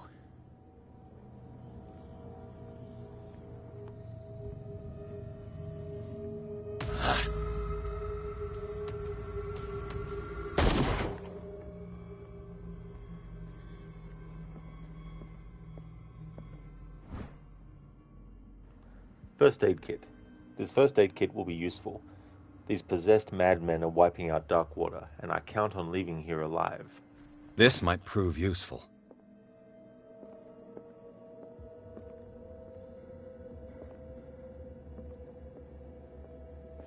Hello there, Bootleg. I hope things are going well.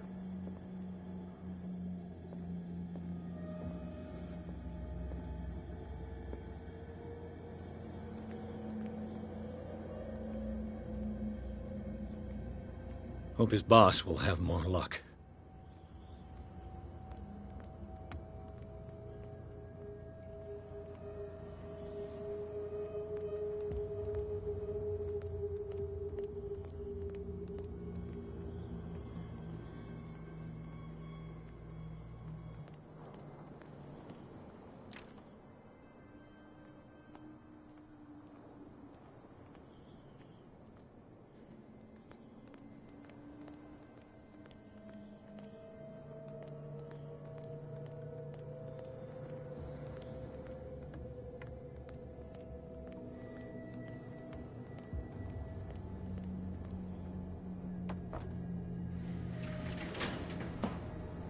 Shit.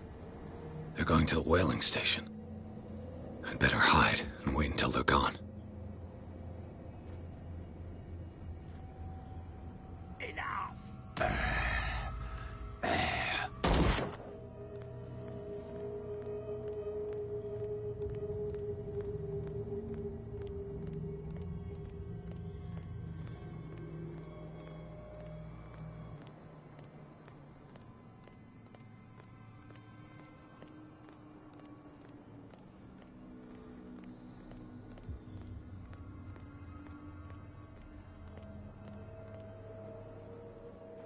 Levy, first aid kit, as in the Swedish folk band? Not sure, I've never actually heard of them before. Is it a real thing? Bootleg finally had the call before in an email she apologized for being unable to reach you. Oh, well that's good that you finally were able to. And that's really good that they sent an apology too. Dr. Darling, Call of Duty for Cthulhu. Exactly. Yeah. For those wondering, you don't have unlimited ammo in this part. But you also don't have any indicator to let you know how much ammo you have initially. Hey there, Schiller. Ahoy there to you as well. I'm going really good. We're in the final levels now of Call of Cthulhu. I hope that your Friday's going well so far. Levy? Yes, they're amazing. Let's just share a song later. Oh, cool. Yeah, never actually heard of them before.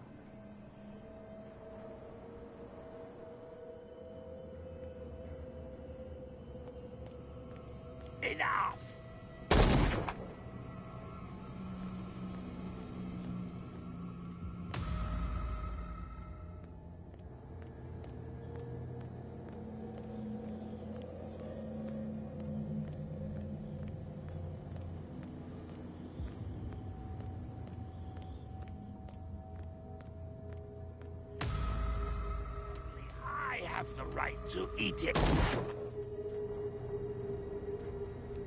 Very nice, Schiller. Glad to hear that you're going good. It's almost the weekend, just a bit of work left tomorrow morning. Very nice, dude. That's great. How are your playthroughs going? Mafia the Definitive Edition. I think that was one of the games that you were doing.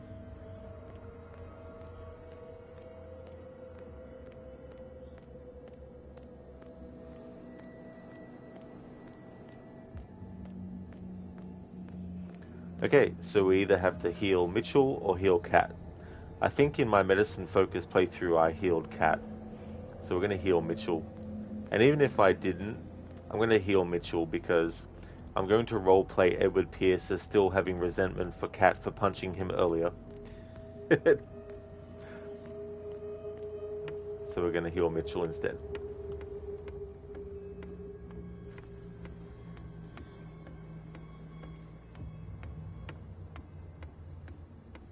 I'll help you get there if you bring me something to fix this wound. Schiller, Mafia is going well. You had a head start of it earlier this week. The plan is to finish it this weekend and maybe get a head start on Mafia 2. You managed to finish Hogwarts Legacy. GG's on finishing that, Schiller. And what did you think about that game overall by the end? Because it seemed like you were really enjoying it and got into it a lot. Glad to hear that Mafia is going well and that you almost finished it. I still need to get to those games eventually. I definitely will though, because I feel the itch to eventually get to them. So I think it'll be this year at some point. Here, take it. Oh, thank you. The entrance to the whaling station is behind.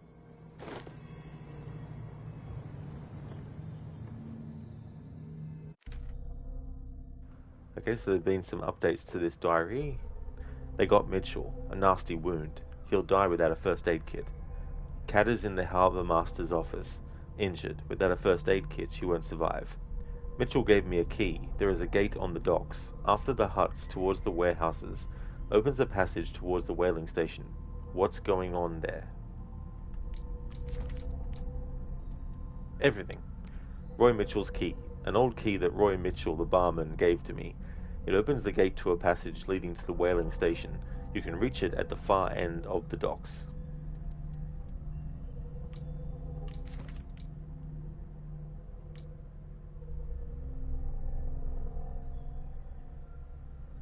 Schiller, you enjoyed Hogwarts Legacy. There are just a lot of collectibles.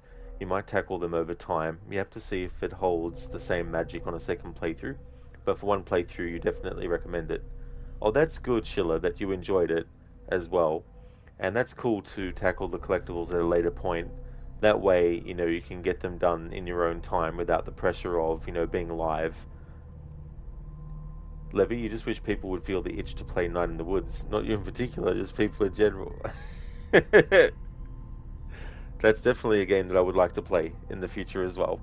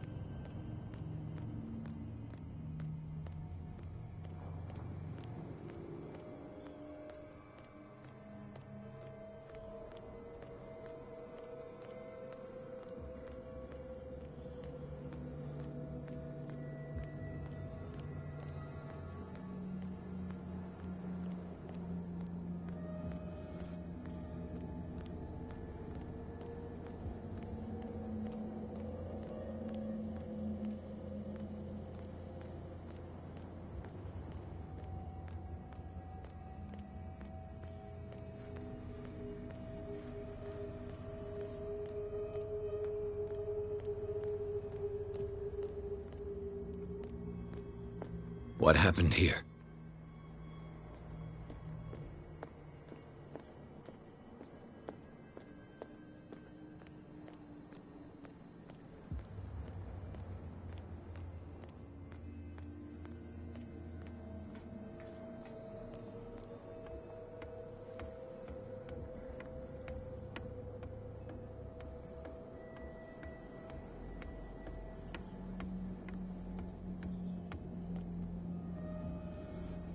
Sorry.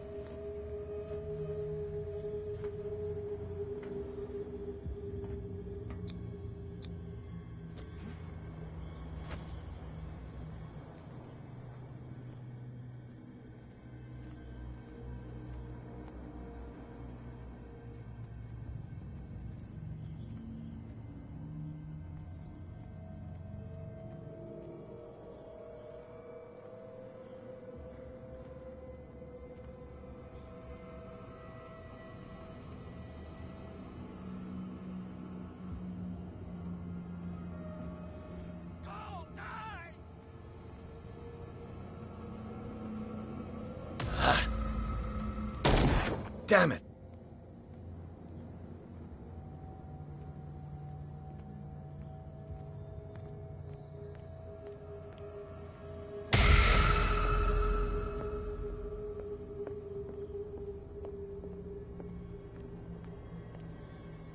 It's happening.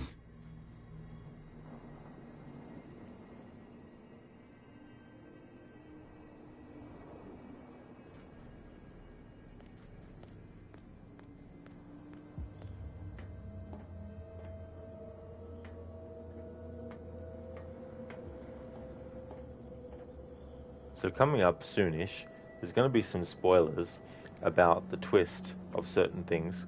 So just a heads up for those who might not have played this game before, that there will be some spoilers that the game will actually reveal, but also I will read documents and stuff related to that too.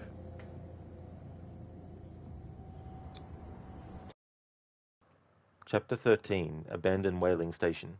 Pierce crossed the docks, where old acquaintances and new faces met their ends. All over the place, Leviathan slaves were wandering in search of a victim. After fighting his way through and after discovering the truth about the origin of the cult and its founders, Pierce finally reached the whaling station. He hopes to catch Sarah Hawkins before she does something bad.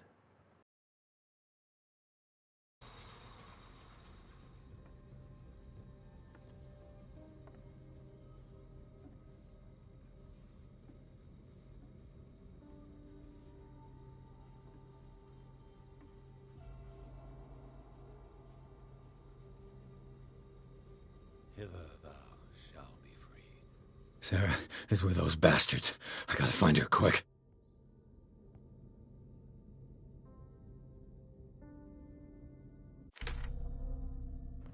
"31st of October, 1924, whaling station. Sarah Hawkins. Is she here? Some sort of abandoned fish market. I can hear something. What's on the other side? Is calling me."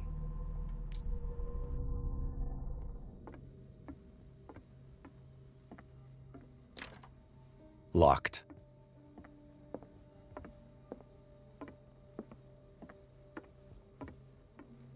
This tank seems strong enough to break down the door.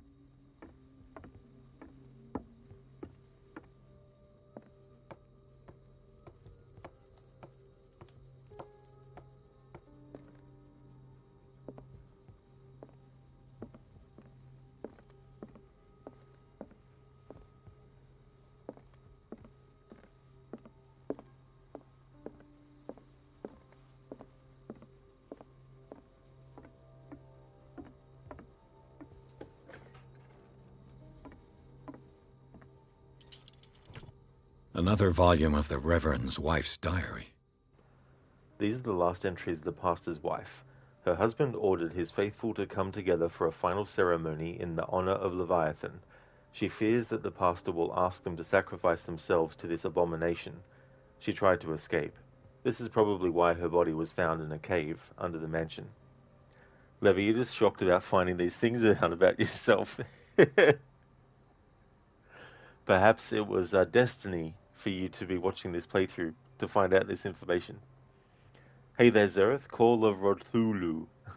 Cthulhu. Be right back. No worries at all.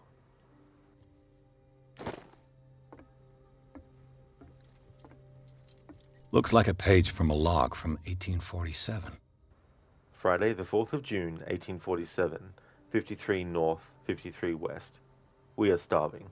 The fish seem to have deserted these waters. If I don't quickly find an answer to this crisis, Fitzroy could well set off a mutiny.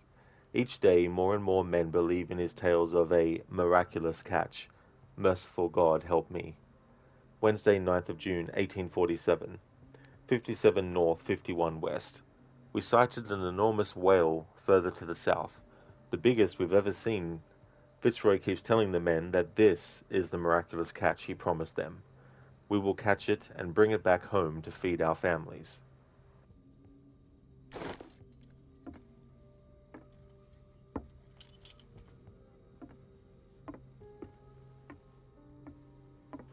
Levy, or it could give you bad ideas.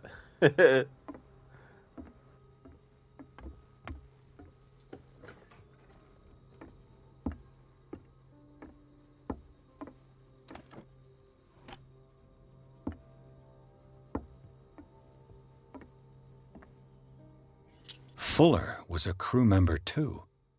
Interesting. Wednesday, 23rd of June, 1847, 33 north, 53 west. The morning is biting cold. This creature made us work hard. Half of my crew is dead. I've never seen such a thing. I do not even know how to describe what happened. It's as if the creature was talking inside our heads. Some of my men went crazy and jumped overboard.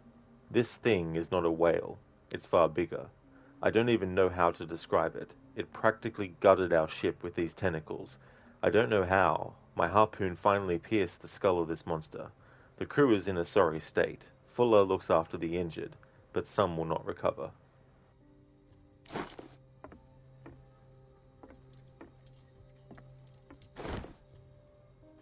Office key. This key opens the offices of the whaling station.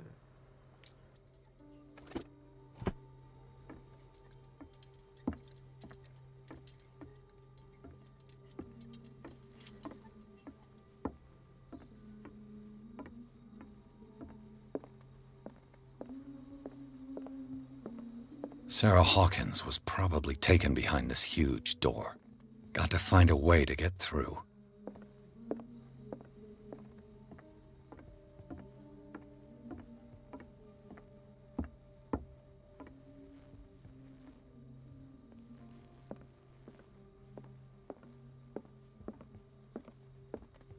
A rope and a hook.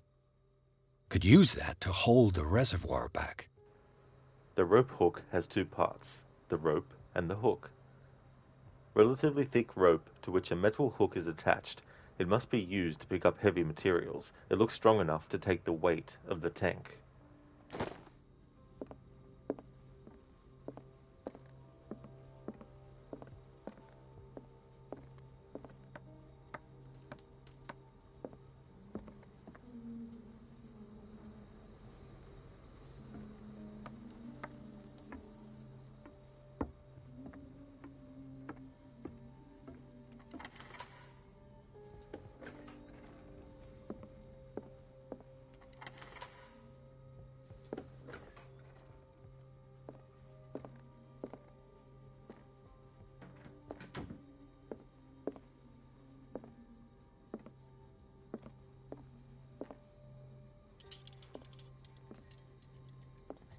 It mentions the Leviathan, how it drove the sailors mad.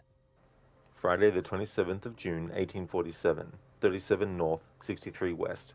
The whole crew has descended into madness. They speak of dreams, visions of a nightmarish city and of a sleeping god. Madness. I locked myself in my cabin. I won't be able to hold out for long. Fitzroy has 12 men on his side. They sacrificed everyone who tried to stop them to their new god. I beseech you, Almighty God, to have pity on our souls. This will be my last prayer. I can hear them whispering.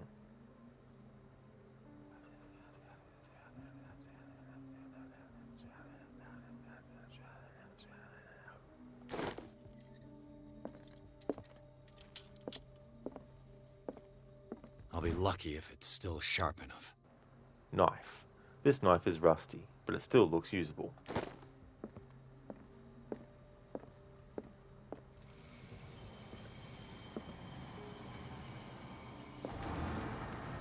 Doesn't work.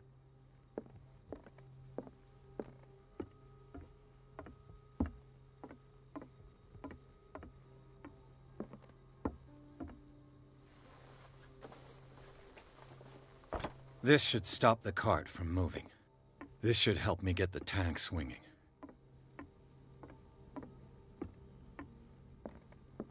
I need something to cut the rope to release the tank against the door.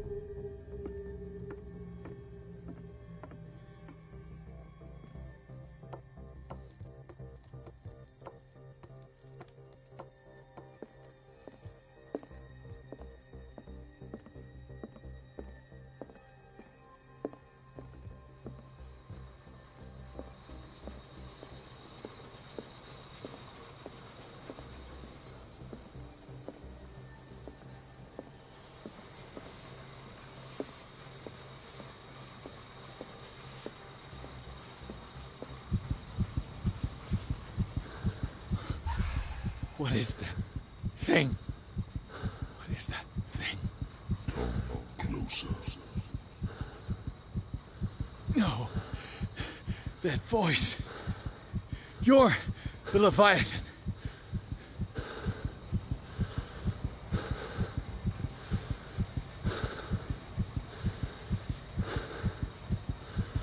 Sarah?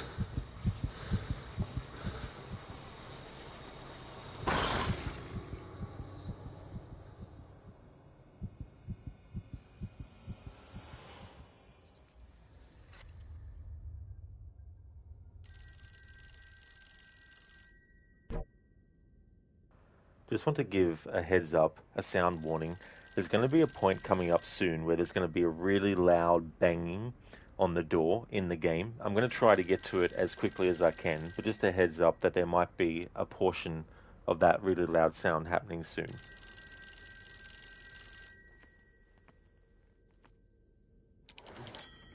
Hello.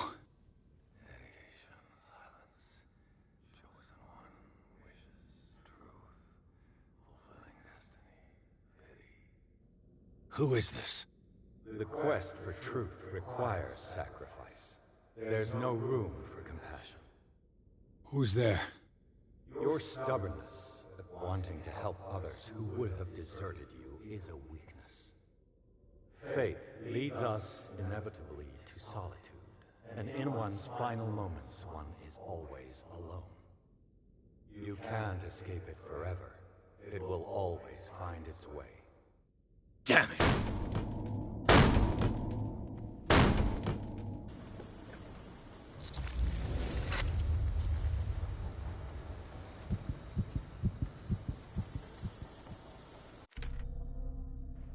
Here's an update.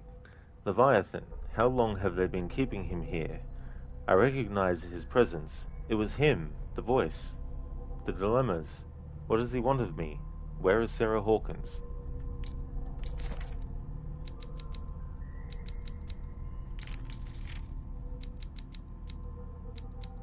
Leviathan.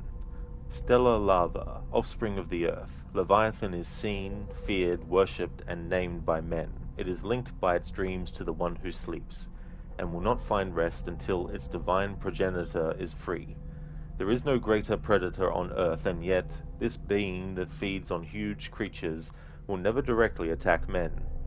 It will instill fear, the dreams of R'lyeh, and, finally, madness into the minds of those it chooses to serve its designs. Cursed are those who cross its path, and more cursed still, those who hear its voice, because for them, no salvation in death. Extract taken from the Necronomicon by Abdul al-Hazred.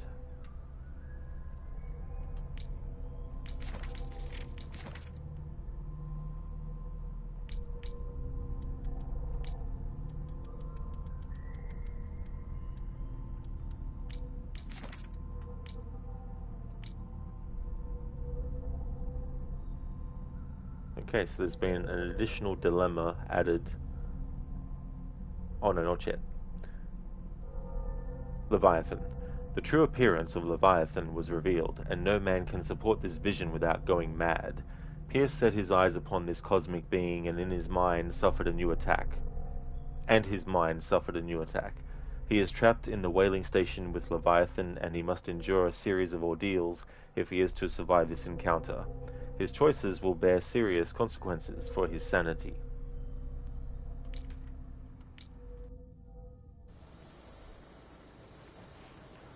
Earlier, I mentioned about spoilers about this game's story and also about characters and all that kind of stuff. So here's a heads up that there will be some spoiler talk happening.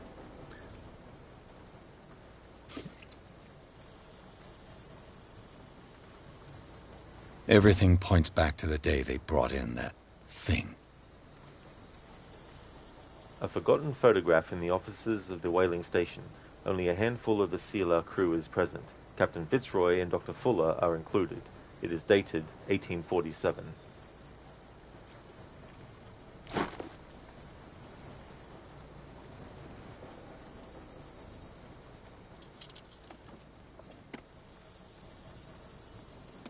While the sailors were going insane, Fitzroy and the mutineers took over the ship and probably killed the captain. Thursday, 25th of June, 1847, 35 North, 59 West. Fitzroy encouraged the men all day. They are in shock and can't overcome their trauma. They say they can hear the screams of their comrades turn mad. Some of them hurt themselves in a desperate attempt to stop the visions that haunted them. Others chose to embrace them. Fitzroy is one of the latter. He named the beast Leviathan because he believes in his biblical nature. I told them to get rid of it before it's too late. This thing is not the work of God.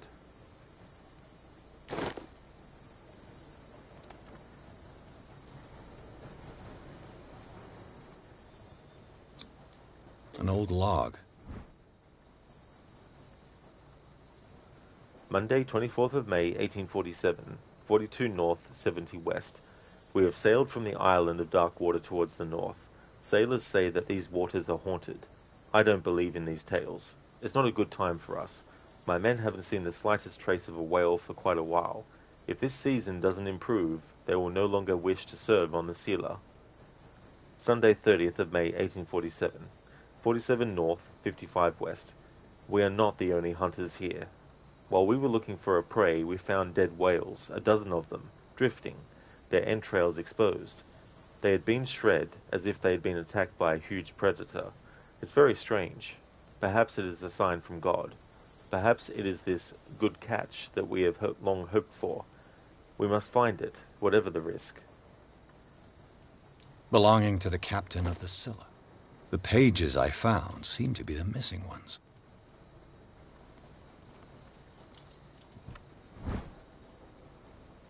Beliefs and other superstitions have sometimes contributed to the development of medicine. Several centuries ago, it was thought that a patient with a mental disorder had a stone of madness in his skull.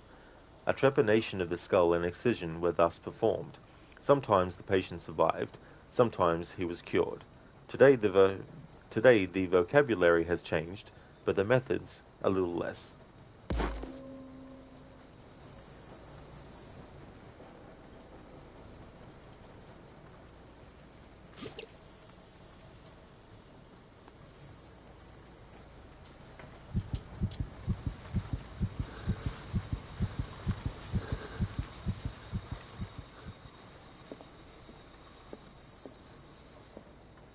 we eat his flesh while he's still alive.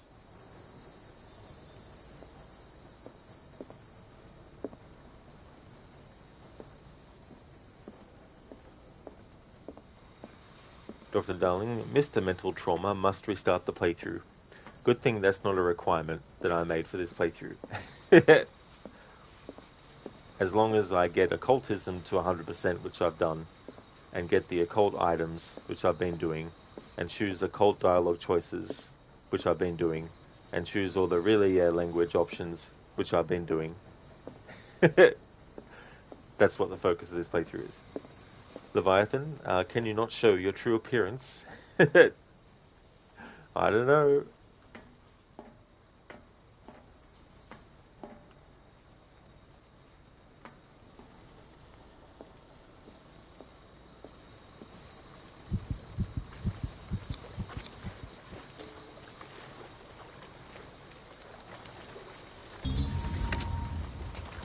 Perfect.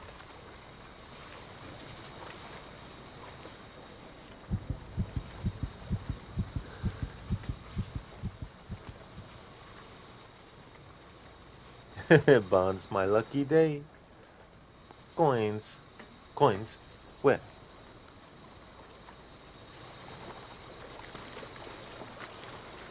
Learn to obey.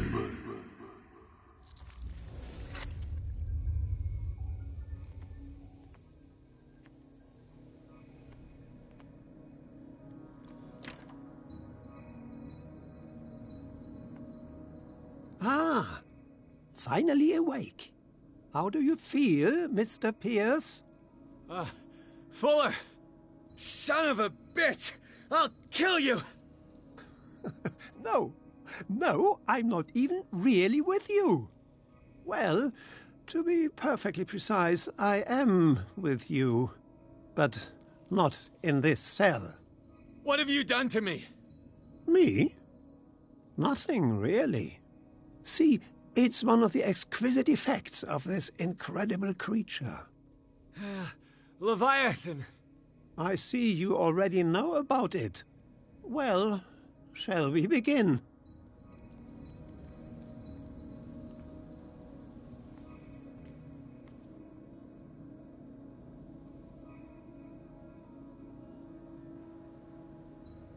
Just a note on these choices that the game gives you in this part of the game. Every time you choose not to take the treatment in this example here, or other choices where you can either say yes or no to something, even when you choose no, the character will still actually do the thing. And it doesn't mean that if you're going for a certain playthrough that requires you to choose no, it doesn't mean that you're going to be losing that ending. It's supposed to do that. So if you're going for a specific ending, there's specific choices in these parts that you also need to make sure that you do. For my playthrough, we're going to accept all of the dialogue or the choices right here as well.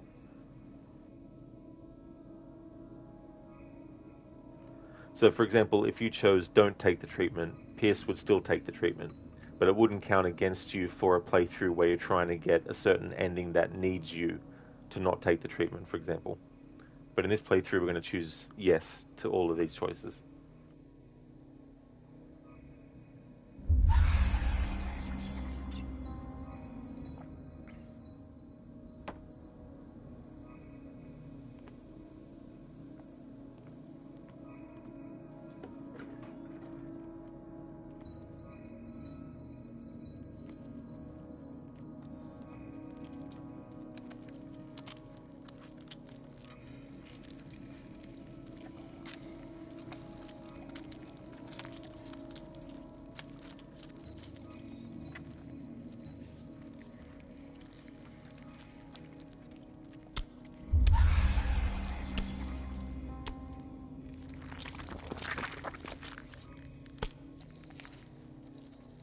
Let me take a sample from you.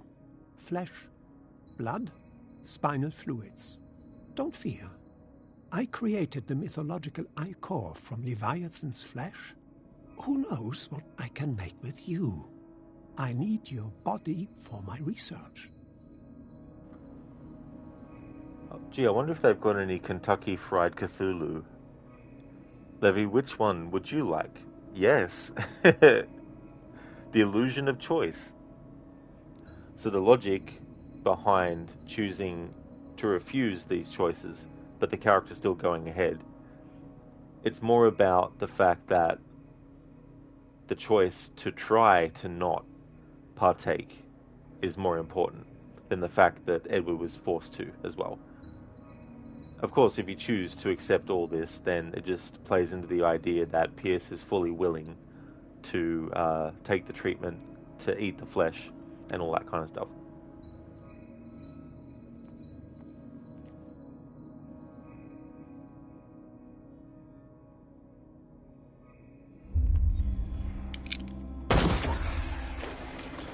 Fuller, I killed him. A necessary sacrifice that proves your determination.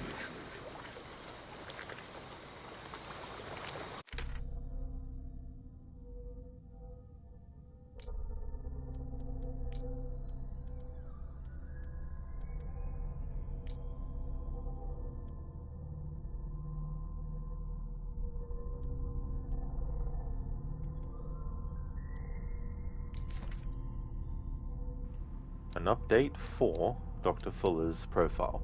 Dr. Fuller, age 52, occupation Riverside Senior Physician. Fuller is dead. I'd have great difficulty explaining what exactly happened. We were really no longer of this world, that's for sure, and in a confused way, I know that Leviathan forced me to kill him. He did not hide the fact that he wanted his death.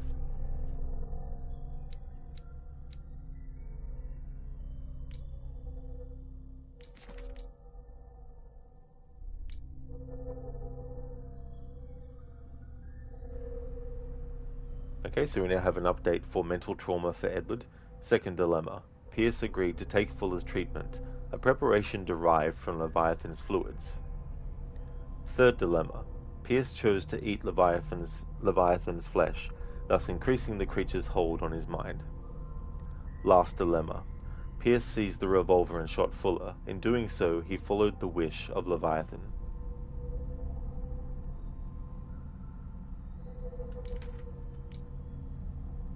Okay, so getting all of these mental traumas unlocked was not part of my playthrough, but for future reference, all the other ones are pretty easy to get because they require you to make choices that aren't RNG related.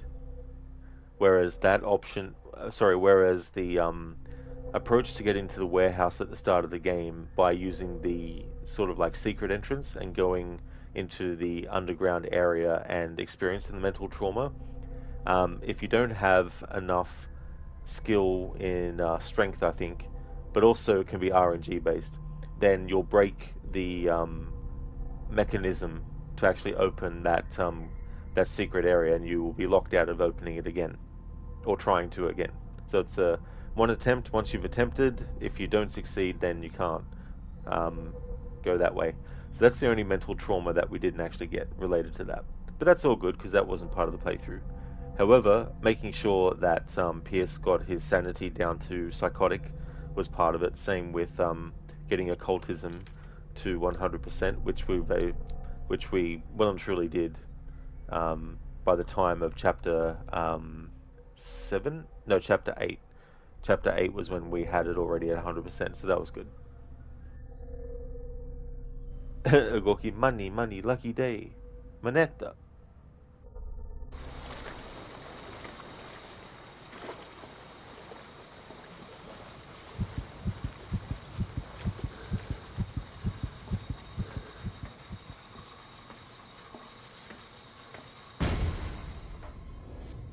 Find the truth and be free.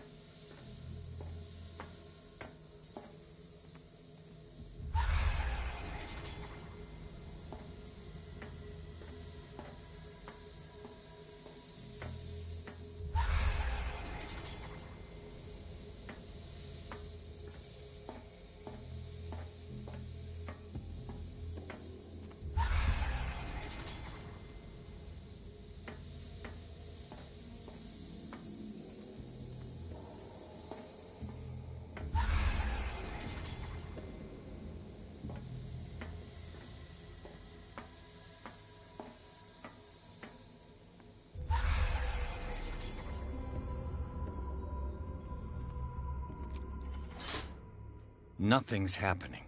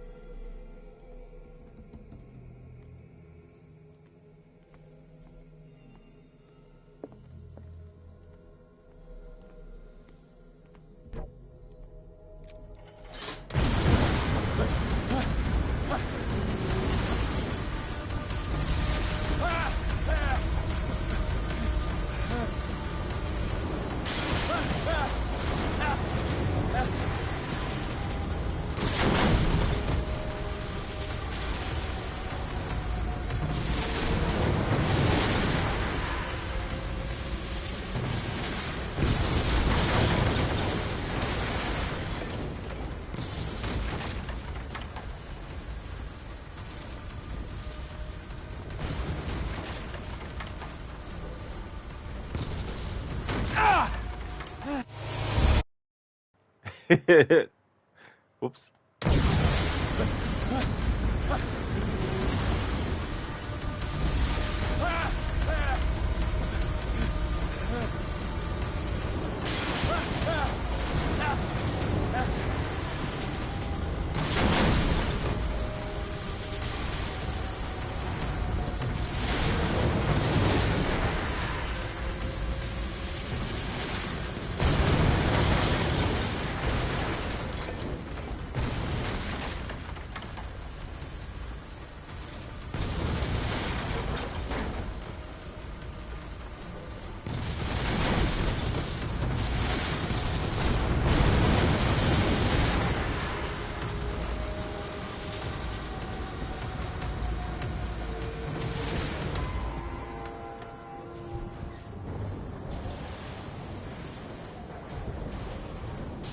Pierce. Fitzroy. Time to hoist the white flag. We're not gonna hurt you. I won't go without a fight. think you're here of your own accord?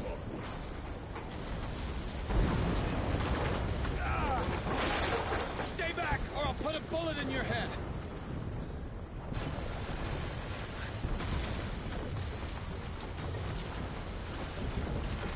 Our supreme oracle has spoken. You will follow your destiny. What? It is awakening.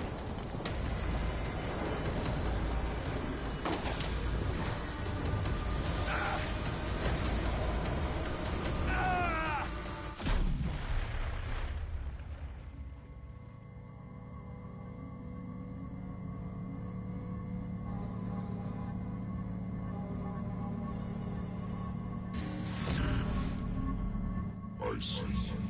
You cannot escape my awareness.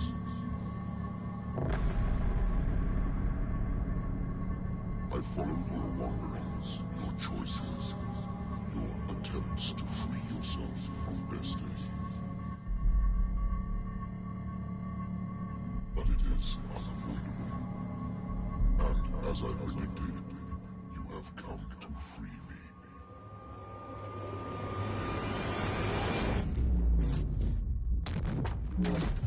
Awaken and call him.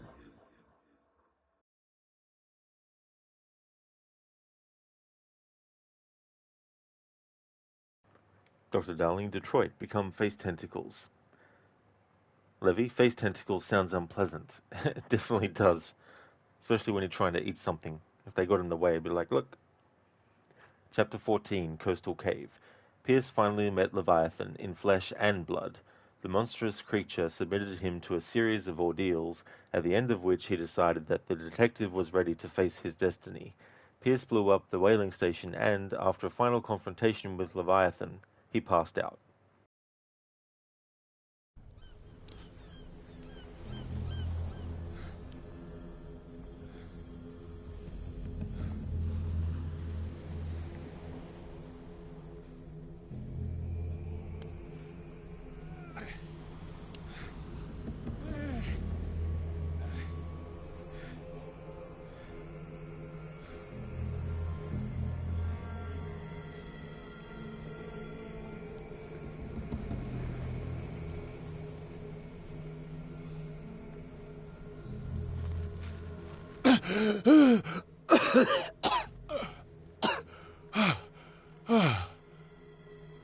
The voice. I can't hear the voice anymore.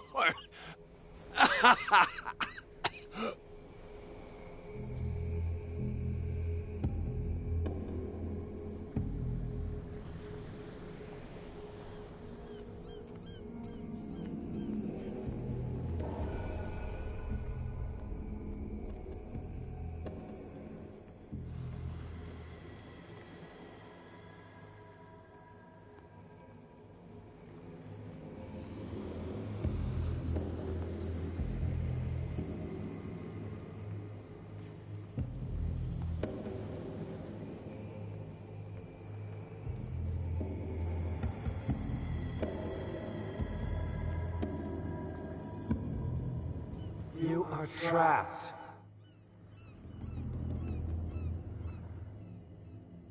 Keep going. My God. This way.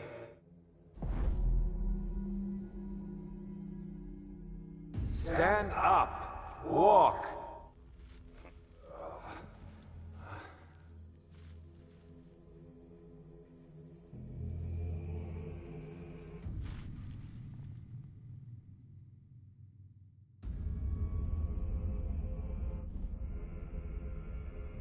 Is somebody there?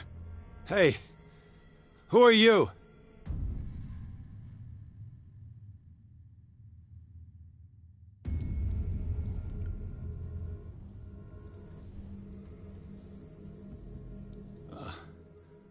Where am I?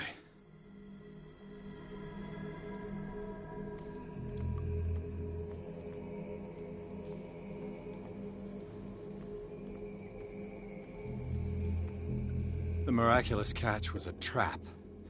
Leviathan wanted to be found. I guess it was the miraculous trap then.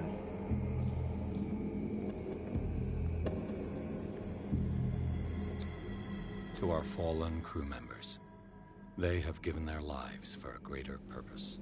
The last name added is that of Charles Hawkins. I'm willing to bet that they killed all the survivors of the miraculous catch.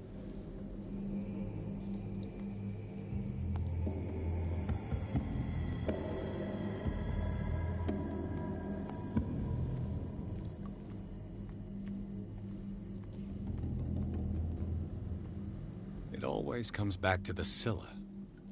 It was where it all began.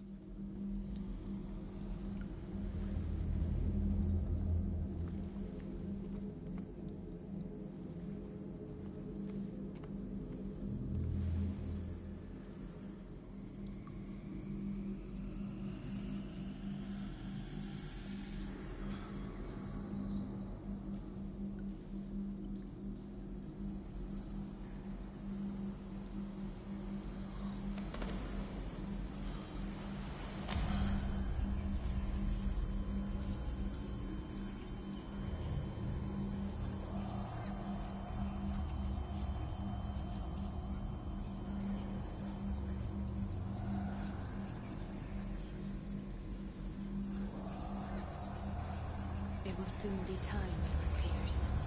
You are dead. None of this is real. I saw you dead, as I see you now. Am I crazy too? You survived. Don't you understand? You couldn't die. You will stay alive until you've fulfilled your destiny. No! Look at me. Look at me, Pierce.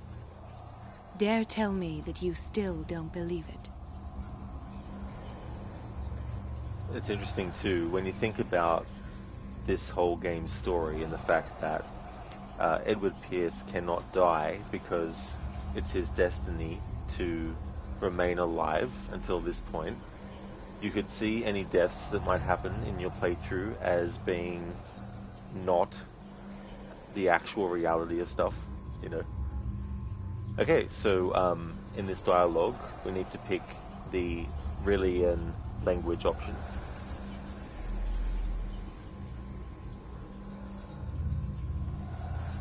Cthulhu Ilya. When I was 8, my little brother fell from the apple tree. He was bleeding. I took care of him. That very day, I decided to become a doctor. I never reneged on my oath. That's what led me to Darkwater. The people here needed me. I died trying to save one of them. Help me give them a second chance. Embrace the power of this sleeping god. You're out of your mind. It's not just your life that is at stake. Many men and women have sacrificed themselves for this moment. Colden! You will not deprive them of their hope of a better life. I saw what Leviathan did to Fuller. We will all die like him. His life was written well before it started. It was not predetermined that he lived to see the call. But you? Yes. It is your destiny. This painting. The investigation. I understand now. Like you, I was called here by a higher power. Yes.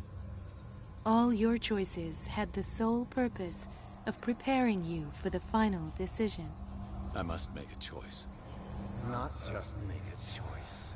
The right choice. Not yet, but soon. We have one more thing to accomplish. What is it? I must take you to Sarah Hawkins, our Oracle.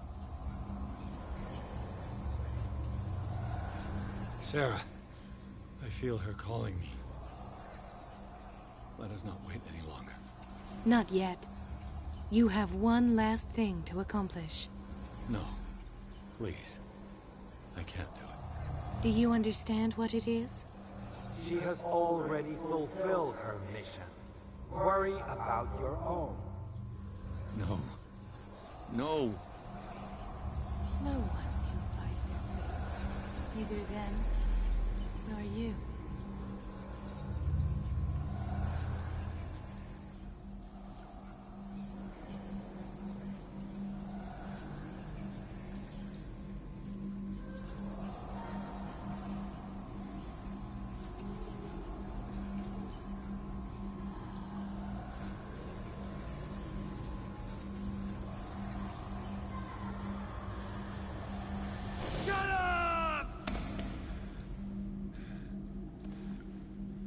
Silence!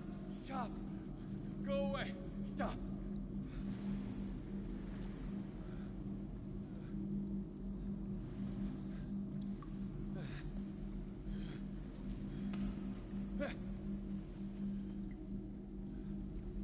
Don't resist, Edward. They're already dead. There's nothing you can do. Just give in.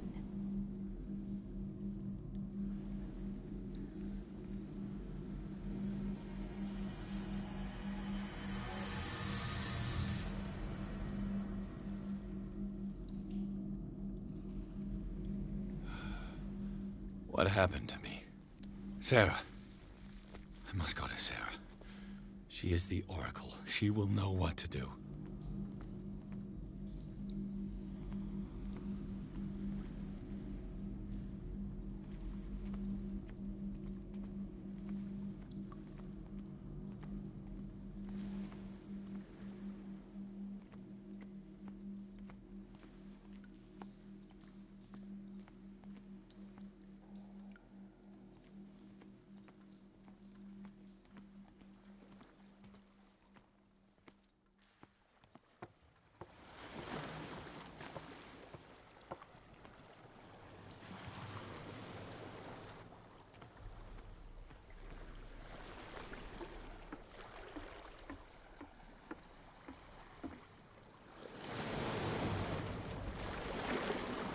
Dr. Darling, you still remember your playthroughs? You had to go through the sewers at the start to get one of the paintings for an achievement.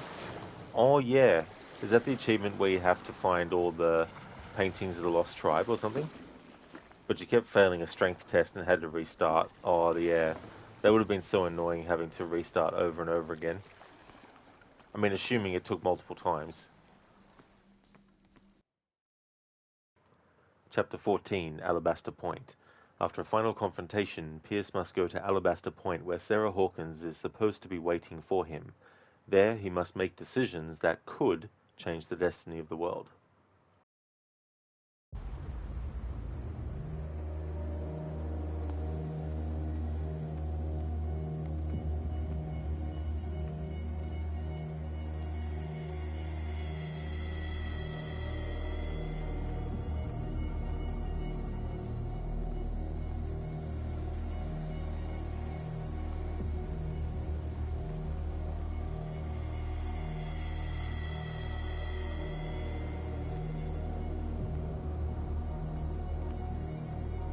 Reality as you know it stops here.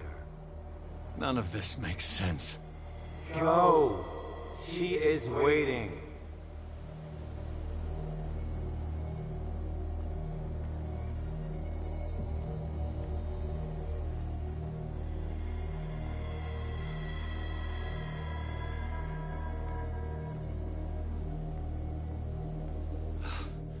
What have they done to me?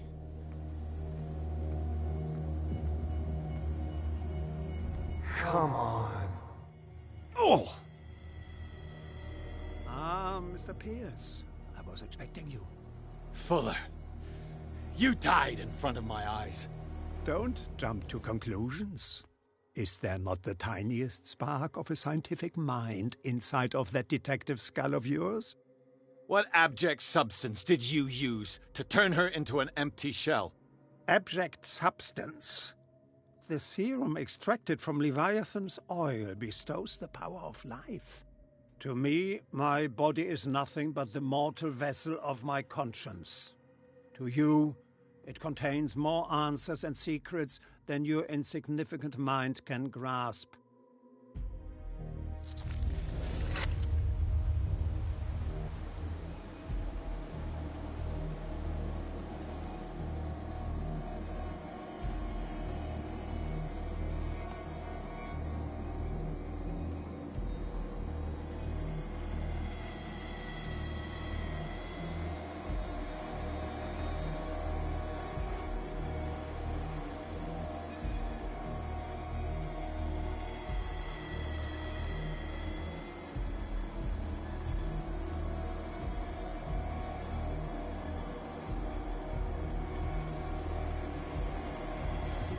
barely stand up, and yet here you are. You never give up. That is not you. Not anymore. Not since your disappearance on the docks. Ah, detective. So easy to fool you. So eager to rush to the rescue of a woman in distress. You won't make me regret having tried to save people. I did what I could. Even for Colden. Your efforts to change your destiny, although in vain, make you worthy of the fate that is yours. The day has come. You will be asked to choose.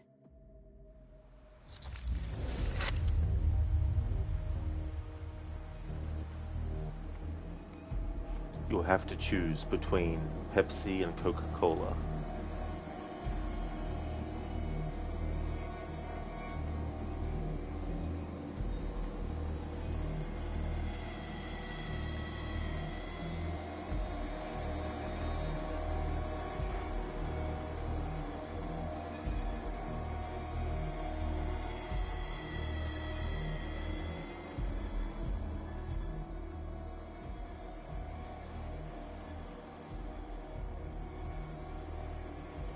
You took everything from me. Wife, life, destiny. You forsook your right to a normal life the moment you chose power over humanity. No one wants to see such an unbearable sight.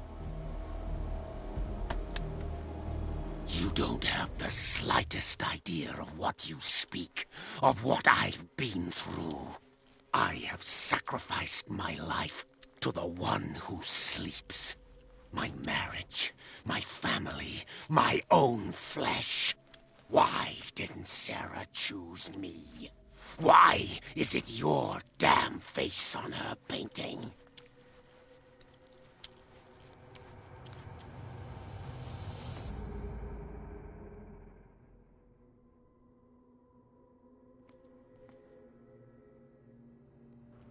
Hey there, Lidus. I hope things are going well.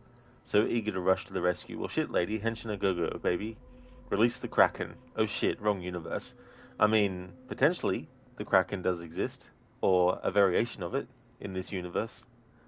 Doing well, thank you, Lidus. About to finish this game. It's been good to do a playthrough like this. I have gotten everything that I wanted to get done. So all I need now is to choose the ending that I want to get, and then boom. You well? Excellent. Glad to hear that, Lidus. That's really good, dude. But you already know it. I can see that you will make the right choice. I don't know. I don't know. Your fear of the unknown and your stupid pride cloud your judgment. Quit lying to yourself and embrace your destiny. It's not cowering that brought you those medals. None of this is real. Trust your guts. If nothing's real, what are you? I am a projection of your mind. What remains of that instinct that pulled you out of the trenches. Don't listen to them. They're too dangerous for your tired mind.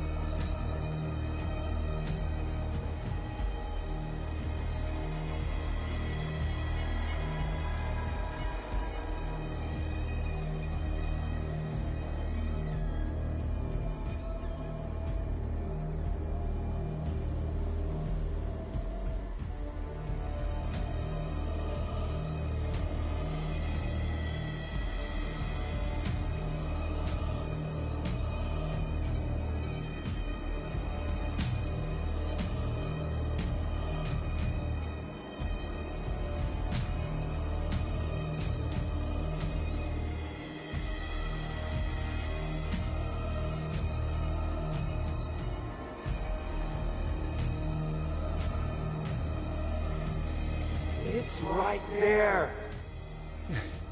I'm almost there.